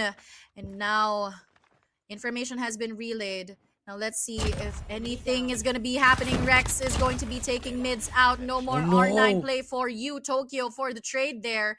And once again, Badman as the last man standing for Illinois Esports up against Starks and Tokyo. Oh boy, oh boy. Okay, this is not looking too comfy on the side of ELN. Badman left with an HS0405. Yes, I am biased with shotguns, folks, but I cannot be too optimistic about this. Granted that, look at this, we have Tarks on the sniper, Tokyo. right? Yep, exactly. And we have Tokyo covering most likely the close quarter combat. That was definitely gonna be a tough call. So here we go, 3-1. Let's see. It was also expected for Tokyo too. So that was great. I mean, for Badman, I wouldn't really be... I mean, I was expecting him to get the kill. Unfortunately, just Tokyo, that was the read there, right? So mid-play here, and there you go. Tokyo goes in for the spray down, not too successful. Whoopi does get a kill on Chroma, and it's going to be a 2v4 situation here. Tin and mids as the last 2 players standing, but Gurk is going to be spotting Tin out. Backup is going to be there. Can they finish this off? Tin does get Badman in process, but Gurk is there for that clean trade. Mids coming through mid and then goes to tunnel. He can peek this, but again, Whoopi is going to be waiting with the scopes. Now, Gurk, not looking too good here. It's a matter of who's going to be able to spot who first. Mids goes in for that spray, but Gurk at the side is going to be quick for that trade. And again, the response coming in from Illinois Esports, winning that round for their team. Okay, smooth execution right there for ELN, right? They had nothing to lose in that exchange. I like that. That was pretty well done. Okay, 3-2, folks. Let's see if ELN can tie this up and more so take advantage of it. Because this, as I mentioned earlier, this was not a repeat. Whoa! Beautiful shot by Tin. I was actually saying this is not a repeat of the first S&D that ELN had today. Definitely. I mean, the crucial picks coming in from Unk is really paying off for them. But then again, they have to outplay Illinois Esports. This is going to be an aggressive push onto B side here, applying pressure on the Unk. So let's see on what rotation is going to be the call here. There's going to be 2 players at the back. 1 by middle. Ooh, Tarks does find Risky, and there you go, Whoopi with a kill on mids. Rex does get a kill on Chroma. 3v3 situation. Girk shoots his shot, but he is gonna get backstabbed by Tokyo. Can he go for a double? Unfortunately, the takedown is gonna be there, and there you have it, folks. Unk is going in for that defuse, and that's going to be another round win for the side of Unk. My goodness. Okay. Now let's see, ladies and gentlemen, how ELN is actually gonna deal with this when they have the clock on their side. We know that Whoopi likes to play slow, right? He's one of those guys who can wait out. He has the patience of a crocodile, folks. You know, he's ready to strike whenever something mobile comes his way. But let's see, because sure, as much as clock is on their side, the scores are not though. They have to pick up the pace here, or at least they have to try to do something slightly less predictable. Looking like a scattered push here coming in from Unk. The bomb is yet to be gotten for the side of Unk. So we'll see how this execution is going to be. A is pretty stacked here with Illuminary Esports players. Player 5, Badman waiting on Rex. Now let's see who's going to be the first elimination for this round. No casualties whatsoever just yet, but the bomb has been picked up. Looks like the route is going to be B side. Yeah, I'm gonna hold that thought. Okay, so Rex already picked off, right? So in Batman's case, I'm very nervous for him because he does have a laser, a visible laser from where he's waiting. So hopefully nobody actually gets to see that. Now here we go. A little bit of objective play on the side of right? 2v5 situation in favor of Unk. The bomb has been planted here. Now let's see. I feel like the wraparound is going to be going through for the side of Illuminary Esports. Risky and Badman just going in for that duo play. They spot Chroma. Chroma knows the information. Information has been relayed to the rest of the team. There you go, Tin for the quick scope. And Chroma for the finish. And that's going to be a standing of 5-2. One more point till match point for Unk. Oh, this is gonna be interesting, folks. We had to say it. We just had to say it. Now here we go. Still, supposedly, I do hope, like at least for their sake, that ELN has a backup plan for this. This is not very far. This is absolutely winnable. And as I say that, there goes Rex, ladies and gentlemen. So once again, in the early pickoff situation is ELN. They lost one guy just seconds in. Right, and Tarks, one of the key scopes here for the side of Unk. It's really playing out well for them, but Risky by the shadows, ready for the crossfire as well as Girk. So we'll see how this plays out. Information has been there. Tarks does not connect, goes in for the second shot and goes in for that elimination. They know that information, and there you go. Pushes us to a 2v4 situation. Bomb is going to be planted, but Whoopi responds. Tin goes in for that kill, and it's all up to Whoopi on this 1v3 situation. Tin has that information, does not connect, repositions. Whoopi finds Tin. Tarks still alive. Again, one of the crucial scopes here of Unk. Whoopi tries to find an opening here. 26 seconds remaining on the clock. But looks like it's going to be a crossfire if he does decide to go through. Now, Chroma's on the shadows, but Tark's going to be spotting Whoopi out. And there you go. Match point for the side of Unk. Yeah, you know, as I was watching that, I was telling myself that it is only a matter of time now before the numbers game takes its toll. And then there it was, you know. Whoopi definitely, as soon as he was seen, the information already went out there, and yeah, the cavalry would arrive sooner than later. And there it was. Now 6-2 set point here, ladies and gentlemen. Now is with the boys of Unk here, or the Unks of Unk, as we would say, are they gonna seal the deal here aggressively? Because they already have this. They can feel it. They can smell the blood in the water. Yep, there we go. Chroma taking out Whoopi again. As you mentioned, Miss Air, losing Whoopi at the very start of a round is integral to their fate. Badman waiting on for any information here onto B site. Now the bomb has been picked up for the side of Unk here with 1 minute to play around with. Now one casualty for the side of Illuminary Esports. Pressure is on. I mean, this wasn't the ELN that we saw earlier on, but Tarks again with a kill on Badman. Chroma goes in, tags Gurk, though, with a double kill. Risky for that follow-up. Tin is down. Mids goes in for that spray down. Boy. Successfully gets Gurk in the process. Mids versus Rex and Risky here. 1v2 situation. Playing by the shadows. Mids trying to play for that information. Bomb drop by A side. Not looking too good. The scopes are there. Mids quick on his feet. No. Rex is down. 1v1 situation. Information's there. And there you go. Unk is going to be securing our search and destroy match, pushing us into our map number 3 for control. Okay. So, you know what? She's right, folks. Miss Air is definitely right. Unk's got it. You know, they all got it. You know, you gotta give them faith. Not to mention with Tin, formerly teammates with a couple of these players from the opposition, that definitely plays a part, right? We have to account that. We'll talk about that later on, but congratulations to Unk denying ELN a 3-point, I'd say a 3-point standing or addition to their system. But man, this is good for Unk, I would say. Definitely. I mean, yes, they're not going to be able to secure 3 points cleanly, but still, points is points, and they have to get what they can for now. But again, in terms of the standing, Absolute Zero will have 8 to their name, ELN will have 7. So this is going to be the determining factor whether or not ELN is going to be moving up to our top 4, or is Unk going to deny that from ELN. And by the looks of it, by the energy that they're giving, as well as their performance, Unk is in it to win it. And so I'm very much excited to see how Control is going to be playing out. Yeah, you know, before we even started the games today, we did mention that it only takes one good showing, like probably one good set, for things to turn around, and that just might be the case.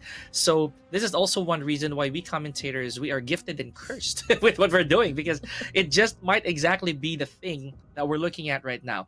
ELN earlier, they were denied 2 points, right? More so now that they have to fight for this last point, this last hurrah right here, because this is their final game of the day.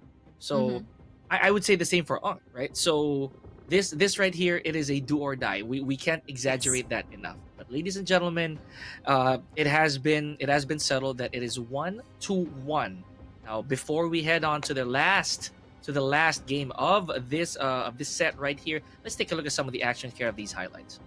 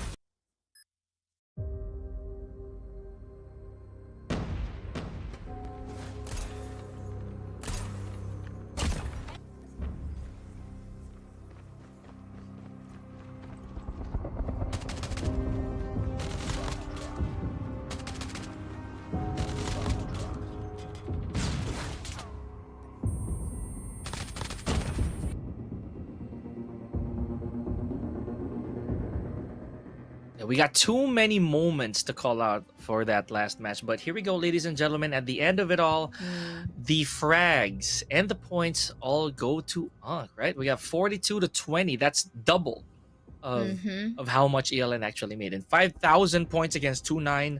Yep, Unk definitely, they still got it. if that's even what we should call it.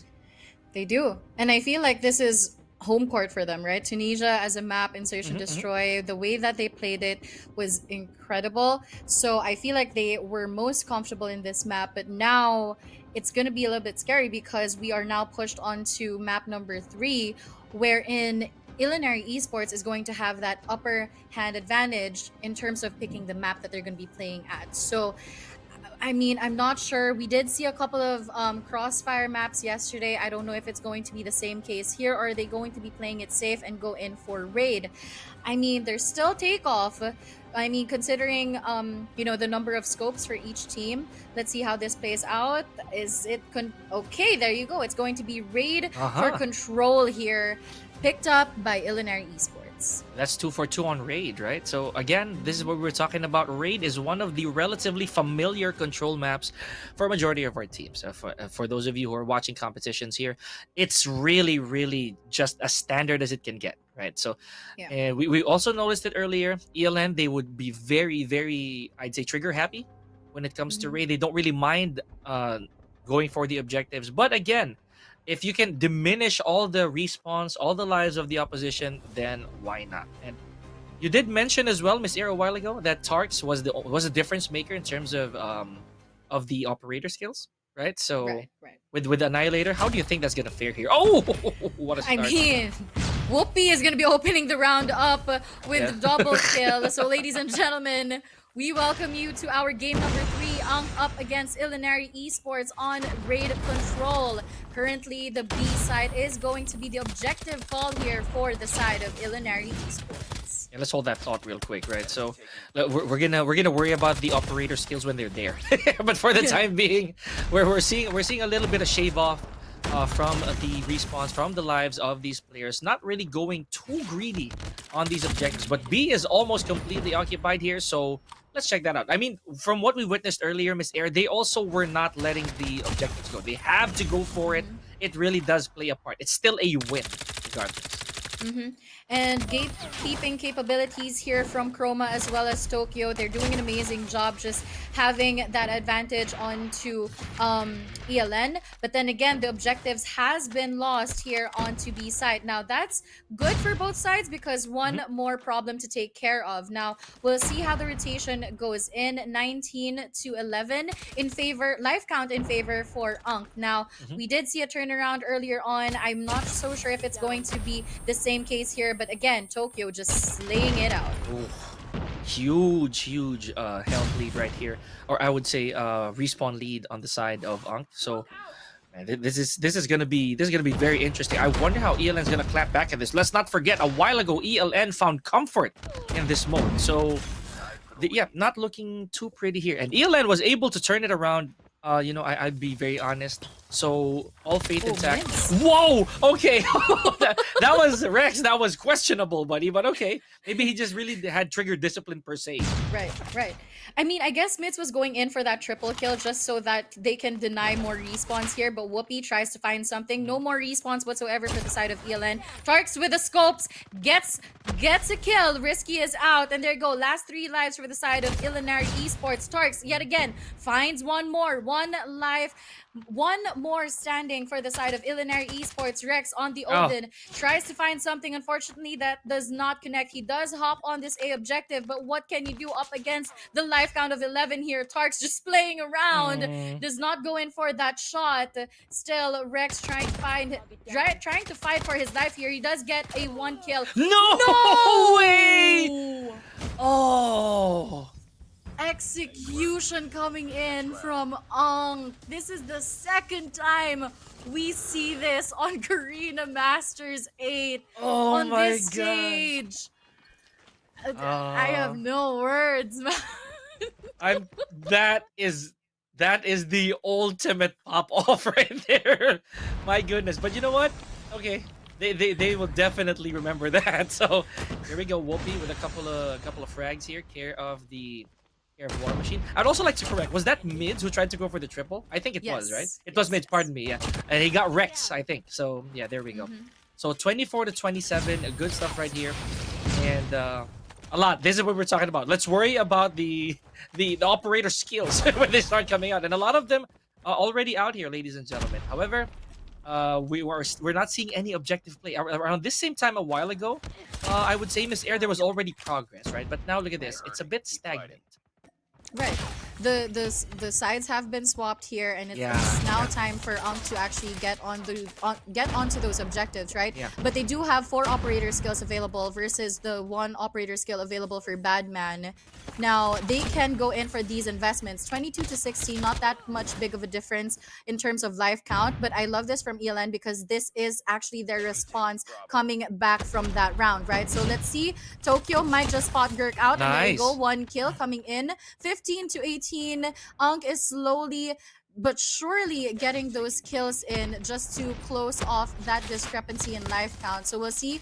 The equalizer does come in from the side of Tin. Unfortunately, does not find anything. B does get captured for the side of Unk here. So 1 objective less to think about. That's gonna do really well. It buys them some time, so they might still be able to catch up on these, at least on these frags, right? They are in a bit of a deficit, so let's see. ELN now obliged just to play really steady here, you know, just play it slow if possible, just so they can slowly pick off the remaining lives that Unk has. So a minute to go. Let's see how this is gonna pan out. Okay, beautiful stuff. Unk's still going. This is what we were talking about. The clock running forward is still an advantage. Whoopi on the scopes here, getting all those crucial kills in, but Tarks is going to be taking the Annihilator out. Good for 1, good for 2. Risky is out. Whoopi, unfortunately, is going to be taken down. 50% lead here in terms of life count. Now, Tarks is going to manage to get his score streaks available for him to use, but I feel like those investments are going to be coming in later on. Batman with the Equalizer is going to be ready as well, and there you go. Chroma is down. Last 4 lives for the side of Unk here. Tokyo whips out his Sparrow, trying to eliminate those opponents, but it's the last 20 seconds for that objective take. Are they going to be able to secure this? Again, last 4 lives for the side of Unk here. What can you do?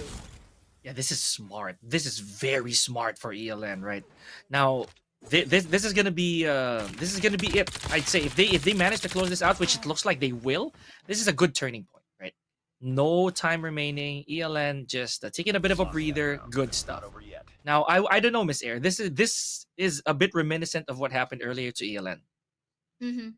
But the thing is now, I mean, I feel like the sides will have a very big impact on what the teams are going to be setting out.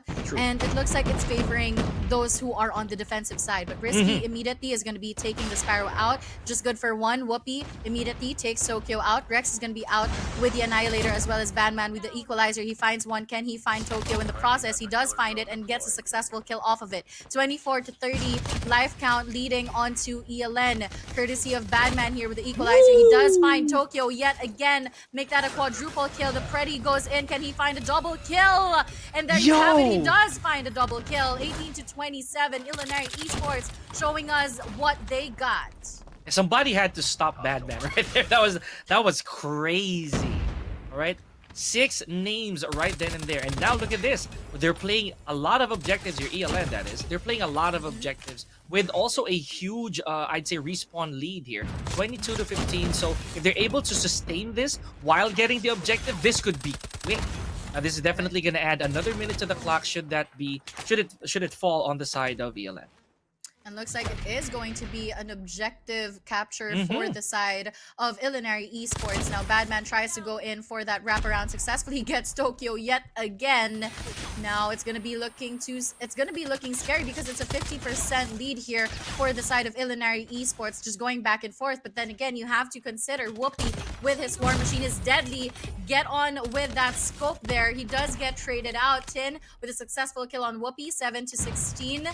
I mean, it's a big difference here, but A is still yet to be captured. Now, for the side of Unk, they can play for time here, but looking like Illinois Esports just looking for more and more blood. Yeah, we did mention that earlier, right? They are definitely going to be bloodthirsty going into this. They did not like that search and destroy loss that they had earlier. This is a testament. Now, here we go. 13 more lives on the side of ELN, down to the last 3. That, I'll make that 2. That deficit is definitely going to cost. Now, here we go. A little bit of gunplay, I would say. This is all that they got to do. They don't really have to go for the objectives, but it still is ticking, you know. I like the way that ELN is not taking any chances here. 2 more frags, and there it is, ladies and gentlemen. ELN. I mean, is this the punish for the execution from earlier on? I mean, that execution happened, and then it was the awakening of Illinois Esports. They were so aggressive. The full 100% investment coming in from Badman as well. He was able to get multiple kills as well as Whoopi on that War Machine. But Ankh is going to have 3 operator skills available for them to play around with. Tin, the equalizer is going to be available. Whoopi whips out the War Machine. Good for 1. Can he find another? Now, I guess it's just going to be a matter of what is going to be Ankh's response to such an aggression coming in from Illinois Esports? Now, this is looking a little closer than what we would think, right? So, the objectives definitely slowly being denied here, I would say. But, I don't know. This is too random for me to call. Quickly going for the B here. Let's see. We know for a fact that Illinois, they don't shy away from objectives, right? So let's see if that's going to be the case here for Ankh. Are they going to retaliate? Are they going to clap back at the objective play? Because that's going to buy them a lot of time moving forward. So close. So close. More frags here on the side of Whoopi. B is being re-seized here. Oh! Big kill coming in from Whoopi as well. Unfortunate for the Sparrow. If that was spammed by Laundry, they could have gotten rid of Whoopi.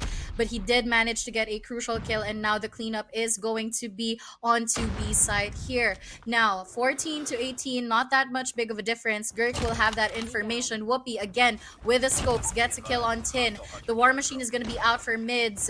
Now, I have seen mids on the War Machine, but he does not get anything here. Tokyo has that information. Now, Ankh is on the way to their A side here as 20 seconds is still remaining for that. And there you go, crucial kill coming in. Tin with the equalizer on Badman. Whoopi with the kill on Tarks as well. Preddy is gonna go fly in, finds 1. And it's going to be the last 5 lives of Ankh here. Girk is gonna be taking the claw out. No mercy coming in from the side of Illinois Esports. Rex with the Annihilator as well. Finds 1, last 2 lives. Tokyo will be taken down. And there you have it. Time is going to be running out. ELN is going to be securing points for their name here. And Ankh is going to be left with 1 series point. I feel bad. I feel bad for how that went down. But again, well played to both teams. You know, the denial of adding time on the clock, that was huge, Miss Air. That was something. That would have been ginormous when it comes to making plans. But again, firepower is the name of the game here. So Illinois Esports emerging on top. You did say it yourself. They did not like that execution. They did not like that one bit. I feel like Illinois Esports was like, I mean, last life, I mean, they could have gone for the kill. No, they could. They went in for that execution. It was such a disrespect for the side of Illinois Esports, and that awakened them all. And you saw that aggression coming in. They were denying the entry points. Whoopi with the crucial kills as well. The operator skills just denying everything from the side of Ankh, right? So, I mean, again, it was a good run for the side of Ankh. I guess it was just the execution that came into the play, and Illinois Esports just didn't want that to happen again. You know, I think this is one of the scenarios where you do not celebrate too early, I would say, because that really struck a nerve somewhere there on the side of ELN. And good job, good job to both players. But ladies and gentlemen, if you missed the action and you just tuned in, take a look at some of that during these highlights.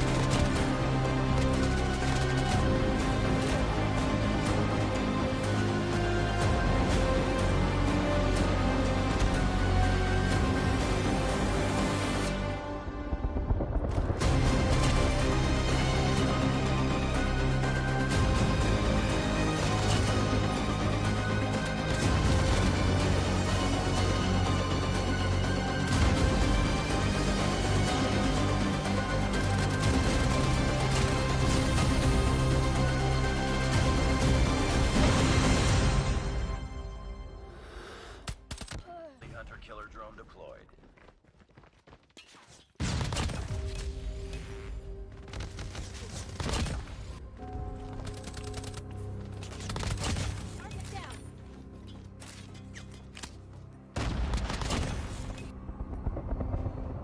It's too close, fight harder. We've taken the lead. Lost that round. We've taken the lead. Lost that round. That's not.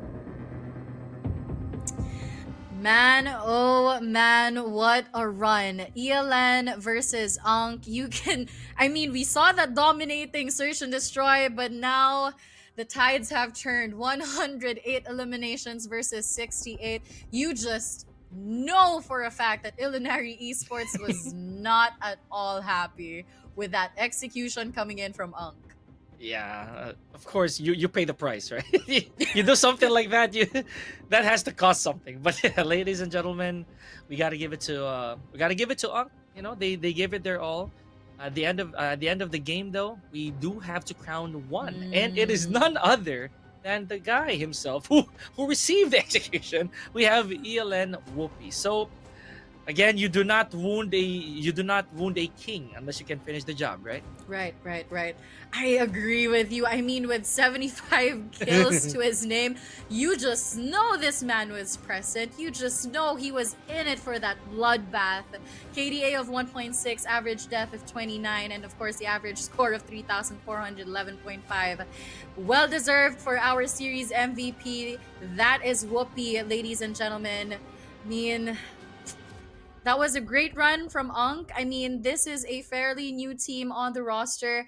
Congratulations, because, I mean, valiant effort from these guys. Congrats, I guess, for that execution. But then again, looks like Ilinari Esports took that personally. And again, just aggression and the thirst coming in from Ilinari Esports after that round was undeniably incredible. So once again, hats off to these two teams.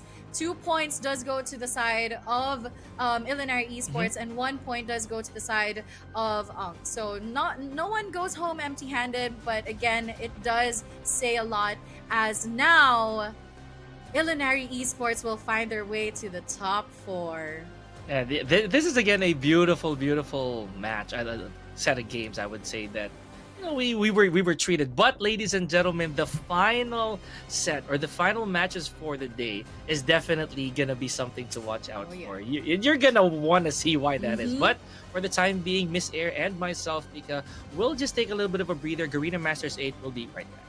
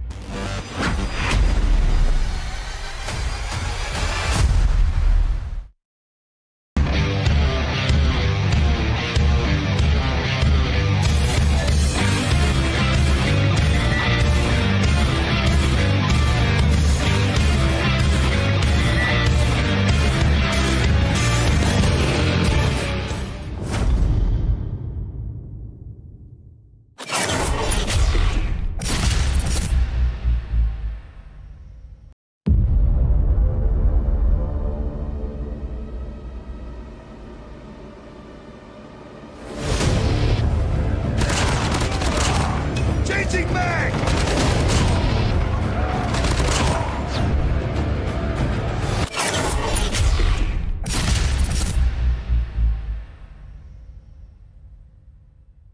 Welcome to Garena Masters Season 8.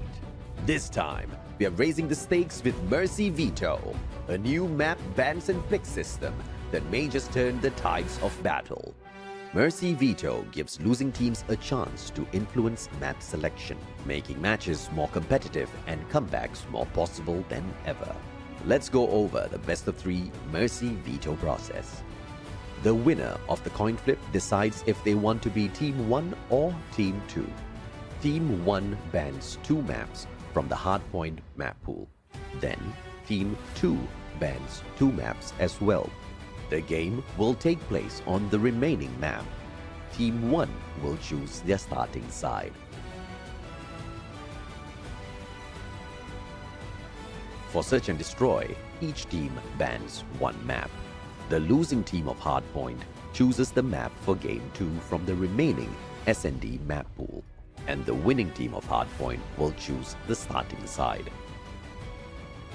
If the series gets tied 1-1, the losing team of Search and Destroy chooses the map for Control. Since we only have 3 maps in the pool, there are no bans. The winning team of S&D will choose the starting side for Control. And that's Mercy Veto. More competitive, more comebacks, and more excitement.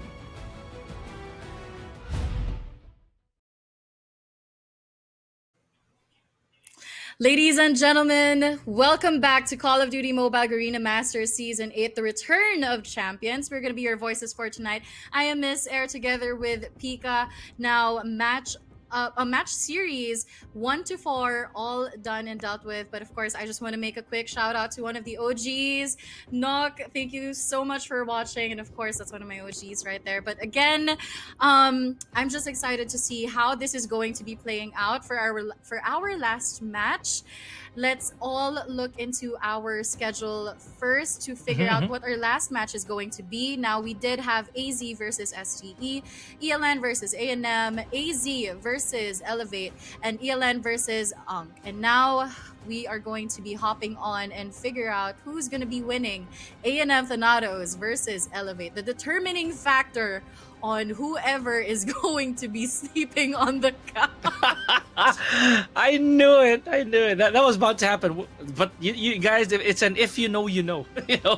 But for now, let's take a quick peek at how our teams are doing right now. Obviously, Elevate still up there, massive lead from top to bottom, right? So they are 3 points away from Stalwart, though. I'm not gonna be too optimistic that this spot might not be taken out. We still have 1 day to go. Thanatos from where we're looking at 13. So this right here, really centered compared to the other teams. Elunari, Absolute Zero, and Ankh are all still on that 3-way tug of war for points. It's safe to say, though, that if Ankh manages to perform really well tomorrow, they can definitely flip the script here, Miss Air. And one of the biggest changes here is that Illinois Esports is now finally at the top 4. Again, the match up against Ankh earlier was a determining factor whether or not they're going to be pushing Absolute Zero down to the bottom 2, and that's exactly what they did. It wasn't a clean 2-0 for them to be able to get a 3 point, for them to be able to get 3 points to their name, but still it was enough for them to secure a top 4. Now from here on, it has to be very flawless coming out from them. Absolute Zero, they will have to, find a way for them to be able to get back out there and go in for that lead. But here we go, ladies and gentlemen. Hardpoint is about to unravel for us. Ban maps is going to be Apocalypse, Slums, Arsenal, and Summit for the side of Elevate.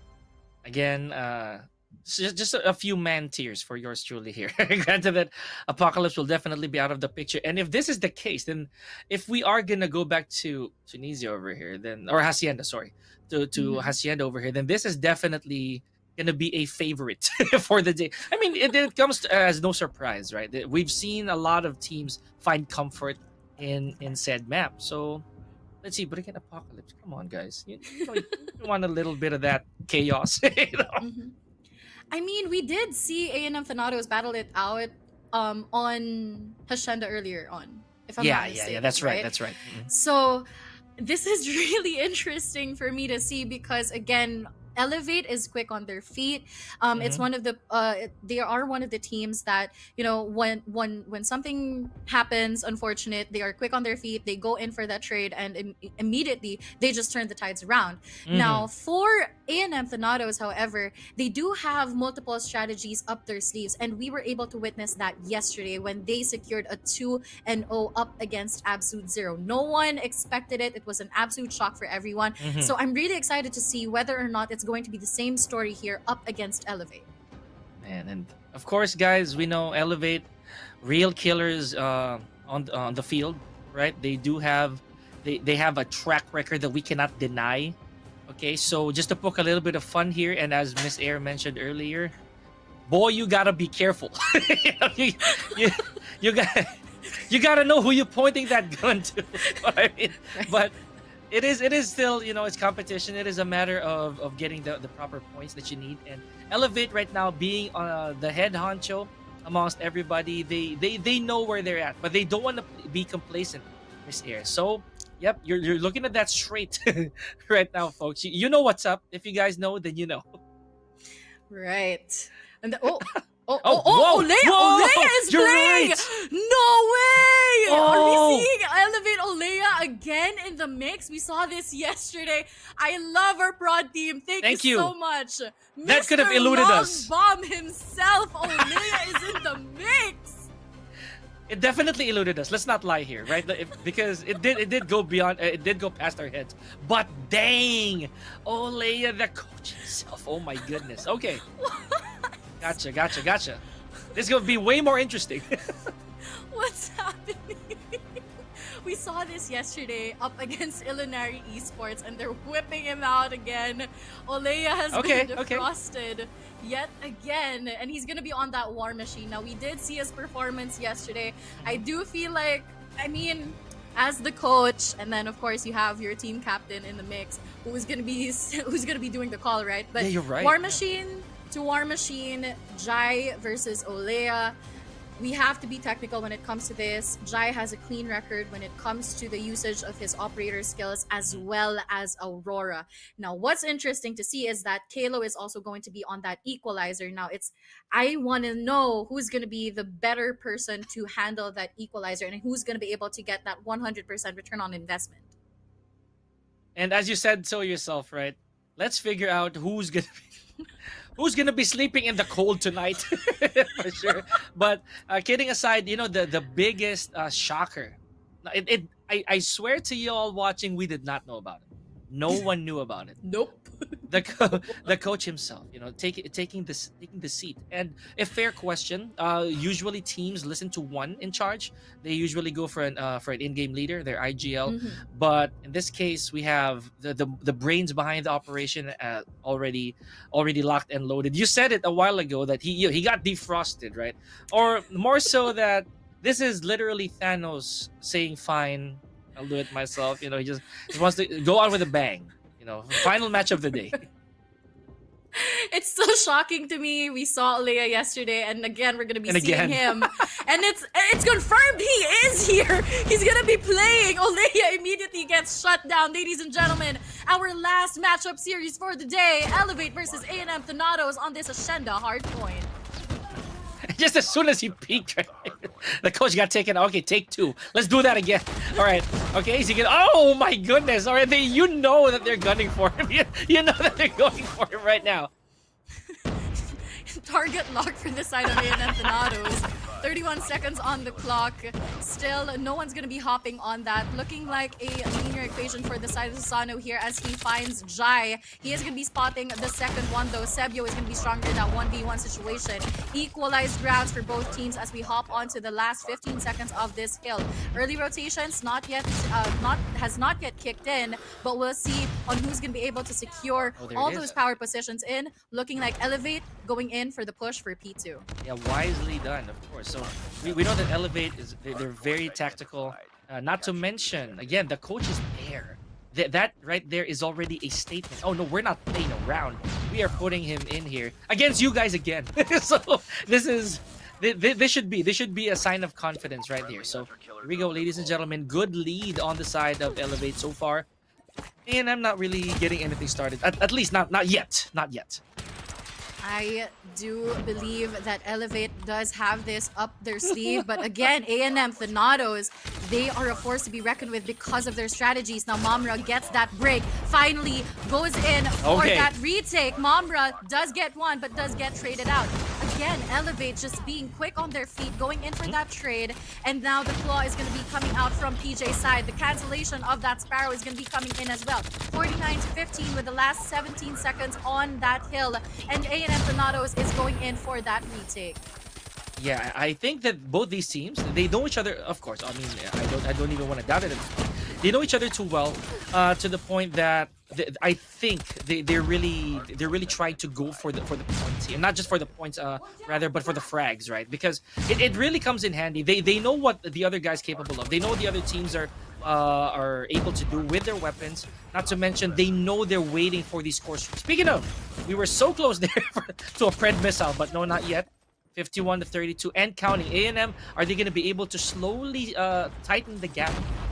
I mean, they do have two operator skills available. Jai does find one in the process. Mamra as well. So that's going to be big kills for their side. But is it going to be a little bit too early for them? I mean, there's still 30 seconds remaining on the clock. Jai is going to try and gatekeep this for his team. Unfortunately, Klo finds that breakthrough, 25 seconds, and the point does get contested for a bit. But again, Elevate is going to be hopping on that. Oleya is going to be finding one. Can he make another one? Unfortunately, he does get taken down.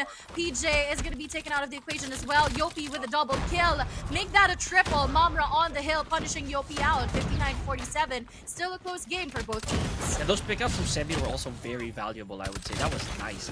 Here we go, 59-48, 7 seconds. We're taking towards the next hard point. Let's see. Again, we hate this. This is the hard point that really gives you stress, I would say so. At least based on how I've been seeing it and how I've been experiencing it, folks. This right here, absolute no man's land, right? So securing this would be very, very big. Now A&M on the driver's seat. Let's see how long they can sustain this position. Aurora already whipping out the equalizer. This should answer your question. But Klo, will get a triple kill on that one. He does get he shuts down Aurora from the usage of that equalizer. So I guess one question already answered here. Again, Oleya trying to deny that entry. Unfortunately, he's going to get traded out. Pickle trying to find that opening, but unfortunately he's going to be taken down as well. With the final 15 seconds here, PJ is going to be whipping out the claw machine just to deny any entrances coming in from the side of Elevate. And there you have it. The contestment is going to be coming in, and later on we're going to be seeing that P1 reset, and it's going to be a battle of gunfight yet again. Oh man, I cannot wait for the explanation tonight. I want to hear it. But again, back to the game here, folks. 92-57. Clock's ticking properly on the side of Elevate. The reset is looking really healthy for Elevate right now. You did mention a while ago that I'd say one of them is actually sleeping out in the open, but it could just be a motivation, you know, for Aurora. Oh no, that frag was okay. That was. Oh, you know what? That's two. Okay, Aurora got taken up by Kalo again. Oh, okay. Maybe this is not business anymore. All right, and there you go. A&M Thanatos is going to be hopping on that hill, trying to lower down the lead here from the side of Elevate. But Kalo is just too quick on his feet. He does get multiple kills there, and he will have 2 score streaks available for him to use. PJ will spot Jai out. Mamra with the kill on Kalo. Yopi. Again, the Elevate boys are going to be painting the kill feed blue here. Last final 5 seconds on this hill, and we are going to be seeing that early rotation coming in from Elevate. They want the spawns, they want the power positions, they want those angles. PJ trying to get anything here. Aurora is going to be taken out by Kalo yet again with that Predator missile. Getting a double kill there as well. Kalo here at the side. He is going to be taken down. On the hill is going to be Elevate. Oh boy. You got some explaining to do, mister. But that can wait. Here we go. 134-72. This feels a lot slower than we would expect, honestly, but it is still what it is. Empty hard point. Here we go. Good opportunity for A&M to try and take, but you know, I feel that the familiarity once again here, Miss Reid, of the timing of A&M. That's really, I think that really plays a part. Elevate knows when to fully rotate, and when they do go to the next hard point, they don't go in troops. They go in chunks, right? They go as a whole. The way that I see it. And look at this. 10 more seconds left on the clock. They're already trying to go to the next. But wisely, Pickle, I think, trying to intercept the remainder of Elevate. Now, Scrap Points does go to the side, goes to the side of A&M Thanatos for a short while, but PJ is ready for that cleanup. Now, for the side of A&M Thanatos, they are slowly going in to that P3 reset. Player number 4 here will try to get those kills. Nice. And she does get that crucial kill on Yopi, denying that entry. But then again, Sebio here with the Purifier does not really capitalize on anything. Good for none, as we say. 48 seconds remaining on the clock. A&M Thanatos still on the hill. Now, they have to be able to get all those angles in and, of course, deny that entry coming in from Elevate. It's all yellow so far. Let's see. Now they're about to reach the I'd say the 3-digit mark. Maybe just slow down the momentum, right, of Elevate. Here we go. 27 seconds more, and just a lot of scruffle in this particular hard point. I would say this here. A lot of stuff going on. They are really fighting tooth and nail for this one because again, this is so close, right? This is pretty close. This is one momentum shift that they actually do need. There we go. 100 and going. Let's see how A&M's gonna decide for this one because hard point number 4. Here we go again. Let the pain begin. PJ is going to be contesting that scrap points. Now, they're going to be gatekeeping this as Yopi here with the Sparrow is going to be whipping that out. He does spot Momra out. Good for nothing as of the moment. Now, the players are slowly coming in this P4. Yopi, good for 1, good for 2. Unfortunately, is going to be taking himself down. Sasano with the Tempest. Now, we did talk about this. He is dangerous when it comes to the Tempest. He might find himself in a cancel here, though, and that's going to be a successful cancel coming in from A&M Thanatos as they hop on this hill. Momra is going to be taking the Sparrow out, trying to deny that entry coming in from Elevate, but let's see how long A&M Thanatos is going to be able to hold on to this hard point. Yeah, you know, for their sake, I really do hope that they're able to secure this, right? Because they need this. They need this particular hard point because we already saw earlier on how hard point 1 would look like if Elevate secures it. So let's hope for the best here for the side of A&M. I would just squeeze out as many points as they can here. Oh, never mind. I had to say it. Now, this pegs the question, who or how many? What kind of split are we looking at here? Are we going to go 2 to 3 on the side of Elevate? Because we are literally a few seconds away. 10 seconds. Make that 7 now before hardpoint number 1 unlocks for the final reset. Now, Pickle does go in for that spray down onto second floor, just trying to get that clearance. Unfortunately for him, he's going to be taken down. Pickle with a crucial kill on Yopi yet again, 197 to 126. Elevate is going to be on that hill, and we welcome Elevate to our 200 score mark. Not looking too good for the side of A&M Thanatos as they struggle to find this break, but now Aurora is going to be responding back as they go in for that retake. Jai is going to be anchoring onto that second floor. Aurora on a spree here, tries to find another kill. 30 seconds remaining on the clock, and A&M Thanatos is going to be getting the hill for this one. Okay, I like this. So familiarity goes both ways, right? It's not just going to be about Elevate. It is definitely also going to be on the side of A&M. Aurora, unstoppable for a bit there. It's still going. Now, Momra, a good amount of a hold here. Now, just a little over 50 points here to chase. 200. Very doable, granted that they do secure the next one. And look at this. I feel that, again, that this is what we were talking about, Miss Air. Elevate just ahead of the curve. We already have 3 people waiting around the next hard. Right, and rotations are going to be coming in earlier on from Elevate. Now the breakthrough is going to be coming in from PJ. He does spot 1 Yopi with a crucial nade kill, and that's going to be A&M Thanatos going in for that breakthrough. But Kalo here is going to be spotting 1 out. Unfortunately, the operator skills are going to be coming into play. A&M Thanatos looking like they want to make this their money hill. Nice. Momra, knowing the spawns, does get 2 kills. Kalo again with a kill on Aurora with that equalizer. 206 to 178. Still not enough. Jai at the back, trying to get crucial kills as well with the War Machine, denying that entry coming in from Elevate. Very effective for the side of A&M Thanatos. Look at this hold. We did mention it's not going to be that big of a gap anymore as soon as they hit 200. And we are closing in. Literally 5 seconds from here, folks. 15 seconds. Now, no one, and I mean no one, seems to be gunning for the next hard point. I think the advantage, however, it really goes to Elevate. They already thought this through. Right, but then again, the Predator missile is going to be available for Pickle, so they can get those informations in, as well as the crucial kill. And there you have it, Pickle with a successful kill on Kalo. And they also have that information on where the rotation is going to be coming in from Elevate. Yes. Now, 209 to 211, again, closing off that lead here. Operator skills coming out to play. Aurora, can she maximize the usage on this one this time around? Now, she did get canceled out by Kalo earlier on, but A&M Thanato is hopping on that hill. Now this is going to be a close game, ladies and gentlemen. Hold on to your seats. Susano trying to make a break. Aurora responds with the equalizer. She does find Kalo in the process as well. 230 last 20 seconds, last 20 points for the side of A&M Thanatos to close this off. But the contest is going to be coming in from Elevate.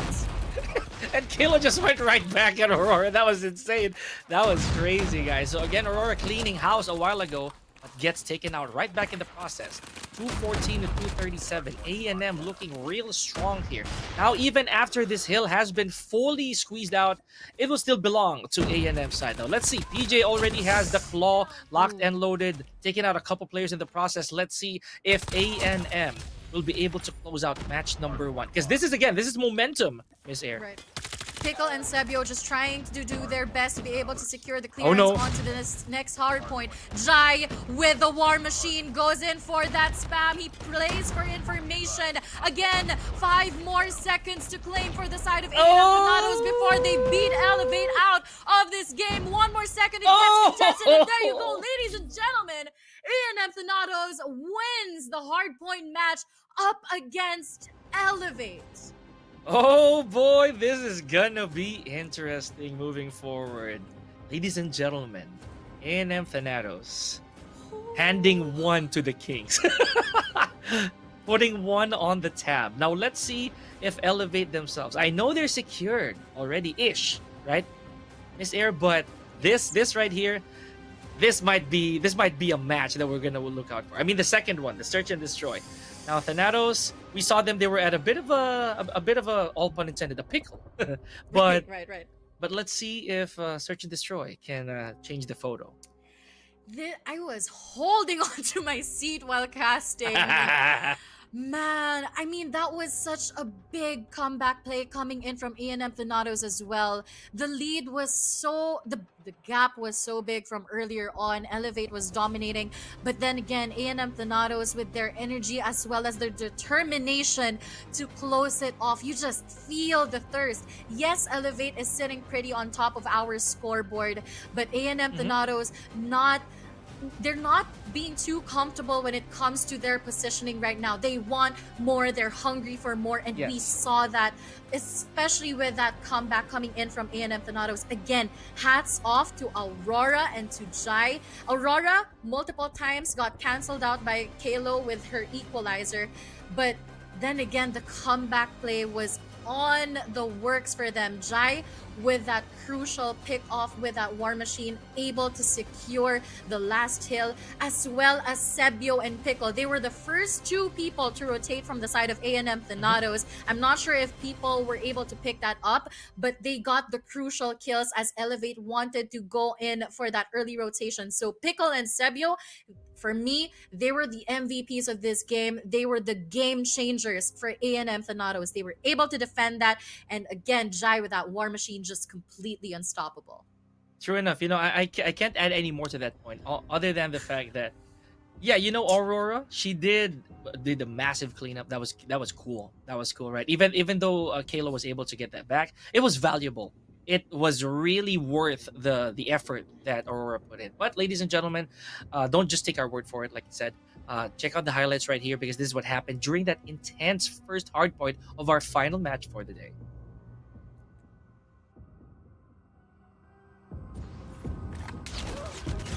Hardpoint lost.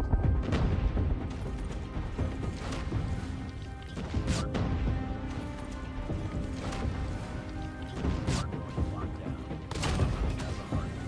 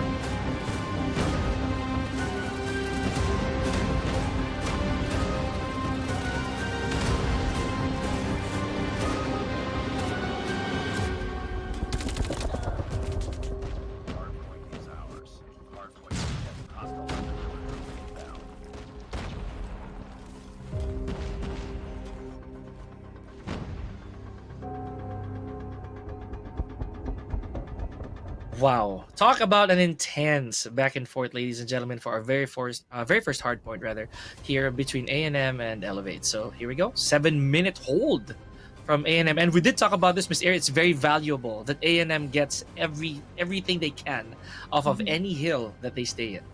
Yeah. I mean, it was a neck-to-neck matchup, if I say so myself. I mean, 218 to 216 eliminations, and then the hill times is not that far apart as well, with a score of 250 to 224. I mean, that was amazing coming in from A&M Thanatos.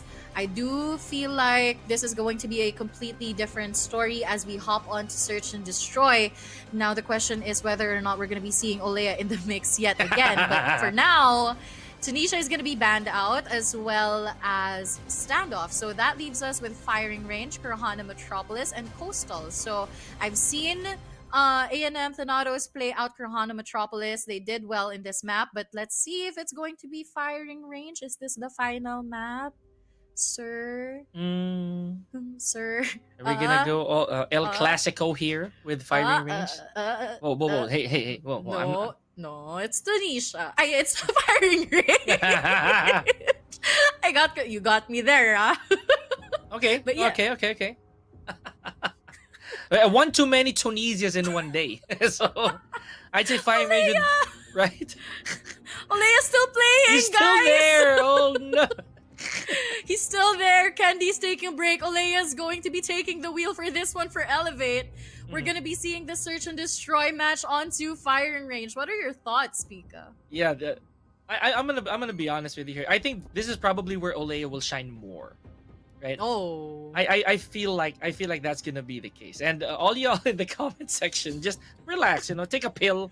Just let the coach cook. let the coach cook. Let Mr. Long Bomb cook. We saw him yesterday on Search and Destroy. He got a frag grenade kill. What do you mean? So nobody can count him out, right? Yeah.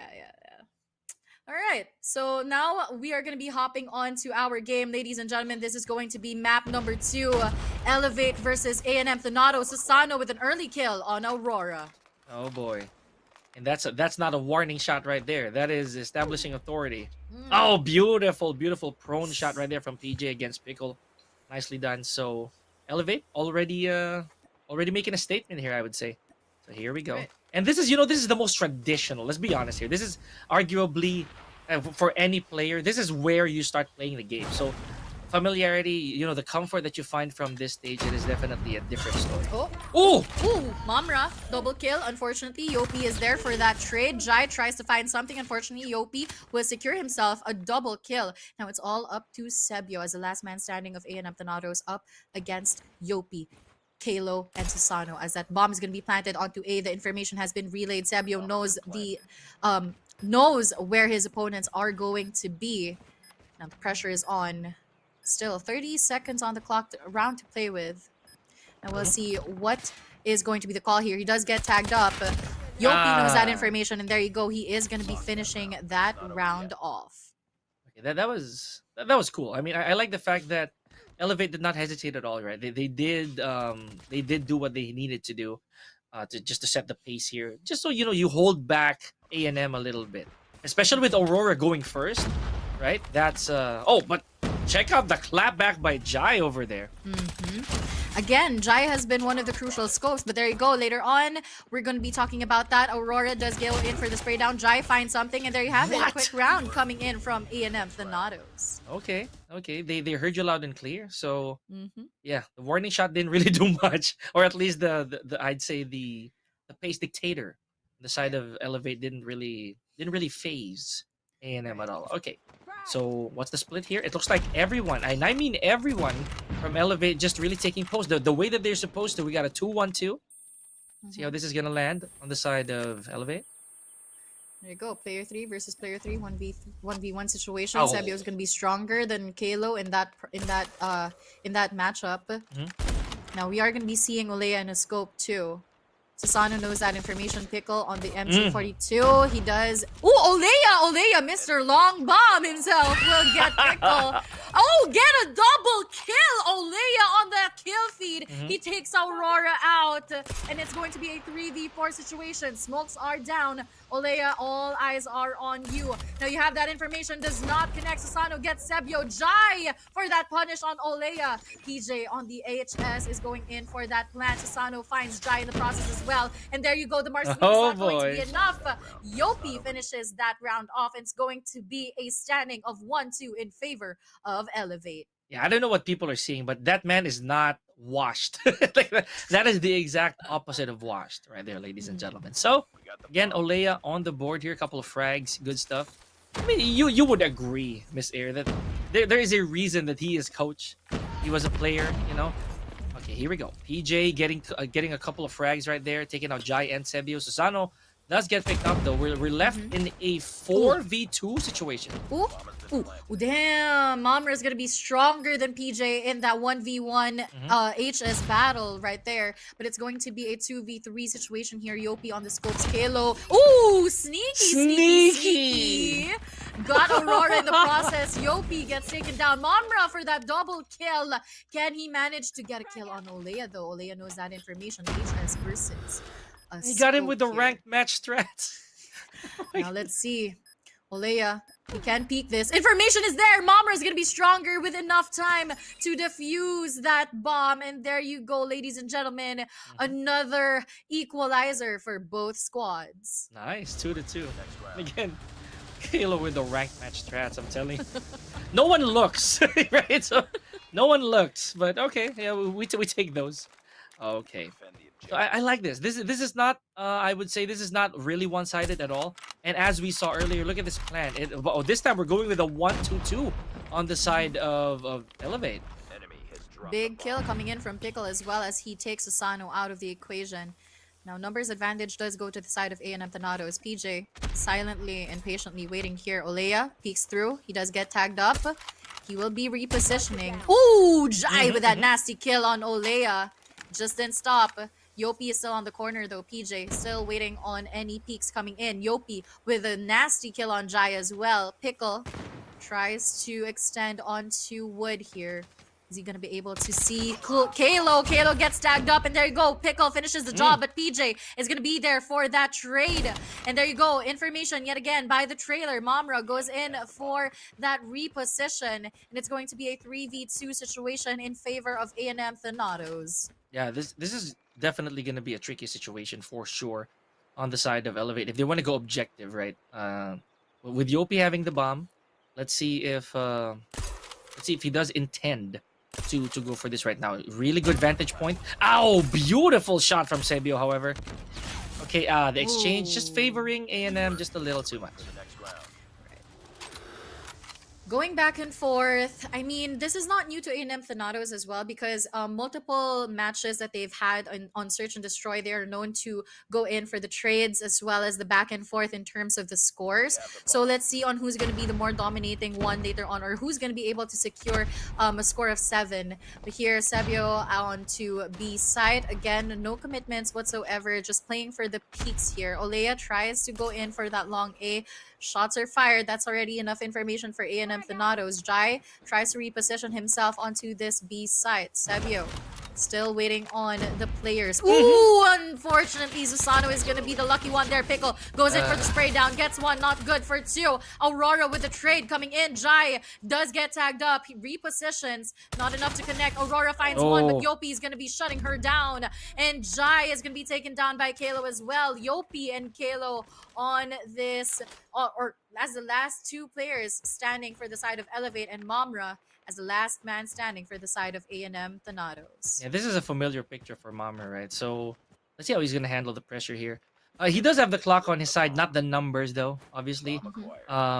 And with Yopi this time having the objective on his side, you know, I'd say this looks like a very Elevate round. I don't want to jinx it for sure, but the way that things are looking, also the familiarity, the way that they understand each other, knowing that A was really peaceful when they started this round, they know where the rendezvous would be. It was definitely going to be B. Now 30 seconds left on the clock, still no sign of objective play here from Yopi. For sure they're going to wind it out. They're going to wait it out rather. Momra is going to be going in for that rotation. He was way too far tries to go in. I mean, with an HS in hand, what can you do up against a Yes. scope, right? Oh, he does have a Never scope. mind. Okay. Let's see on whether or not he's going to be able to spot Kalo or even Yopi out. Mamra on a shotgun. Slowly but surely tries to scout, goes in for that defuse. Is he going to be sticking this in? No! Denied by Yopi himself. And we have another equalizer on our hands. They're really doing this. They're actually Yep. really doing this. 3-2-3, ladies and gentlemen. So in this case, this might actually be what I'd say what Elevate wants. Right? They want to be the more patient play, I would say. So I wouldn't really know what they're thinking right now because they know each other a little too well. So if this is what Elevate wants, they can play a little chill, right? Take for this, like wait for the spots. But you know what? I'm gonna leave this to fate right now. Look at this. So Sebio with another frag of his own. Sasano knows that information, and he does well with that information as well. Kalo is going to be taken down by Pickle, and it's going to be a 2v2. Bomb has been planted onto A side here. Sebio on the scopes. Tries to find something here. Oh, there you go. Pickle finds Olea. It's all up to Sasano here. Smokes are down to deny that information. Are they going in for that stick? Pickle goes in, and there you have it. The spray down is going to be coming in, and that's going to be a round win for A&M Thanatos. Man, this is also very peculiar to me because the fact that A&M's they're the ones luring in Elevate, right, to make the play. That is originally it's if you think about it, it's very counterintuitive to being an attacker. But I already understand. I get it. I understand it. You know, as people would say, that we don't have to overextend. They're gonna come to us the moment that we pick off one of them or a couple of them. Then we go objective. So Right. let's see if that's gonna be the plan here. Look at this. Everyone's just standing their ground. Not a lot of heavy rotations going on. Right. And still no casualties from both sides, so we're still going to be waiting on that. The attackers are going to be Thanatos here, so I mean, Elevate can apply pressure, and by the way they're doing it is that they're just holding on to their angles here, playing for picks. Olea can possibly even go in for that wall bang, but Sebio is going to be waiting on. They have sights on each other. They just have to slightly watch their sides. Olea is now out of the equation. Sebio for that opening kill. It looks like it's going to be a B execution, but Kalo here for the deny. Unfortunately, Pickle is going to be stronger. Jai finds himself killing Sasano as well. Momra is going to be eliminating PJ in the process, and it's all up to Yopi. Bomb is going to be planted here, 1v5, and Momra is going to be in a cheeky position here. He finds himself in a pinch, and there you go. Jai finishes off the round with a standing of 5-3. And flawless as well. No one from the team actually got eliminated there. So, okay, we're seeing what A&M's doing here. we're definitely seeing it clearly, folks. Now, Elevate, what is your response, right? So the coach himself, he does get picked off quite a bit. I can already see it now. We can't count him out, though. I feel that Olea is also making these crucial calls, knowing that these two teams know each other very well. Right. I don't even know what it's like right now to be in his position. The way the way that he is also in my opinion, people are like in the comment section, why why is he there again? Two heads are better than one. Right. I mean, you have the captain as well as the coach, right? So again, no further casualties so far. Olea with the scopes tries to play for information here. Looking like it's going to be a B execution for the side of Thanatos, but Kalo here onto tires. He is going to be repositioning himself. Did he spot one actually, or he didn't? Going in for that lineup, the smokes are going to be down. That's enough information for Elevate to start rotating. Jai here goes in. Yopi does get taken down by Momra. Nasty shotgun kill, and there you have it, folks. The trades are going to be coming in. Momra yet again with a kill on PJ. 3v1, and Momra's going to be finishing off Olea with that double kill. Match point goes to the side of A&M Thanatos. Oh boy. The picture, ladies and gentlemen, is being painted ever so clearly right now for A&M. If they get this, if they do get it, and it's still a big if, right? We know that comebacks can really happen this year, but if they do get this, this is an amazing 3 points to add to their pick bank, as we mentioned. Susano taking out Jai with a beautiful shot right there. Now that right there is already it's a problem because Jai was one of the big sites supposedly. Right. Speaking of sights, Susano gets spotted out by Pickle. He was trying to go in for that crucial kill. Unfortunately, Pickle was just quick to respond. Kalo going in this spot here. He does pick up the scope. Now, we did see Kalo on a scope, and he was actually effective. So let's see how this is going to be playing out. Aurora knows that information. She goes in for that commitment. One player does get tagged up, and that's going to be Olea getting eliminated immediately. Yopi goes down by the hands of Sebio. 4v2, make that 3v2 situation. Trades are going to be coming in, and it's all up to Kalo. Again, one more point till A&M Thanato secures this. And there you go. Kalo goes in for the spray down. Sebio is down. 1v2 situation. Don't you do it! Spots him out. And there you have it, folks. Elevate is going to lose up against A&M Thanatos. A&M Thanatos, GG's, well played. You guys have 3 points in your pocket. Now that's big. Now that right there is humongous, folks. A&M Thanatos almost completely securing their 4th place. While we do have one more day, this is going to be very, very good for their charts, right? This is going to bode them really well for the standings. So GG's, and of course, the big dogs, right? Elevate themselves. This is, I would say, what a good way for them to close out their day. It's fun. It's been good fun. And this was a really big win for A&M Thanatos as well, because if we're going to be seeing the standings here, I mean, Elevate has 20, STE has 17 to their name, and A&M has 13. Yeah. And just being able to bag in 3 points to their name, they are a step closer to Stalwart Esports, and that's going to further unravel by tomorrow if we are still going to be seeing Stalwart Esports on the top 2, or is A&M Thanatos going to completely snatch that top 2 spot away from them. But again, GG's, well played. Earlier on, we were questioning, and even for the previous days, what team is going to be breaking the streak of Elevate here, and looks like it was going to be A&M Thanatos. Honestly, what would be a better team to do that than with a little bit of bittersweet sprinkles on top? But there it is. You know, ladies and gentlemen, of course, before we close out the day, please make sure that you check out these highlights from that very last game of our last set for the day. Let's take a look.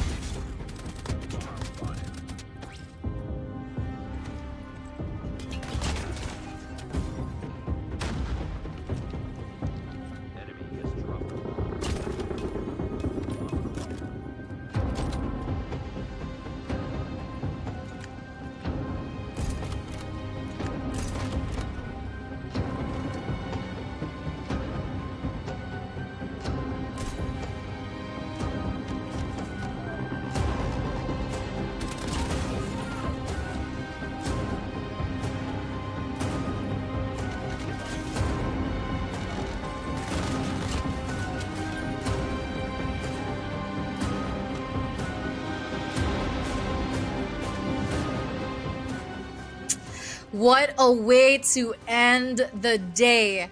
A&M Thanato securing 42 eliminations onto the Search and Destroy match compared to Elevate Puck with 22. And of course, the score of 5,055 and 2,895. Do I have to even say anything? I mean, Hardpoint was a close game, definitely. But for now, A&M Thanatos is going to be the dominating team up against Elevate. Yeah, Search and Destroy, you know, it wins tournaments, right? It gives you belts. So it goes to show that A&M really did prepare. Let's not forget familiarity. And despite the fact that they brought in Olea, and again, we're not discrediting Olea here at all, folks. A&M still came out on top, and for good reason. You know, definitely putting in the work. Now, This is also a bit of a gamble for me. Is this Ole? That's gonna be here. All right, it's Pickle. All right. That's gonna be Pickle. I mean, well deserved as well, right? With 61 kills to his name and a KDA of 1.3, average death of 23.5, and average score of 4,082. I did call it out earlier on during their hardpoint match. One of the crucial kills, it was Pickle as well as Sebio on that last hardpoint that was able to secure just the clearance coming in just so that they can finish things off with that P4. So again, well deserved for this man. Once again, our series MVP, Pickle himself.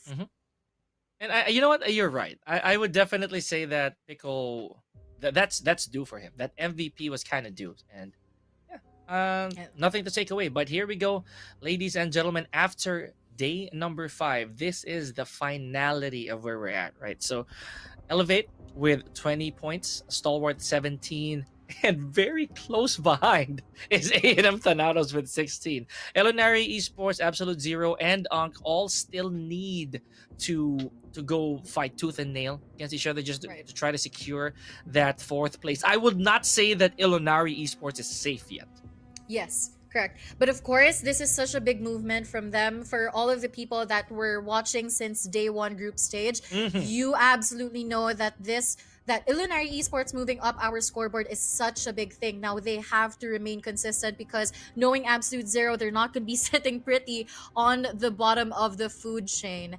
And of course, A&M Thanatos with 16 to their name, just 1 more point away from Stalwart Esports. That's going to be an interesting match to see tomorrow. So guys, I hope you guys are ready. We are going to be hopping on to our last day of the group stages for tomorrow. This is the make it or break it point for all of our teams. Now or never, right? So it is the last straw, folks. It is where a couple of our teams will actually have to wave goodbye to Garena Masters 8, at least for heading into the playoffs. In this case also, are the Kings gonna stay? I mean, sure, A&M really did wound them, but are they still gonna be the top predators, the apex, right, of the food chain here for Garena Masters 8? Are they looking to bag another big one?